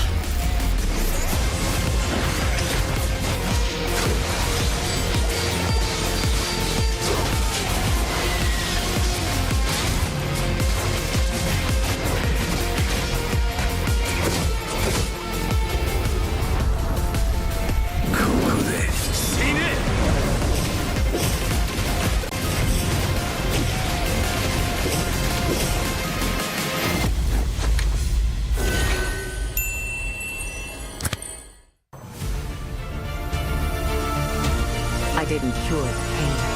I harmed.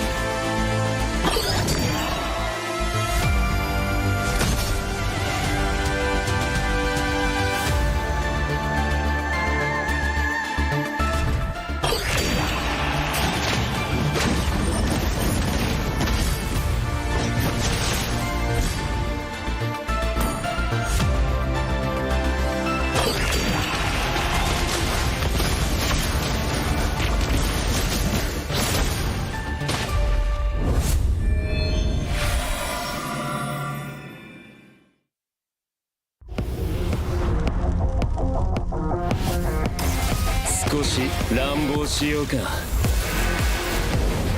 私は強くなるんだ。そのためなら何だって。自分の良心に従って人を助ける。オーラってやつは隠してもにじみ出るもんだからな。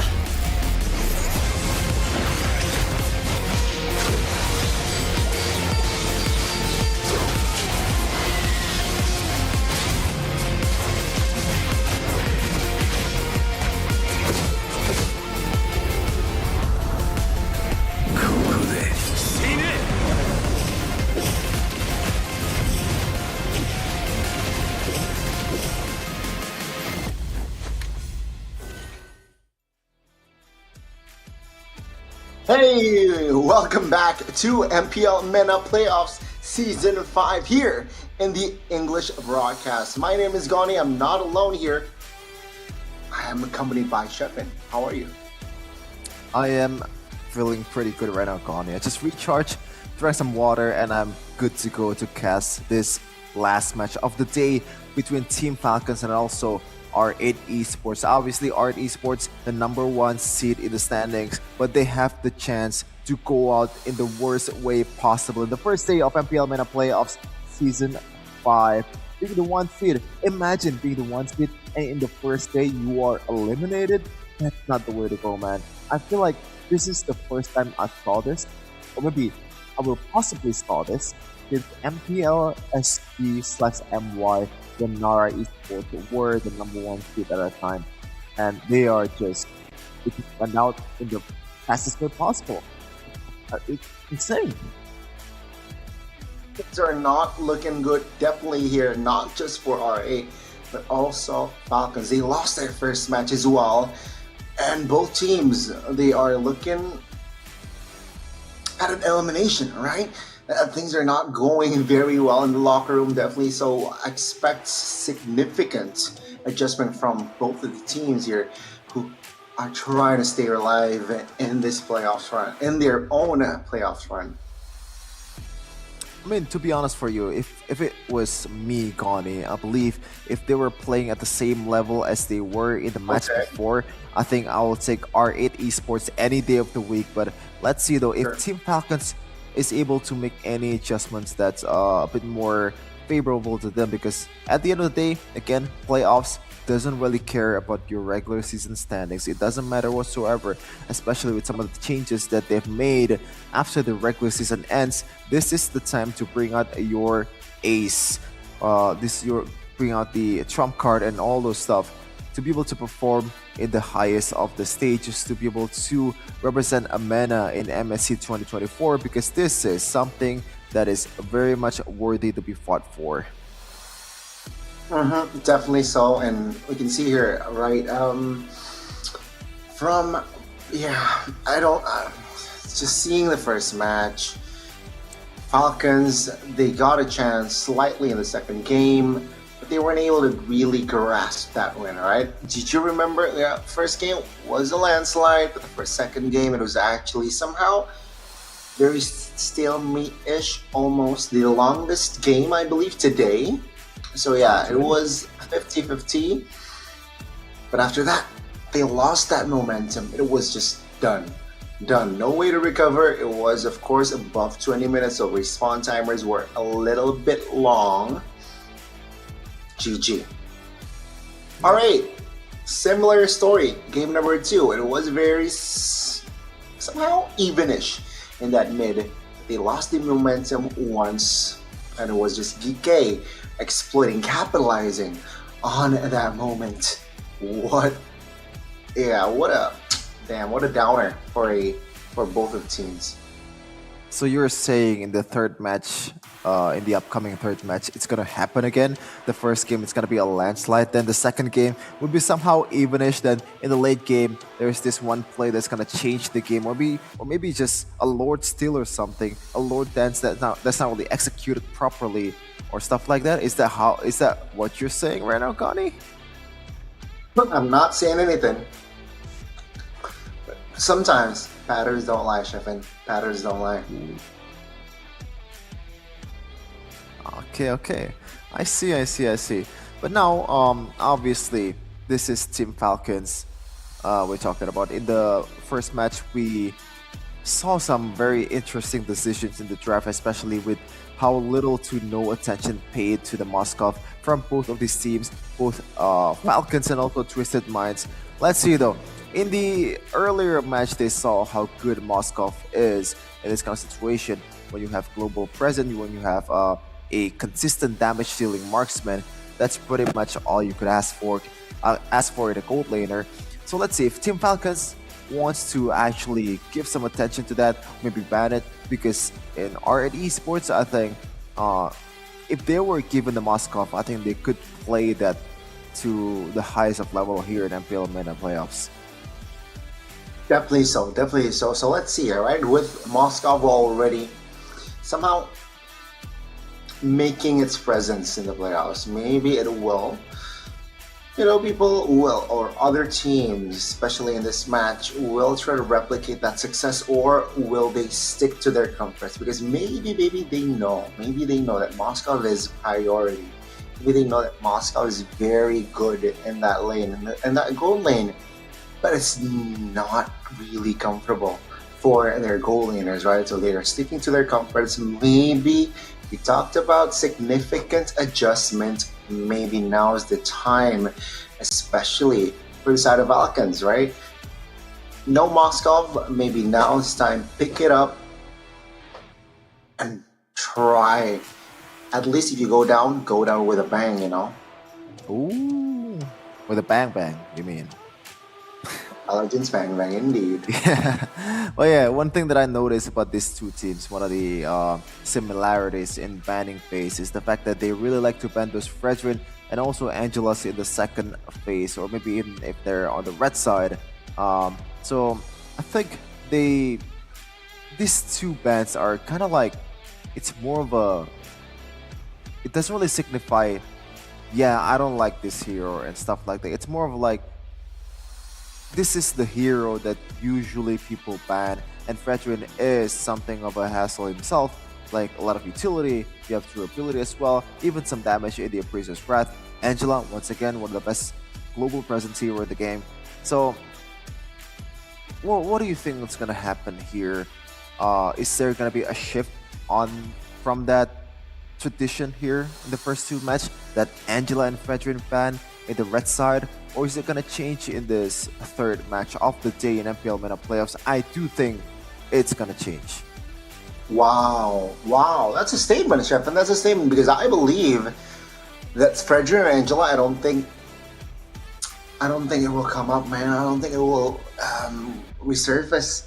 I think it will stay that way because I think that's the meta here. Respect the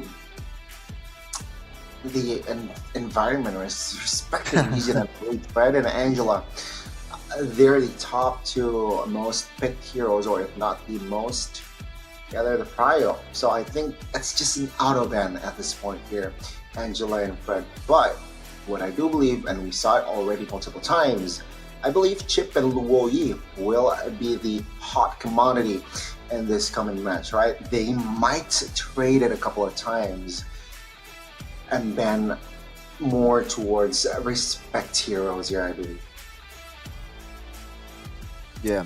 I'm gonna talk about something, Connie. So one of the most beloved caster here in Mena is Yasu, and he made an appearance in MPL Indonesia Day 3. We actually interviewed him about what's going on in Mena and all that stuff, and I believe when we asked him about who's gonna win the MPL playoffs in this Mena region is gonna be, well, who do you think, or what do you think he said?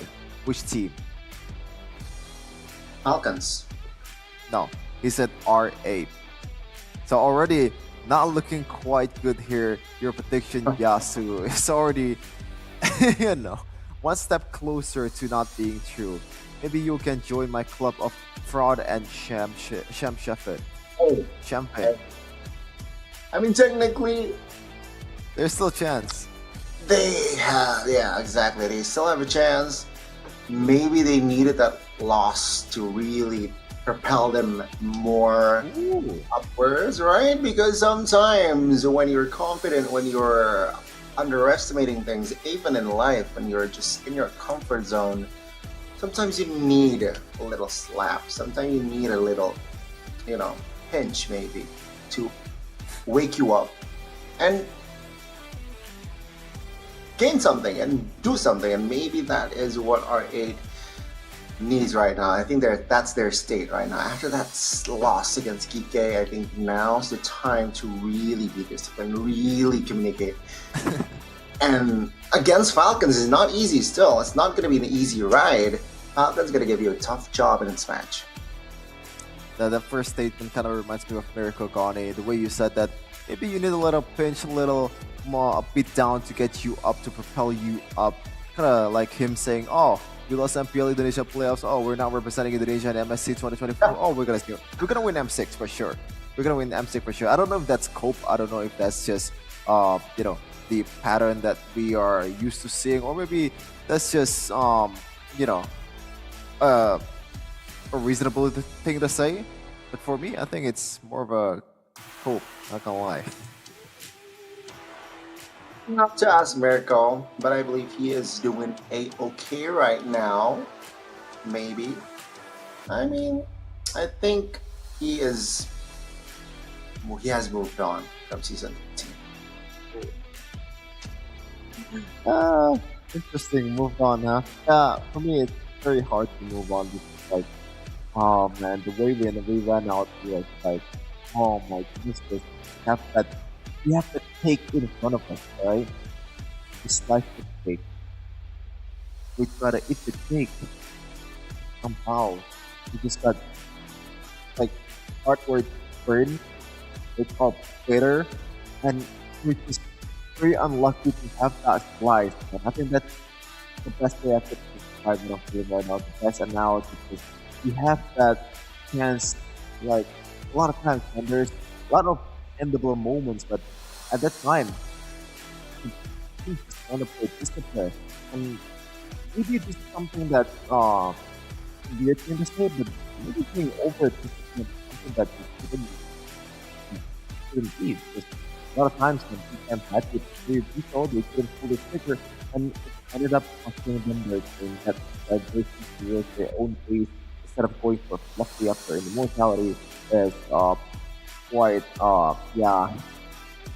it's a bad way to go, but we're still here. I think this has been the best system that we've ever seen. But you know what, Tony, enough talking about that. I'm rambling so much on MPL ID, but we are right now casting MPL Mena Playoffs Season 5. I haven't asked you something yet, man. You haven't answered yet. Go. Quick prediction. Go. Quick prediction. Match 3, what's gonna happen here? Who's gonna win? And what score? Yeah, what's gonna happen? Okay. I think this score is gonna be 2-0. Ooh. 2-8. Right? I think the last match, I'm not gonna say it was a fluke for Geek, but I think R8, they haven't warmed up, right? Their gears have not been set properly, and after that loss, 2 games by the way, then I think they're up and running. I think they needed that loss to. Yeah, they're. I think they're alright. But then again, I don't mean to underestimate the Falcons, but Falcons, they are going to need discipline and execution. I think communication also needs to be shown in this match, right? Because we saw Ding in the EXP earlier, which showed a little disconnect. So I hope they are more in sync in this game. Rather than just doing their roles, they need to also be aware and know, sharing the vision in game. Oh, fun fact, I do agree with you about the result. I do think it's going to end up 2-0 for R8, but I totally agree with the reasoning about they haven't warped up just yet. I think that's more of a, I don't believe in that kind of stuff, but I think my conclusion is they showed some qualities in that match, which leads For me sure. to believe that they are gonna be able to perform better in this match, or maybe learn from their mistake, or maybe that's what you meant by warming up. The fact that they're gonna realize their mistakes in that match earlier and try to fix that in the next game. Speaking about realize gonna cast tomorrow with me. I don't know, but yeah, I think. Yeah, 2-0 for R8. I'm not really expecting a major changes on the draft. I think Coach Dale has to stay true to his nature, to that Filipino meta, which emphasizes a lot of discipline, a lot of micro prowess, and also precision on their execution. I think that's the best way to play currently in this Mobile Legends esports scene. Fair enough, fair enough. I believe so too, right? I mean, considering the evolution of the season, we saw how Vixana was, well, in ID specifically, Vixana was such a hot pick. It was either banned or picked. But you saw through the week 6, week 5, week 8, Vixana wasn't really a hot commodity in that mid, right? It was either Valentina, Faramis, Novaria. We saw a couple of, I believe, yeah, it was either those three. Those three are the main mid laners.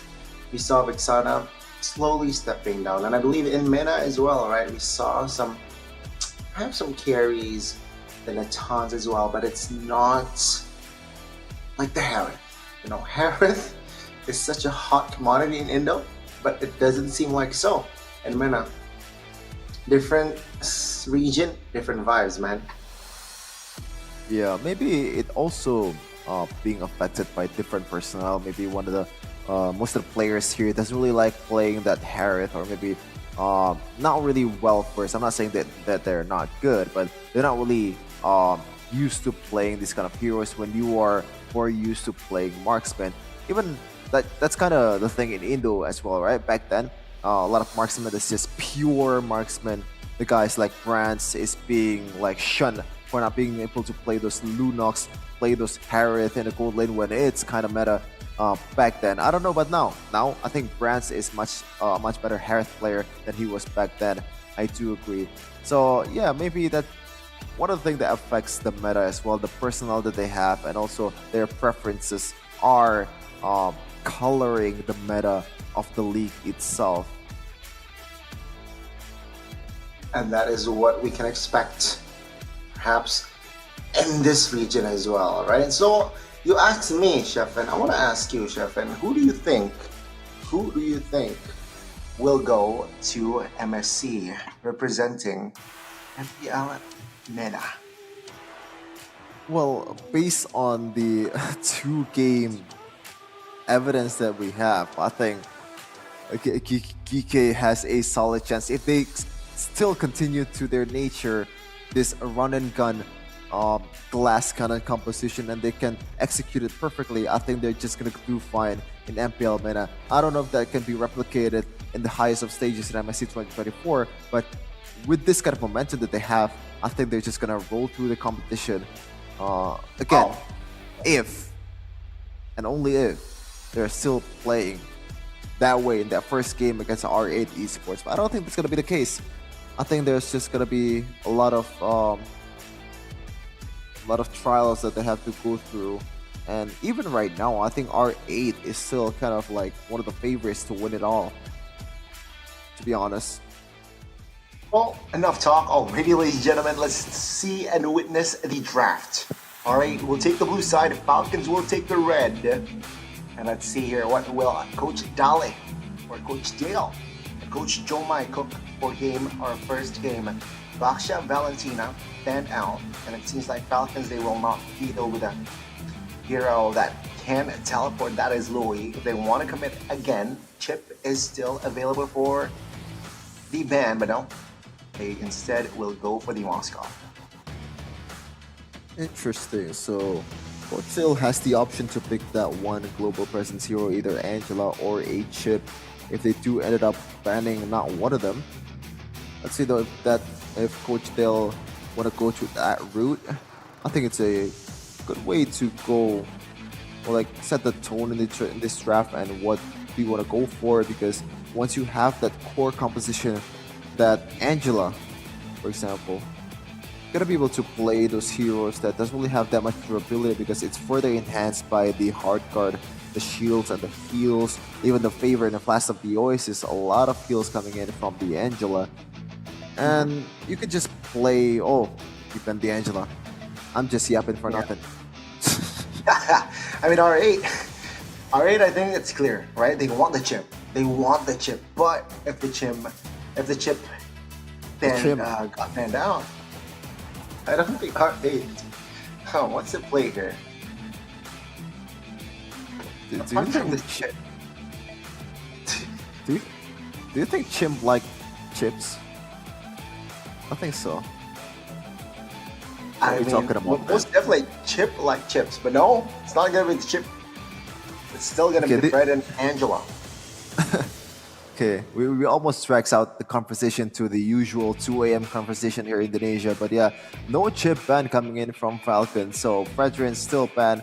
As you said earlier, Connie, Fredrin and Angela is still not gonna see the light of day, but Coach Dale though, this is the opportunity to pick that hero. Yep. Who would have thought? Chip 66.7% win rate. You know, if you can't do math, that's at least 1 out of 2, at the very least. I think it's more than that. High. Yeah, that's very high though. So let's see here the response from the side of Falcons. I think they're gonna go Paramus here early on. Paramus, and they might go Yuzong early as well, or the Churizla. I think it's a half. Oh, we forgot. Yeah, the Harrod being picked out by Team Falcons. This is definitely a force to be reckoned in the gold lane, and a Baratza as well, a hero that is gonna fallen off his grace in MPL Indonesia and MPL PH. Doesn't really see that much playing time in the playoffs, and if he does see some playtime, he's gonna get punished real hard by some of the heroes that we currently have in the meta. And you know, to be honest as well, if we're talking about objective taking, Baratza isn't really that strong of a hero as well. You kind of just rely on your retribution and doesn't really have that extra skill to further enhance the damage, the combo that you have with your retri. And at the end of the day, there's only one CC that Baratza offers compared to the Fredrin, compared to the Akai, which can provide you with continuous CC. I think that's one of the reasons why Baratza has been a non-priority in the playoffs of other MPL regions. But other than that, look at this. Roger and Vixana very mobile, very standard, and also Minotaur to punish some of the dives that Coach Dale or R8 Esports gonna bring to the table. Yeah, I think Minotaur is a good momentum breaker, right? Because with a hero that will dive on you, like the Chip, like the Roger, a good response is the Minotaur. Someone that can provide peel and also break the momentum, break the potential dive coming from the Roger or the Chip. Let's see those second phase. Very fast bans here from Santa Falcons. It's going to be the Churizla, eliminating another hero that can dive towards the back or just disrupts that back line. And good response from R8. Man, I think we can't really deal with split pushers now. So let's ban the Paquita out. Speaking about split pushers, there's another hero just that functions the way Paquito does. That is Benedetta. I know what you're saying. Yeah, there's no Benedetta at all in this 4 matches that we've played so far in this day. Now it is only 4 matches. Let's see though if that's gonna be the case. Still in game number 5 and game number 6, possibly game number 7. We do 1-8-2-1 here in the casting desk because that's gonna make the game even more interesting. And also the stakes are higher. And when you are down to your last life, one game decides your fate on whether you're gonna continue in the competition or not. It's gonna be much more exciting to watch. Most definitely, man. And you can see here the Falcons really respect Defender, right? Again, 2 bans in the second phase towards that EXP. Thamos being that last ban, and All right, they respond with a Faramis ban. I expected Faramis to show up in that first phase, but and again they prioritize more towards the Minotaur. So let's see here, Benedetta. Oh, we just mentioned Benedetta earlier. A hero that can pressure the far lane, adds killing pressure as well, and will show up in our first game of this match. Yeah, and a way to bypass some of the CCs that Jockey is gonna offer, right? Because the first skill and also the Eternal Guard, it's gonna be hard for you to bypass if you don't have that eye for an eye, electrifying a blow that has a lot of range to cover. Also, that Petrify can lock Jockey in place if it's needed. So far, I really like the composition coming in from Falcons. They wanna clash, and they also have some solution if they too have to split push in this Benedetta. Now the question is, what's gonna be the roundup here for both of these teams? It's going to be the Carmilla and also the Yuzhong. So Carmilla jungle, presumably, and also Yuzhong on the XP lane. First debut for Carmilla in this playoffs, and Novaria to close out the draft. And to be honest, Connie, like there is some slim possibility of this Benedetta going to the jungle, but I don't think that's gonna happen.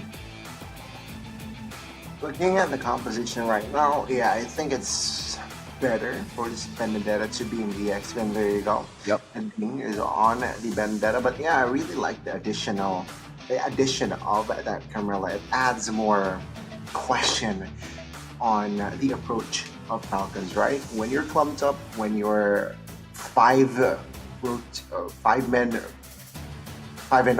with the rotation, 5 formation, what are you gonna do? Because Carmilla just negates all of that pressure, right? It will lock you up instantly and potentially actually initiate with that Carmilla. So let's see here the approach from the side of Falcons with the Barats. For sure. But yeah, I'm very surprised by the fact that with these frontliners that they have currently in the draft, there's also not much love being shown to export. Yes, we have seen him in a game with Sanji using it, but other than that, I don't see a lot of emphasis being put on export, especially after watching MPL Indonesia and Fluffy prioritizing the export on every tap that he is in. This is quite jarring, you know, because so far there's really not much assassin junglers. Wait, no, that's wrong. We've seen Ling and also Nolan, but that's 2 games from Mark, right? So other teams still prefer tank junglers. So why do you not want to punish the tank junglers with the fires of export with the true damage? I think that's an easy way to victory, at least for me. See the victory, yeah, I mean, I understand your point, but it's not as straightforward. But ladies and gentlemen, this is going to be the 10 heroes that will enter the Land of Dawn. Remember, one team will be eliminated. Will it be Falcons? Will it be R8? Please cast your predictions in the comments below, because why, Chef, and why do you have to cast your votes? Because you can get free diamonds right from Moonton. 500 diamonds is waiting for you to be picked up, and that's equals to 1 spin, or like 110 times draw of Jujutsu Kaisen event. And also maybe if you're gonna go for a Starlight, that's like 60% of Starlight, so you still have some diamonds to spare. Man, jump and check it out, right? 500 diamonds, predictions, cast your votes now. We'll pick 10 lucky winners. Straightforward, right? Put your member ID and server ID as well in the comments, and we will hit you up if you're correct with your predictions. So, ladies and gentlemen, almost, we are getting there. Remember, best of 3, 1 more life for both of the teams. Do or die in MPL Mena Season 5. I wonder what these players are feeling, because I don't really have the luxury, I don't really have the honor to be able to play in these kind of stages. is it like a mix of anxiousness, confidence? Like what's the ratio there? Or is it just full on, I just want to win, I don't care about anything else? I think it's a very interesting study if you want to do that. I think there's adrenaline, there's nervousness, and I believe there's pressure, right? Again, sometimes when you're faced with pressure, you will do great things, and that is, I feel like, a measure of character. If you can perform under pressure, man, oh man, you have a great character, I believe. Ooh, okay. So right now we're waiting for the games to start. I think we're just preparing ourselves for the game itself because we want to have a fair match, fair to everybody that's participating. Look at the faces. Yeah, I think they're just locked in, right? At this point, they need to be locked in, but still remain at this remain that sort of intensity, but in a controlled environment. You don't want to go overzealous. You don't want to overcommit. That will lead to mistakes, and mistakes will lead to failures. And they do not want to fail. They want to stay alive. They want to represent their country. They want to be the champions of MPL Mena Season 5 as well. Yep. That's the goal. That's the ultimate goal. Not only being the champions of MPL Mena, representing Mena. And it doesn't stop there. Going for glory at MSC 2024. You're technically home ground in Riyadh, Saudi Arabia. So you have that home court advantage. The supporters supporting your own region. Let's see though if that home court advantage will gonna do them any favor, because so far historically it's not really that effective either. The only time when home court advantage is something that's effective to the team that has it was M5.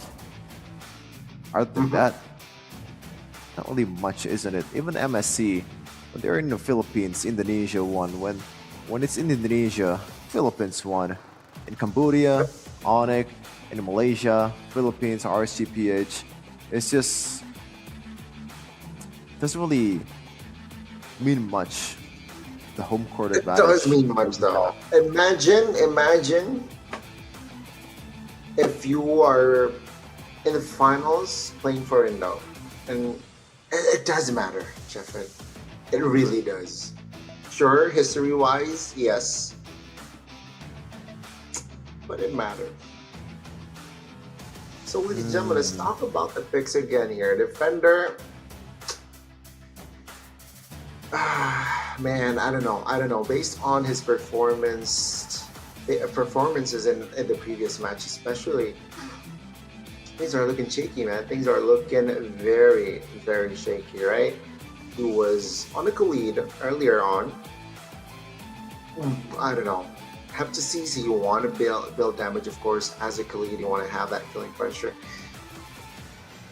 But it wasn't. There was no threat whatsoever from his lane. There was no threat whatsoever from his lane. So yeah, amazing stat there, by the way. But, ladies and gentlemen, we are going to stay a little bit here. We are going to build the suspense here before entering the Land of Dawn. Yeah, I like the pick though. Yuzhong from Defender. We saw some great plays for him in the international stages, and I do like the matchup of Khalid and Yuzhong as well. I think in a 1v1, once you get to level 4, if you want to trade, I think Khalid does have the advantage. You know, if you want to believe it or not, but Khalid's ultimate actually resets resets this passive from the Yuzhong, so you can't really have that spell from him. You don't really have that life stealing skill from the Yuzhong that he usually have to be procced on a Khalid. So it's definitely a huge advantage, and it made sense for them to pick a Khalid, even though in other regions out there, Khalid, is nowhere to be seen because it's much more conditional in a team fight. And once you go in, maybe the damage is not that great either, because this is at the end of the day a fighter, and you can't really expect like a huge damage even though you build a full damage character. Not like the assassins, not like the marksman, and this is a fighter, and I like the way Defender is playing it. I think he just doesn't really have the chance to show off his game-changing Raging Sandstorm with the flicker, and also some of his 1v1 prowess, because he's getting ganked way too often, and maybe that communications is not going well either when he's getting ganked. Wow. Still with the communication issue here, Chef, and okay, very much understandable. But yeah, again, I think now in this match, especially you're going up against Harith. Harith, it's a hero that is very swift, right? It's such a hero. It's so hard to catch a Harith, especially when he's on a purify. So that's going to be their main objective. Winning condition is kill the Harith. You possibly might win the fight. You will win the game. You will secure more objectives if the Harith's not on the board. So yeah, I mean, I think that's going to be their main objective here. Somehow, some way, target the Harith, take him down. That's GG. Yeah, and I do think there is a way to do it even without a proper CC lockdown like a Kaja or Franco.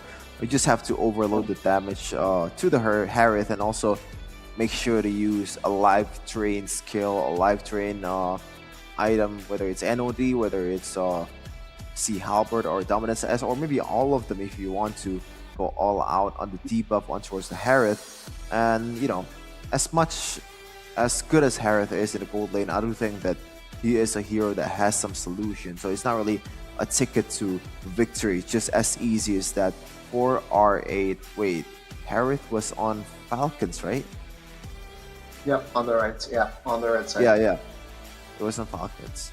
Let's see though. I think it really comes down to the execution, and I do really like the Carmilla pick against this kind of composition, because Carmilla further enhance some of the CCs that they have and also the damage that they have. And I think if they can combo it well, it could, lead to some of these unbelievable moments that we're gonna see in this next match or game.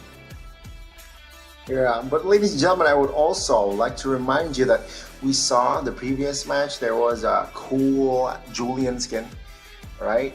What is that skin? Guys, hello, 8th of June, it's up and running. MLBB X Jutsu Kaisen collab skins.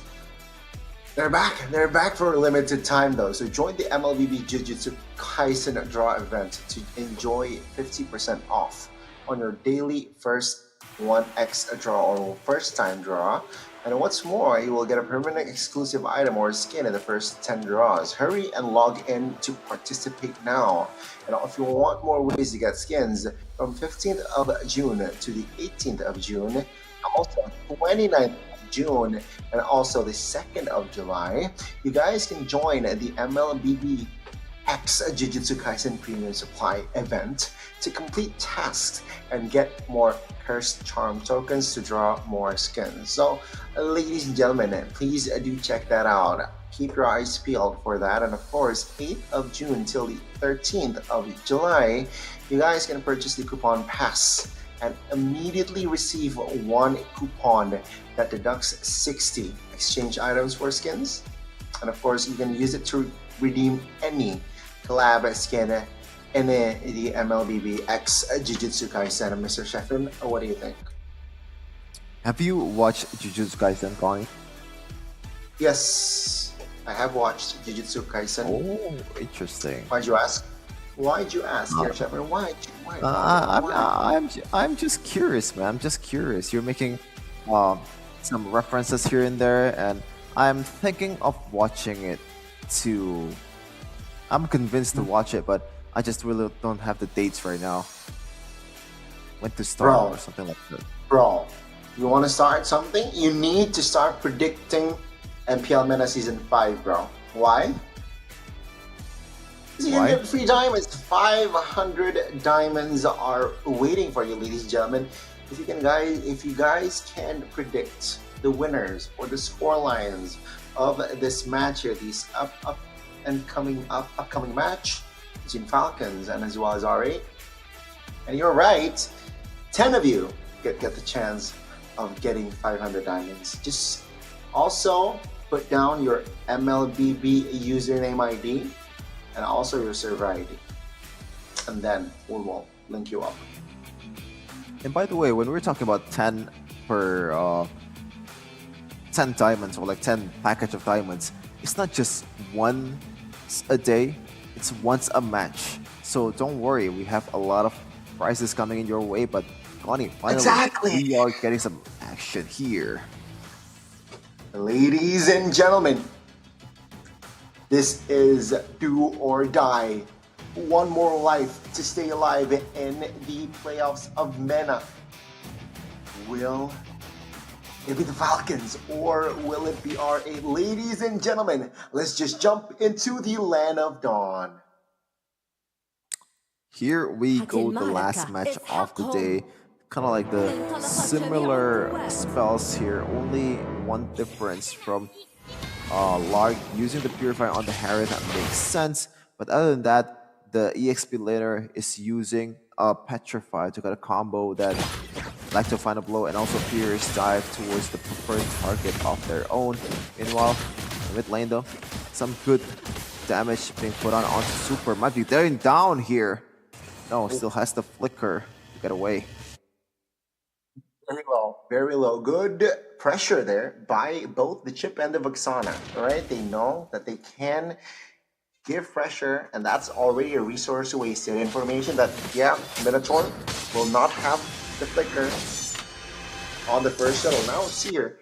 1v1 top lane. Oh, dang, actually winning on the trades, man. Level 2 versus level 1 defender is still struggling to get a level, and Ding is there with the final slash. Oh my lord. Eye for an eye to escape, and there you go. First blood goes to the hands of Falcons.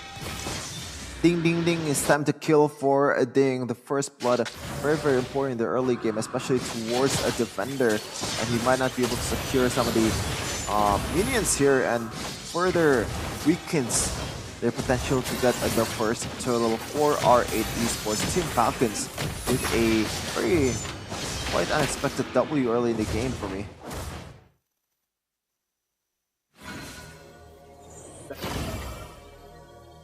10 seconds towards the next turtle here. No spells for defender, but also super ending. So that's 2 spells already wasted actually from the Falcon side. Will they be able to really control the turtle is my question. Let's see here. Lobardia looks for level 4 in the top lane. Meanwhile, Kenji somehow a little bit premature here. Opening turtle. Now they somehow get punished, right? With the solo kill, off camera kill in the bottom side of the map. Or some soul kills to start the game. Meanwhile, ultimate from Valentina or Carmilla is going to get chained up by some of the ultimates from Team Falcons. Look at this, who's going to secure the turtle is going to be R8 Esports with Bazo is going to get taken down is a Ding. A very cluttered team fight at a time. 4-2 currently for R8 Esports. Wow, what an execution there. You saw the link from the Carmilla. And with that, the crowd control was just definitely there. Again, we have, or Falcon have, Minotaur to break your momentum. Alright, they have the Carmilla, which is very nasty, very annoying as well. And now, Falcon, they have no compensation. Take a look at the gold here. Already a gap, 9,000 if you compare it to 7.7 thousand from the side of Falcon. So, yeah, they need a compensation ASAP. Yeah, for sure, especially for this Harriet Clark. He is a hero that thrives in the mid game. So if he does bad in the early game, that's not a good sign at all. You can't really stack up those gold and also those items to be able to pop up with the mid game. You don't have that path in the early game. Meanwhile, mid lane though, almost getting like the final blow. It still has item for 9. Ding finishes the job with one basic attack. He's trying to get away right now. Now Bazo gonna get one on towards Good Night.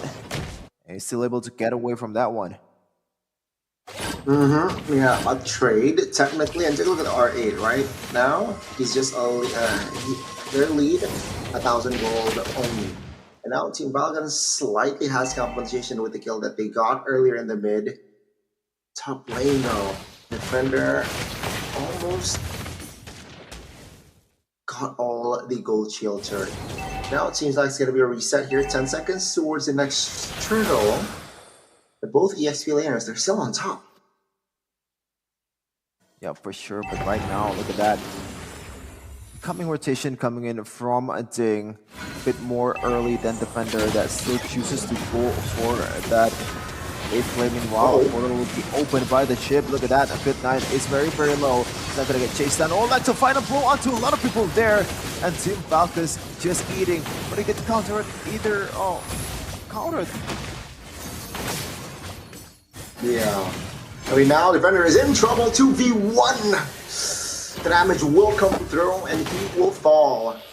Wow, very scrappy for both of the teams, rather. Now Falcons, though, it seems like they are in the upper hand to claim a turtle. Mind you, Kenji is still behind. And so, yeah, they will take it. They will focus.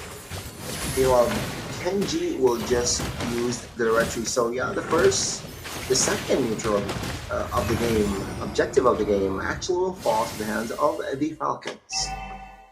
Still gold lead still. Inside of R8 Esports. Ding getting some good damage on towards the top lane. Meanwhile though, portal incoming maybe? Oh. Yeah, final blow. Committed 2v1.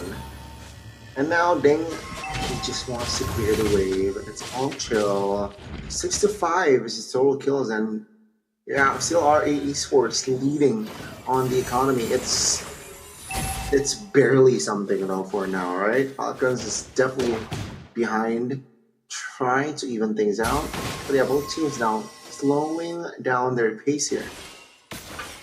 Interesting first item there from Bazo. He chooses to go for Oracle, I believe, even though he doesn't really have that healer in his team. Yes, Chip does get, or maybe gives you some bit of shield when you go through his portal, but I don't think it's really that worth for you to build an Oracle in the first item, but maybe there is some uses that I don't know that this team knows. Bazo knows in this case. Let's take a look at the items for these guys. See the Harith from Mark already getting the Starlium side. On the other side though, on his way to an endless battle is Speedy, quite speedy on his farming. 201 currently. He's just trying to pile up this gold with this farm. 7 minutes in here. You can see here both teams. Ding, take a look at this guy, man. He's so active. He just clears top and then rotates towards the mid. They're looking for opportunities, looking to punish if R8 is slacking off, right? And up to now, no one's slacking off per se. The Team Falcons now, they're more stabilized. There is more connection from their side in this game. Yeah, and right now they're catching up in terms of gold, already equal. That might have something to do with the fact that the wave clear from Ding is just much better than Defenders. Meanwhile, Crash Course, the mid lane, someone's going there, Speedy. Almost get taken down. One more basic attack will do the job. 2 kills right away before Ding. Meanwhile, though, the knockoff will get a lot of people there. Fierce dive. Doing does work. Try to get away is for us, Kenji. Try to get away from Bazo. Meanwhile, his kill is also secured towards the Yuzhong. It looks like Bazo will try to play catch here. Try to play oh my god. Pulling there. Yeah, wait. Oh, this is going from bad to worse, man. They lost the mid. Kenji didn't fall, and yeah, now Team Falcons, they have more space because of that mid base third eliminated. So now they need to think twice now whenever they want to go out towards the lane. Their mid is weak. Take a look at the top side now already, right? Is this a good idea? Roger taking on Benedetta alone. Sure, Ding has no petrify, but I believe he definitely can poke. Right now, R8 I don't think this is wise. Initiating Long Turtle when things are not going their way. Well, ultimate right away. Ministry can be used by Super. Look at that, Biding going to pile up there. A kill secured Abiding. And another kill right now towards the DPS of Team Falcons. Art goes down, and that might be a good sign for R8 Esports. A winning trade for them. Definitely, man. And take a look at the bottom side. Oh, a Ding versus Defender, man. Look at here, Falcons, they are already very, very much ready to commit and to contest this Lord take. Ding in position, looking for a push.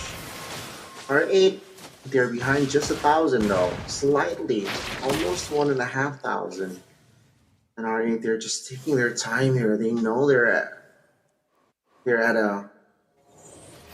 behind, so they're taking their time very slowly. How about Ding though? 732, responsible for 70% of the kills that Team Falcons has, and also 90% on kill participation.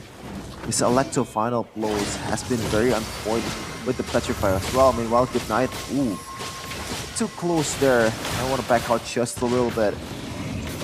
But now, with the presence of Chip, Speedy can catch up right away. Yeah, now Falcons, they need to be careful here because they want to blitz this. Okay, the return is welcome, committed. Now, Minotaur Fury, oh, it's not enough damage. It's actually come through, and R8, they are the victors. Carmela securing the Lord. Take a look at the mid side here. Lord trying to get away, trying to hide, finds one. 2 for 2, but still R8, they got the Lord. Yep, the good sign for R8 so far. Even though it's a bit cluttered, it's not really the prettiest Lord tech that you've ever seen. At the end of the day, still winning trade. 3-3 or maybe 2-2. Was the Lord, and now Ding might be trouble here. Dragon Tail connects. Defender getting some minor damage on towards a Ding. The Lord is already at quarter of HP and is gonna get taken down by Ding. So not much value from the Lord of R8. Now I have to look for more ways to get those items, to get those gold leads, to further enhance their current gold lead right now. Maybe no. It's actually... No, yeah, R8 Esports is leading, I'm sorry. 11 minutes now, still. I feel like it's anybody's game. Apart from that mid turret, yeah, let's see. But for now, it's Team Falcons who has control, but R8, what are they doing? Winning condition-wise, I believe all they need to do here is they want to pick fight as much as they could, alright? Because at this point, Roger is ready to fight. Use the chip. They can use the youth zone as well to bait out fights, and perhaps that is what they're trying to do in the bottom side of the map here. Falcon diving in, defender clearing, there you go, they want to fight, Eternal Guard pumped. Oh my god, the chip stuck though, Minute Fury committed. Wow, control is there, but oh, take a look at the minute death! Oh my goodness gracious. With the final blow, perfectly timed, and he is going to enable his team to get the first wiped out in MPL Mena playoffs. 10-3-5. Ding is an absolute monster on this Benedetta. Why haven't you played it earlier, bro? This is just insanity. A really good execution of that. It looks like it's going to be the end for R8 Esports in this game number 1. They're just going to blitz this. Team Falcons, with their talents, will take down R8 Esports in this game 1. The first seed of the regular season is on the brink of elimination. What the heck was that, Chepin? I did not expect that to be true, but they managed to get a win out of that wipeout, man. What? What happened? What happened, man? What happened? That fight, I thought it was in favor for a moment for the side of R8, but then the Benedetta showed up. I already saw, man. I saw Ding from the backside. He smelled blood. He knows that he smelled blood, and with that final blow, Petrified connects on towards 3 or 4, I believe. Yeah. Enables his team to keep winning the fights. And that's wiped out. That's GG. The timing couldn't be more perfect as well. No minions. They got the mid wave. GG, well played. Wow. Wow, indeed. That's what Falcons do, man. They're waiting for the rabbit to come out of the hole and just pounce on it. And they're just feasting on it. And I think when he actually executed that Alexio final blow, the hitbox is also further enhanced by the fact that Novaria is also there. So it's a bit more effective when you use the Elective final blow. You don't have to use your Petrify or maybe just execute your Petrify perfectly because there's already an enhancer, a debuffer on that Novaria. And obviously, I don't think we have any say on who's the MVP was, but it's for sure a dig on this Benedetta. Full damage with Heptasis, Sea Halberd, and Malefic War, and also Endless Battle, rocking that fighter emblem, and also that Penetration, Festival of Blood, and wow, whatchamacallit? Sea Halberd. No, the emblem. Oh, I'm having a brain fart right now. Oh, it's all right. It's all right. You're drawing blanks, but yeah, I mean, what a performance, right? What a performance from Ding. He from start to finish. During his lanes, he was so active. Top lane, going to the mid lane, looking for opportunities, and take a look at Ding right here with the flanks. Final blow finds the Petrify on towards 4, and there you go, and just deleted instantly. And with that, the timing couldn't be more perfect, right? No minions spawn. No, oh my god, so close, 13 minutes. It's all it took, man, it's all it took. Yep. I think it's very unfortunate for R8 as well, the fact that they are fighting in that place and just getting wiped out at that point in time, because at that time the gold lead was pretty much equal, and you could see it kind of build up to a game where it goes down to like a 30-minute or like 25-minute game or something, because no one's pulling the trigger and everyone's just being very, very patient. But out of nowhere, ding, ding, ding, it's my time with the Electro Final Blow and the Petrify, as we take a look at the stats and also the emblems here from these teams. Let's take a look at Good Night though. Still using that Wilderness Blessing, and it looks like for all the mid laners out there in Mena or in other regions out there, the rotation speed is something that they're looking for with that Wilderness Blessing, still with that same pattern over and over again. It makes sense. As a mid laner, you have the luxury to go from the top lane to the mid lane again, to the bottom lane, to further help your team to be able to deal damage, and also just enhance your team in a team fight. Look at the damage dealing percentage. Benedetta from Ding, 31% as an EXP laner. That is something that you don't really see every day, and Ding was definitely, without a shadow of a doubt, the MVP of that game by a landslide. Yeah, I mean, what a performance, right? We saw the disconnect in the previous game, in the first match of today, with Ding, with the others on that Terizla, but in this game, it does not matter, man. When you have that killing pressure, Terizla, penalty zone, first skill, second skill, done, right? But with the Benedetta, there's killing threat, there's killing pressure, and that is what I feel like Ding can shine with. A hero that can kill. You saw what he did with the Benedetta. Final blow, looking for flanks, looking for the perfect timing. He knows who to target as well in that game. What a game. Second game, I think they, R8, need to somehow respect this Benedetta. Maybe just play a bit more strategic, because when you are clumping up as a 5, that is pretty much food for any Benedetta player out there with the Petrify as well. That combo will do a lot of damage to your to your units, even though if you are a tank as well, because he already built some penetration item in Heptasis. There's some penetration stats in there as well, and some true damage in the Endless Battle. So it doesn't really matter if you are the one that's tanking or you are the front line, you're still gonna receive a lot of heat from the Ding man himself. Let's see though if that's gonna be the case in game number 2. will the Benedetta be banned, especially on the second phase, or maybe they'll prioritize it more on the first phase? But I don't think that's gonna be the case, because usually when we see XP lane, it's gonna be something that's not really prioritized. It's more of a like a 2 last picks, I guess. Yep, it depends, right? If you're really comfortable, then maybe, because we saw Terizla being picked up in the first phase a couple of times as well today. But yeah, mostly it's the XP has been in the second phase to be picked, right? To be picked up. So yeah, we might see it again in this match. But overall, what a performance here by Ding. Man, the timing so perfect. Chef's kiss, of course.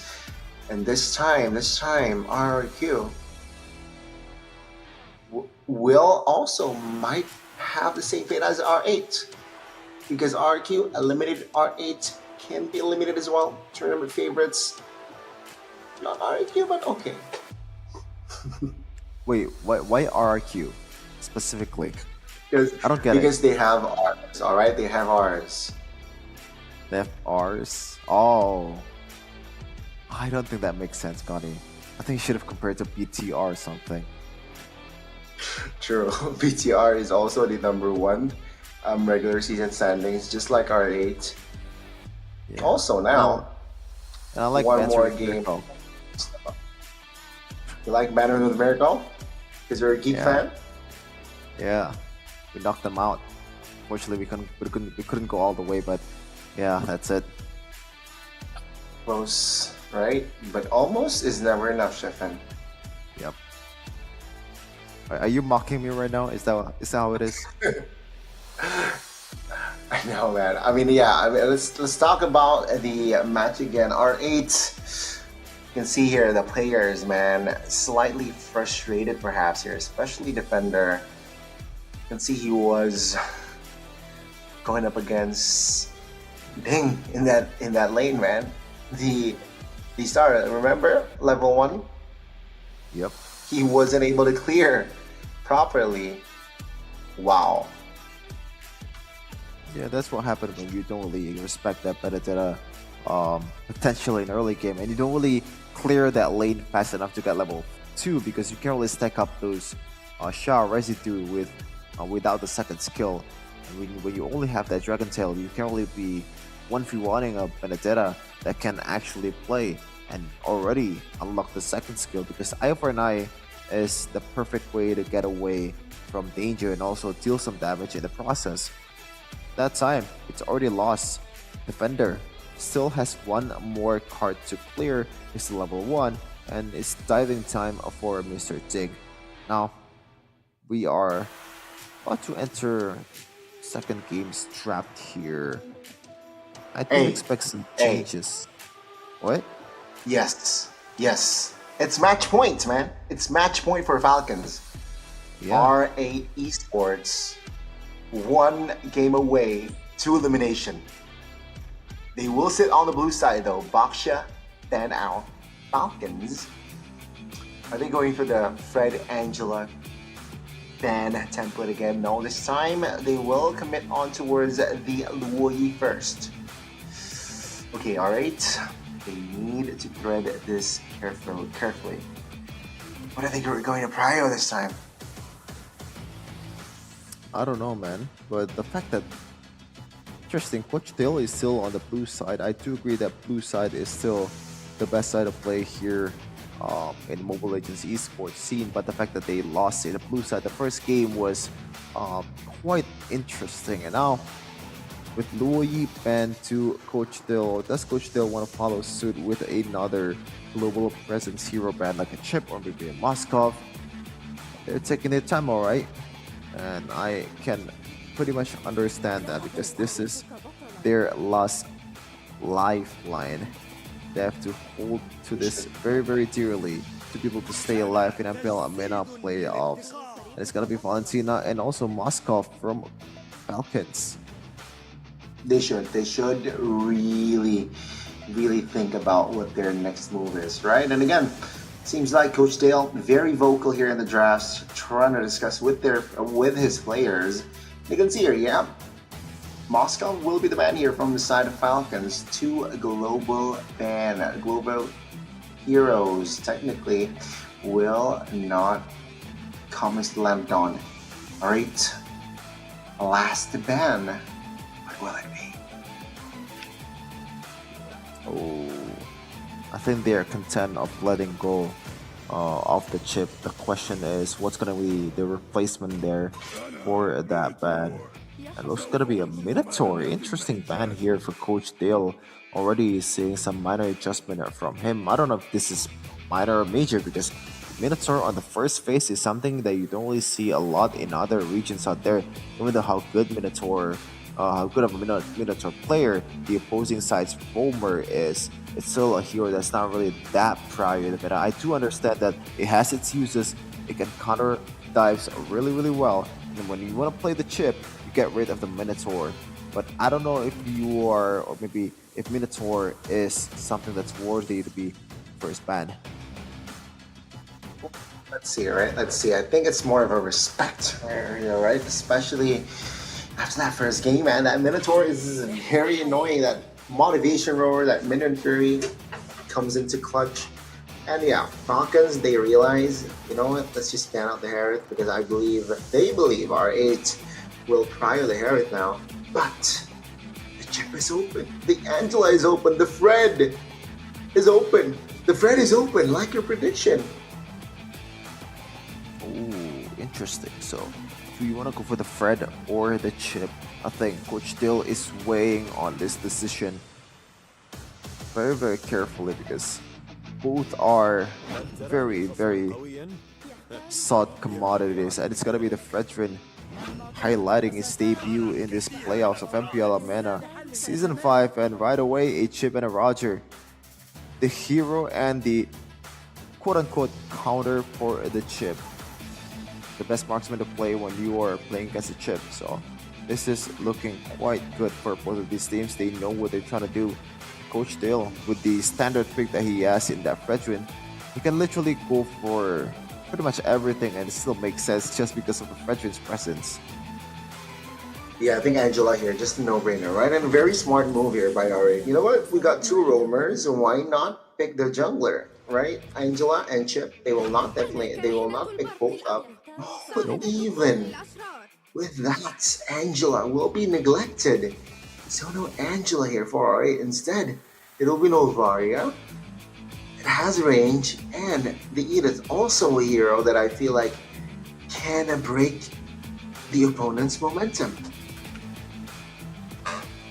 When you have the option to pick an Angela here, if you are Falcon, and maybe run it up with Inaton in the second phase of picking, that's an idea, right? Because you're still lacking on that magic damage. You kind of sacrifice that mid lane presence, that mid lane damage from the possible Farsas, the possible Luo Yis and Lilias and all those stuff. You place it with a healer that enhance the capability of another hero. Now you picked another ton. But it's going to be, what is that? Go to the Oh, it's Paramis. So, oh man, I'm just yapping for nothing. Bro, come on now.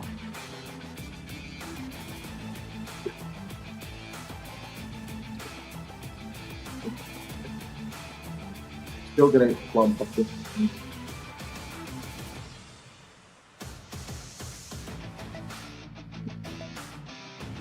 Yeah, I know, Faramis, without the presence of Valentina, it's going to be hard to counter this one. You have to layer your CC, you have to layer your damage to be able to bypass the presence of the Faramis. And mind you, usually in MPL Indonesia or maybe MPL PH, the one that uses Faramis is the side that's more likely to win, because it kind of gives you just an extra life, which is in a way kind of unfair, even though there's been a lot of revamp, like nerfs, but it's still one of the prime heroes in the mid lane, and it's not really that conditional either. You can use it pretty much anytime unless the opposing side has Valentina. Yeah, exactly. So now, what will they go for here? What will...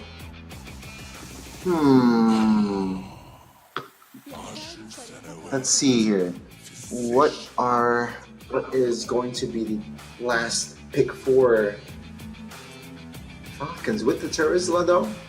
Will gonna be the penalty zone combined with the chip. Oh, I don't know. Is it enough to enable this composition with the Turisla pick? Oh, you can see right away an Arlet and a Clint making its debut in MPL Mena playoff season of 5. Responded with a Nolan. They want to play fast. Just pick a Nolan. And with this kind of composition, to be honest, when you have the chip, you don't really have that proper pickup. You just kind of leverage it with the fact that Nolan just deals burst damage and can chase you out quite fast as well. So I think I'm kind of also leaning towards Team Falcon's draft at this time.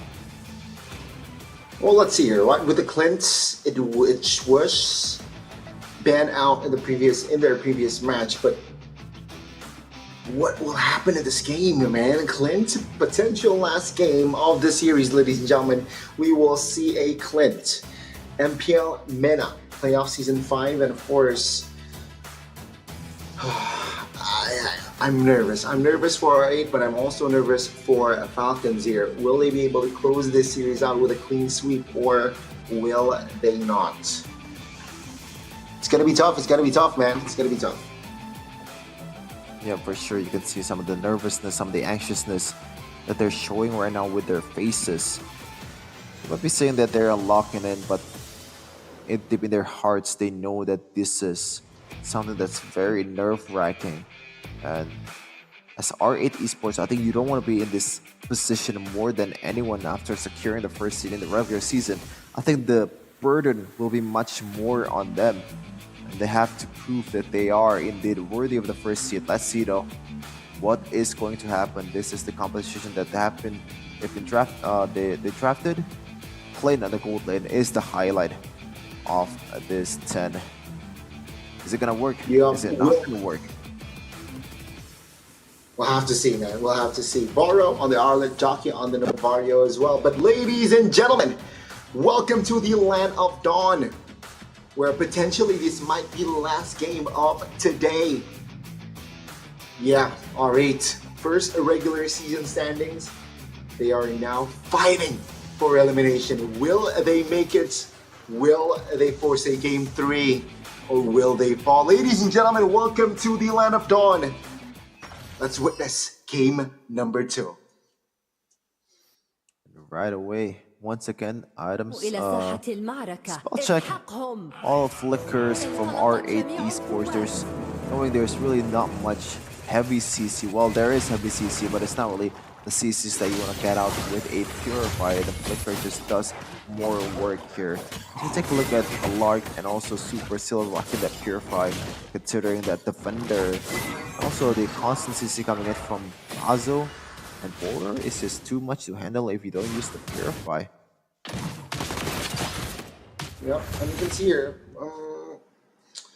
both teams already a very, very ambitious starter. Super and Lark in the gold lane. Somehow this chip is trying to babysit this Roger going up against Clint, because Clint is very strong that early. So yeah, they do not want to lose on trades in the gold lane. Yeah, he's just gonna keep camping there the whole way, I think. Just giving enough room for Lark to pop up and to get this gold quite easily, because as non-meta as a Clint is, he's still one of the best laners in the whole entire game right now in the hands of Speedy. Let's see though if the farming will also be very, very speedy. Yeah, and for now it is not clear, but in the mid side, actually Arlet below 50% HP there. Still holding on to his flicker though, so yeah, it's still a-okay for that trio fight. 100% potential. No spells wasted yet from both teams though. Defender now trying to bait out a fight here. Bazo is in the vicinity alongside the Novario, but now Bazo jumps in. Does not quite connect, so they cannot really put the threat in top lane. good damage there coming in from the Navaria, getting 2 in 1, 2 birds in 1 stone, and now Bazo obviously with the Petrol has the advantage in terms of the objective battle. Yep, now it's your Falcon still. Oh, that Astral Echo spots 4 man, and that will force Falcons to back away slightly now. Good onwards, on towards 1. Ding in trouble. Penalty zone does not connect on towards anyone though. Let's see here, Ding. Trying to find cover. Oh my goodness, good catch there by Chip. Taking the turtle now with another round. They want to fight. Boro stuck super as well, but no casualties. Actually, look at that first neutral objective tank. Yeah, for sure. Something that Team Falcons is very, very happy about, especially when the whole team is just almost in the brink of death. They ended up with more dollars than anyone else in the game.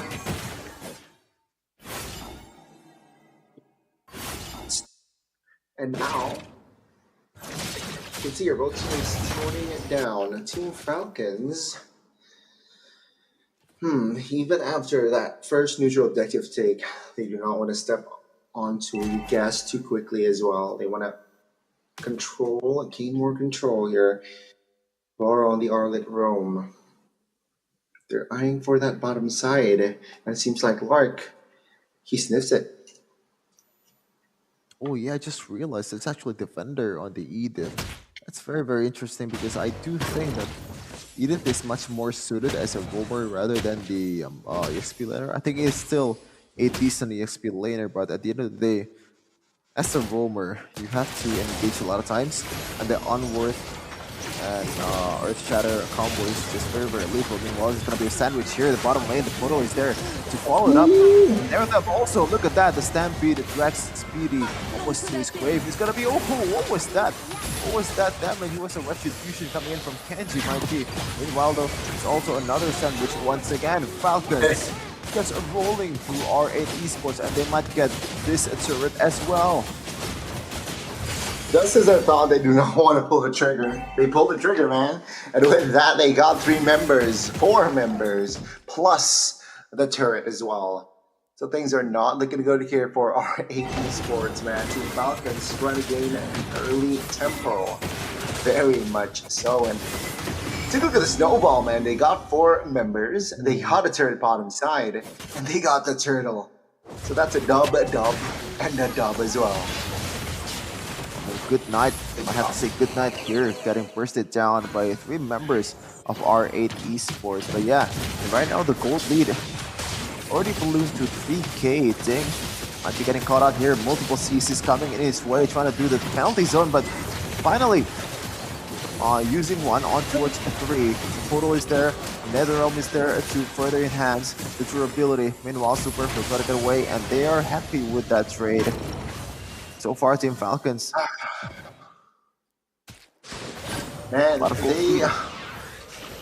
they want to re-engage as well, right? Take a look at this initiation, man. It was killless. But after that teleportation, got to Speedy, very low. Kenji, nasty execution as well. And they got another. And with that, 17,000 economy-wise here. Oh my goodness gracious. Yeah, the retribution hits as well, and Speedy very low, forced to use the recall, and this is why Clint. Man, if you lose the early game with the Clint, it's not gonna be a good time entering the mid phase. So yeah, Team Falcons, they're capitalizing that fact. Okay? A-okay. And you also gave a Nolan Kenji Stone 4 kills in early game. That's something that you shouldn't do against an assassin. Meanwhile, though, final slash on towards 2 penalty zone with the response. Corso being put down. Meanwhile, it's gonna be Nolan coming in. Kenji just cleaning the house. Meanwhile, Ding taking some hit in the front line, just taking all the damage. That was actually Lark who secures that one first kill into the game as the DPS of Team Falcons. And it shows right now the top and bottom side of the chart has fallen, so yeah, more space to play around with here. Team Falcons, they are moving towards the last neutral objective. I don't think R8 should contest this. I don't think this is wise. Let's see, though. Falcons, they want to contest Defender. Next, the crowd control, but no follow-up, of course. And yeah, no play whatsoever. Borlo jumps in, Bing still soaking damage. Bowzo trying to find the retribution. Oh my goodness! The realm committed. Oh, take away the damage here. Kenji secures the turtle. Low HP defender flickers out. But actually, Bowzo is the one to fall. And take a look at Boro. Isolated in the 5-man Falcon. That's another kill onto their board. I don't want to say this too soon, but I cannot believe that I'm seeing a build-up towards an even bigger meltdown than Bigichan Alpha in MPL Indonesia. They didn't even get a single game if they ended up losing this one, R8 Esports. Looking at the items, oh my goodness, look at that. One kill also secured towards Defender. And I don't think Bazu has even one item secured at this point of the game.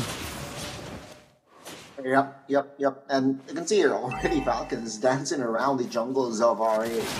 Things are looking bad from bad to worse here. And you can see Falcon again engaging. At this point, they do not care if it's a 1v4, 2v4, 4v4, 5v5. They want to fight now. They want the top lane. Invasion though, penalty zone connecting on towards still. The damage it's not there just yet. The Boro will fall surely. Oh, there you go. Then secures it. Another member will fall here. No follow-up damage whatsoever, but Bazo says otherwise. It's a 2-for-1. A good night. Has the passive and is back in the Land of Dawn. And they might go for more here. Speedy, good night, baby. Kenji secures the kill. Now Bazo is in trouble under the turret. A super secures it, and the base will fall as well. Team Falcons, man. They're flying high. They're soaring high in the Land of Dawn. And this is like 8k per 8 minutes. This is something that usually Onyx does in MPL Indonesia, and they're replicating it in the playoffs of MPL Mena. Season of 5, Kenji already securing a much needed item there in Malefic Roar. Now everyone in the front line will get easily bursted down by Kenji's Rupture. They're gonna move on towards the Lord, and looks like there's absolutely no contest whatsoever. The lead, a balloon to 9k gold lead. Super already eyeing for a portal here.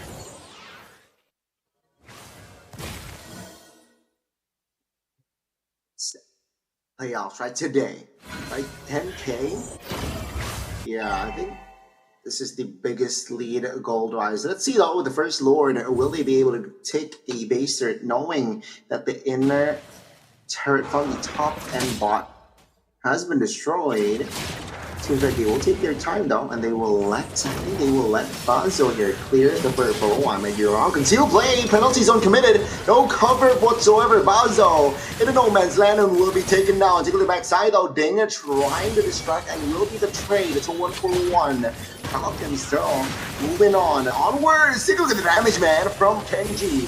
Actually almost takes Defender down. But he still stands. Team Falcons restabilizing Lord. They're still marching top lane. A bit aggressive there coming in from Ding, just going for a penalty zone on towards one member, and that's not really the most important member at that. It's Basil. As a utility tank jungler, you should pick out your targets much better, and preferably doing a penalty zone on towards multiple targets. When you already have one, then most likely you're just gonna end up just getting one. And when it's traded to one, then it becomes an equal trade that further benefits R8 Esports in this kind of situation. A bit more patient is what Team Falcons need. Yes, they are in the air right now. They are flying high, but at one point, it's gonna go down. It's gonna come down. Who wants this team earlier, man? It's so sharp. They're so sharp. They're so well coordinated. Take a look at Lark, 207. Shout out to Super as well, 1011. And of course, Kenji. Wow, he's an assassin, man. He is an assassin. 605 on that Nolan. The Team Falcons now, they're very comfortable in doing anything. All they need to do is make sure that every objective on the board goes to the hands of Team Falcons, and they're A-okay, my guy. They're A-okay. Yeah, and shout out to Bazo as well, Connie. He's recalling down 10k gold lead in 11 minutes. That takes a lot of bravado, but yeah, let's see if that's gonna pay off in the second game. In the brink of elimination, Bazo is still very confident, still has the swag that he has inside of him. Now, Team Falcons is just gonna take this slow, freeze the waves, and try to get the Lord as safely as possible. They have the utility that they need, they have the tools that they need to be able to secure this one. Unless it's gonna be some miracle play coming in from Bazo, I don't think the momentum, like the game, is gonna swing towards R8 Esports anytime soon. What are you gonna do if you're R8, right? They're behind 10k. Pray. Cannot do anything. Of course, yeah. I think they just want a blunder. They're hoping a blunder here from Falcons. Which I don't know. I don't think will happen if they keep this up, right? Falcons, they know their limits. They know how to poke around the bear. But yeah, Team Falcons need to be careful to not wake the bear up. Because R8, they technically still has a chance to bounce back, and there's a massive blunder from Falcon's side. Yep. It does take, when you say massive, it really is massive, like a 5-man dive without really no care in the world. That's you though. It's just going to be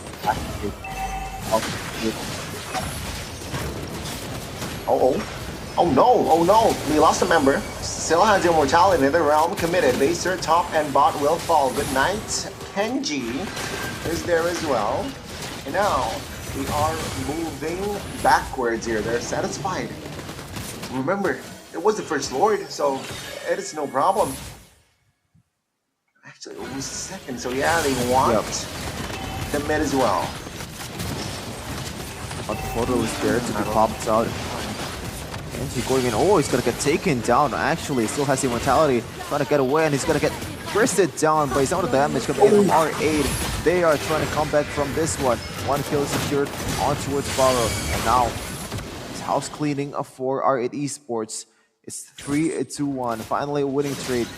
Something to build, something to put their hopes on at this stage of a game. Man, again, the Falcons, we mentioned it earlier, they may need a brother. Oh my goodness! The Lycan bounce will take a Fredrin down. Now, Speedy, what will you do all alone? What would you do? Of course, you will be taken out. Falcons, they have recovered from that mistake. Now, R8 Esports, they were slightly on the offense, but now they are back. Full defense. Wait a minute, is this endable? That was almost identical. Okay, no, Bazo is respawning in a second. I don't think they're gonna force this anytime soon, or do they want to go for this one?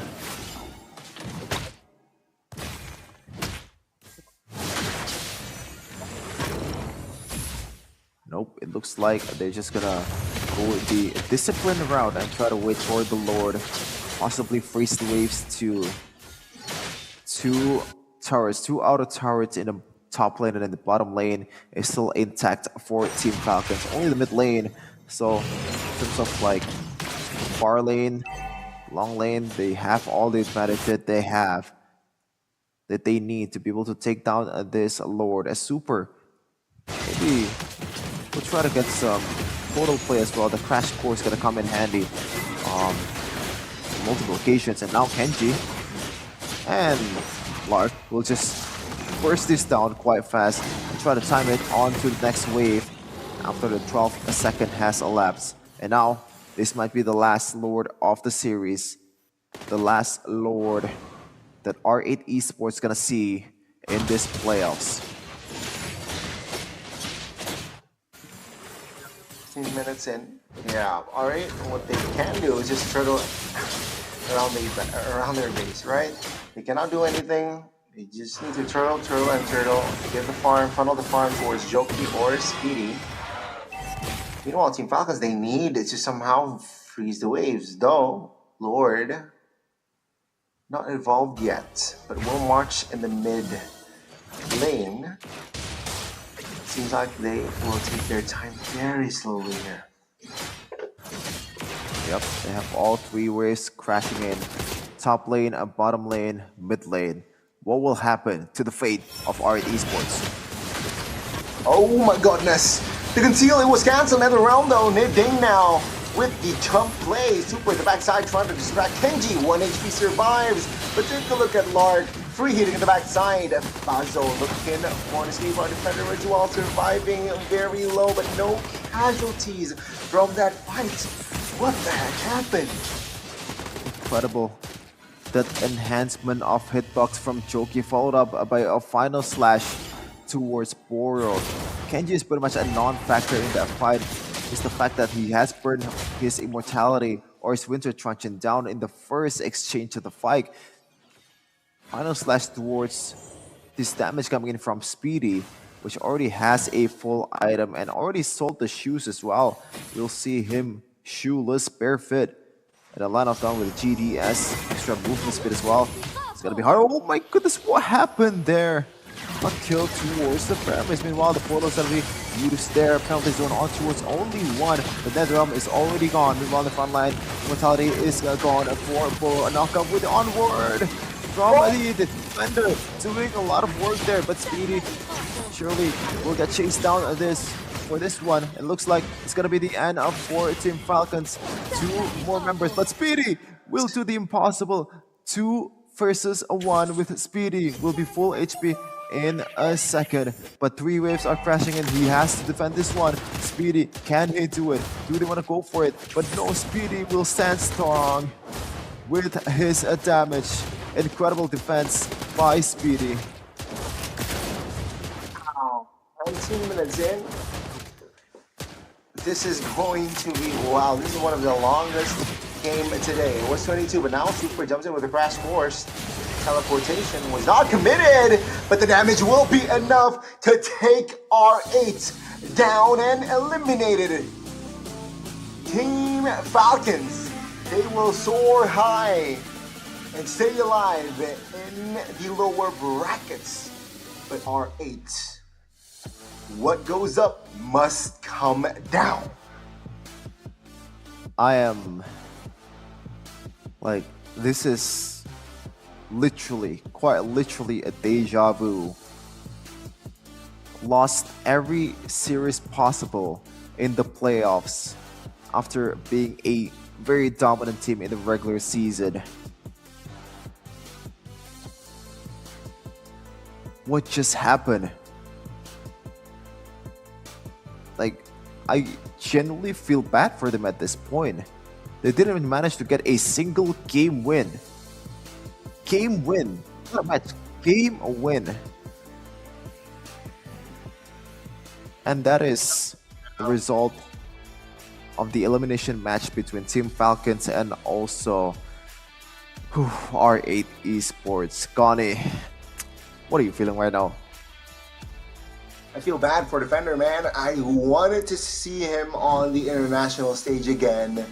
But unfortunately, even though their spotless run almost right in the regular season, it means nothing in the playoffs. They lost to Geek and they lost again going up against Falcons, also in a tournament favorite, by the way. Kenji, whoa, that Nolan, practically unstoppable. No one can lock him down, and from the early game, he was farming like crazy. Nobody was able to punish him per se. Sure, damage was there, Clint, maybe, theoretically, but in that line of dawn, in that game, they were unstoppable.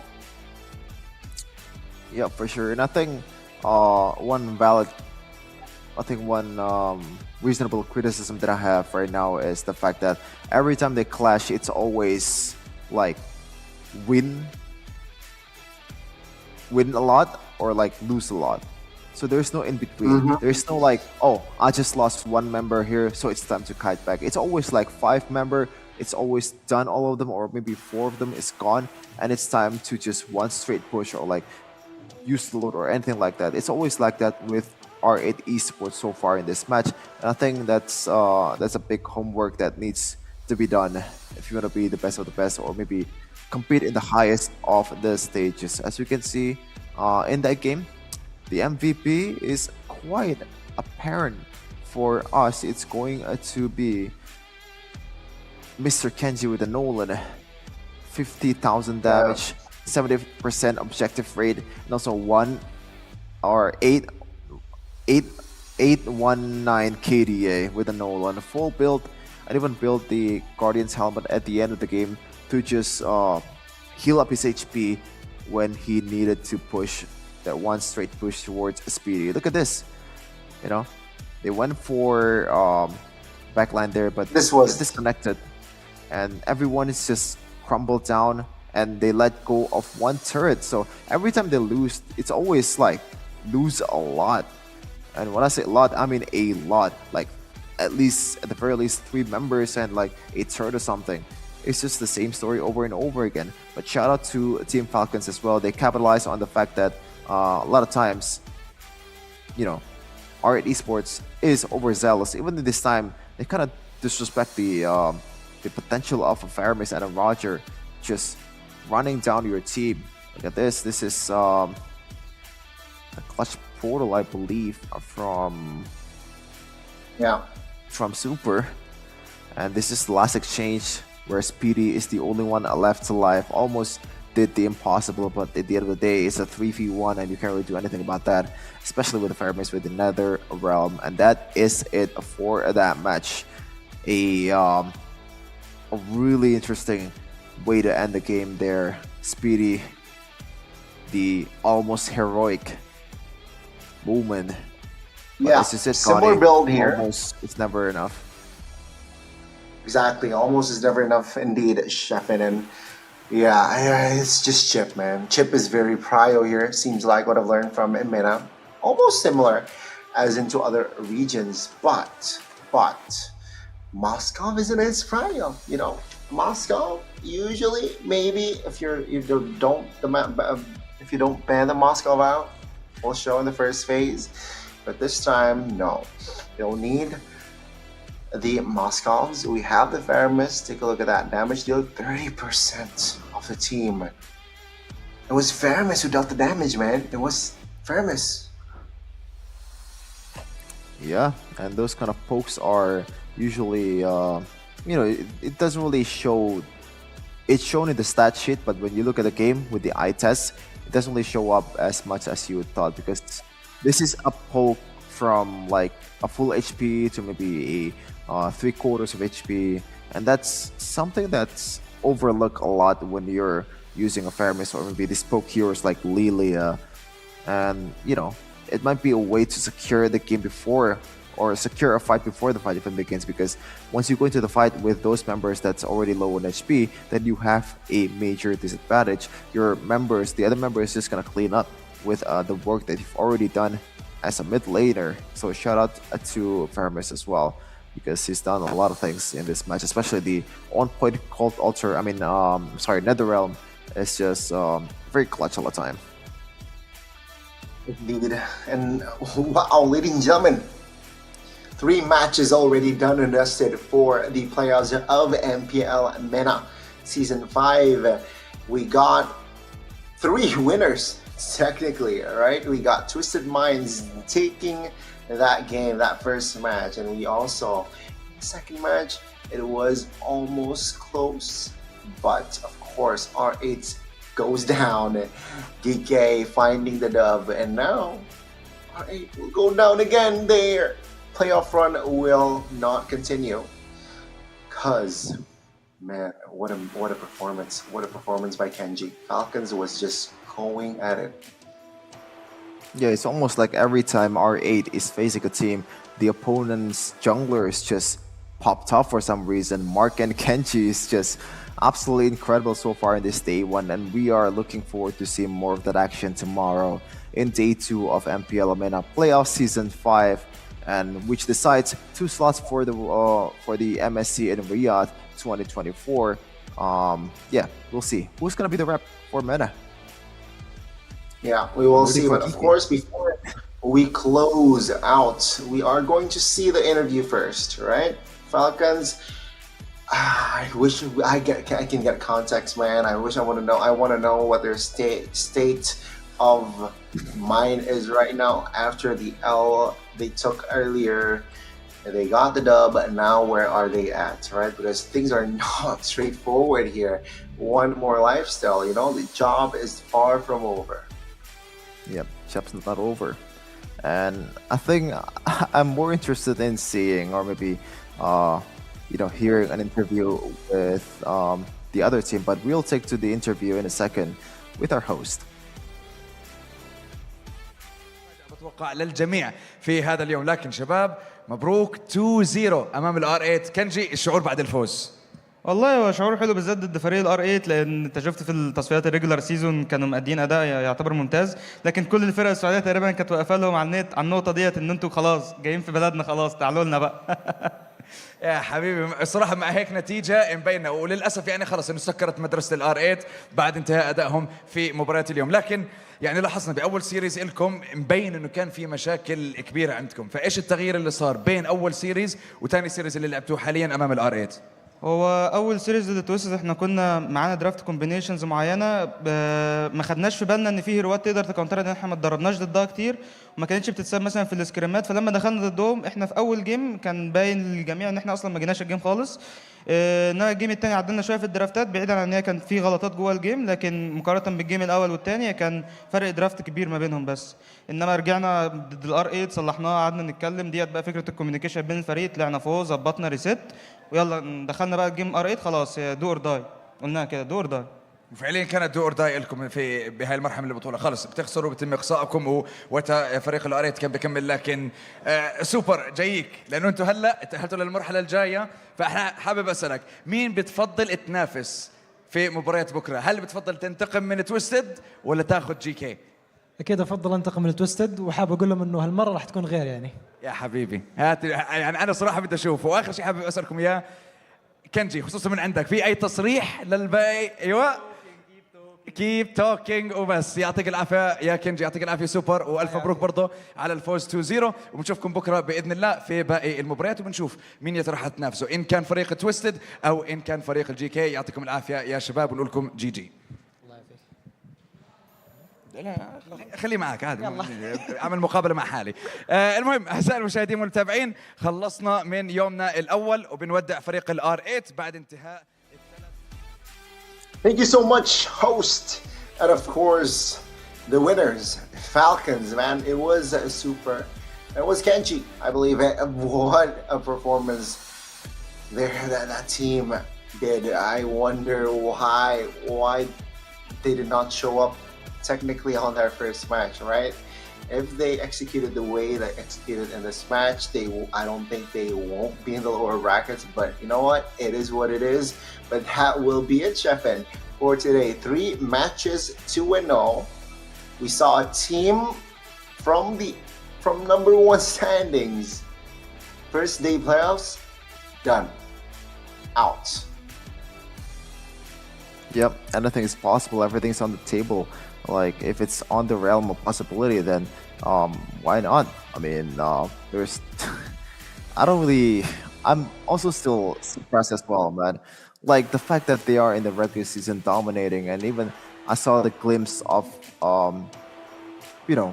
really good, well-built team with a really good synergy in the first match that they played, but in the second match it was like, what is this team? But as we take a look on it, on the updated bracket here, Falcon will go on the next stage, and tomorrow we have 2 matches between Twisted Minds and also PK, and then a Falcon with the loser of match number 6 of Twisted Minds or Geek. So yeah, and let me remind you all that lower bracket match was it's best of 5, right?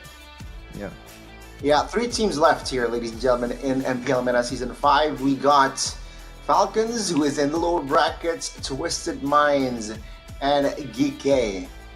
3 teams, 2 tickets for Riyadh.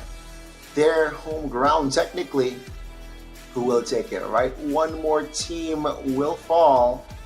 One more team will enter MSC, but one team will enter MSC and become the champion, ladies and gentlemen. MPL's Mena Season 5 is coming to a close, so stay tuned, ladies and gentlemen, because the drama, the climax is still coming. All right, ladies and gentlemen, and that will be all for today. 3 matches again, done and dusted, 2-0. Thank you so much for staying tuned. I'm not alone. Sheffin, final thoughts. I think it's been incredible, man, and best of luck for all the players that will play tomorrow and all the teams. And let me tell you something: if you lose as the third placer and not going to MSC, that's probably one of the worst way possible to end the playoffs. Yes, you do end up as a third placer, but that really hurt, man. That really hurt, let me tell you. Oh So do your best to play the hardest in the next game, whoever you are, and try to get the MSC berth. Again, will the lower bracket meta, quote unquote, Falcons be able to clinch a MSC spot or even become champion, right? Evo's Glory, they were from the lower brackets.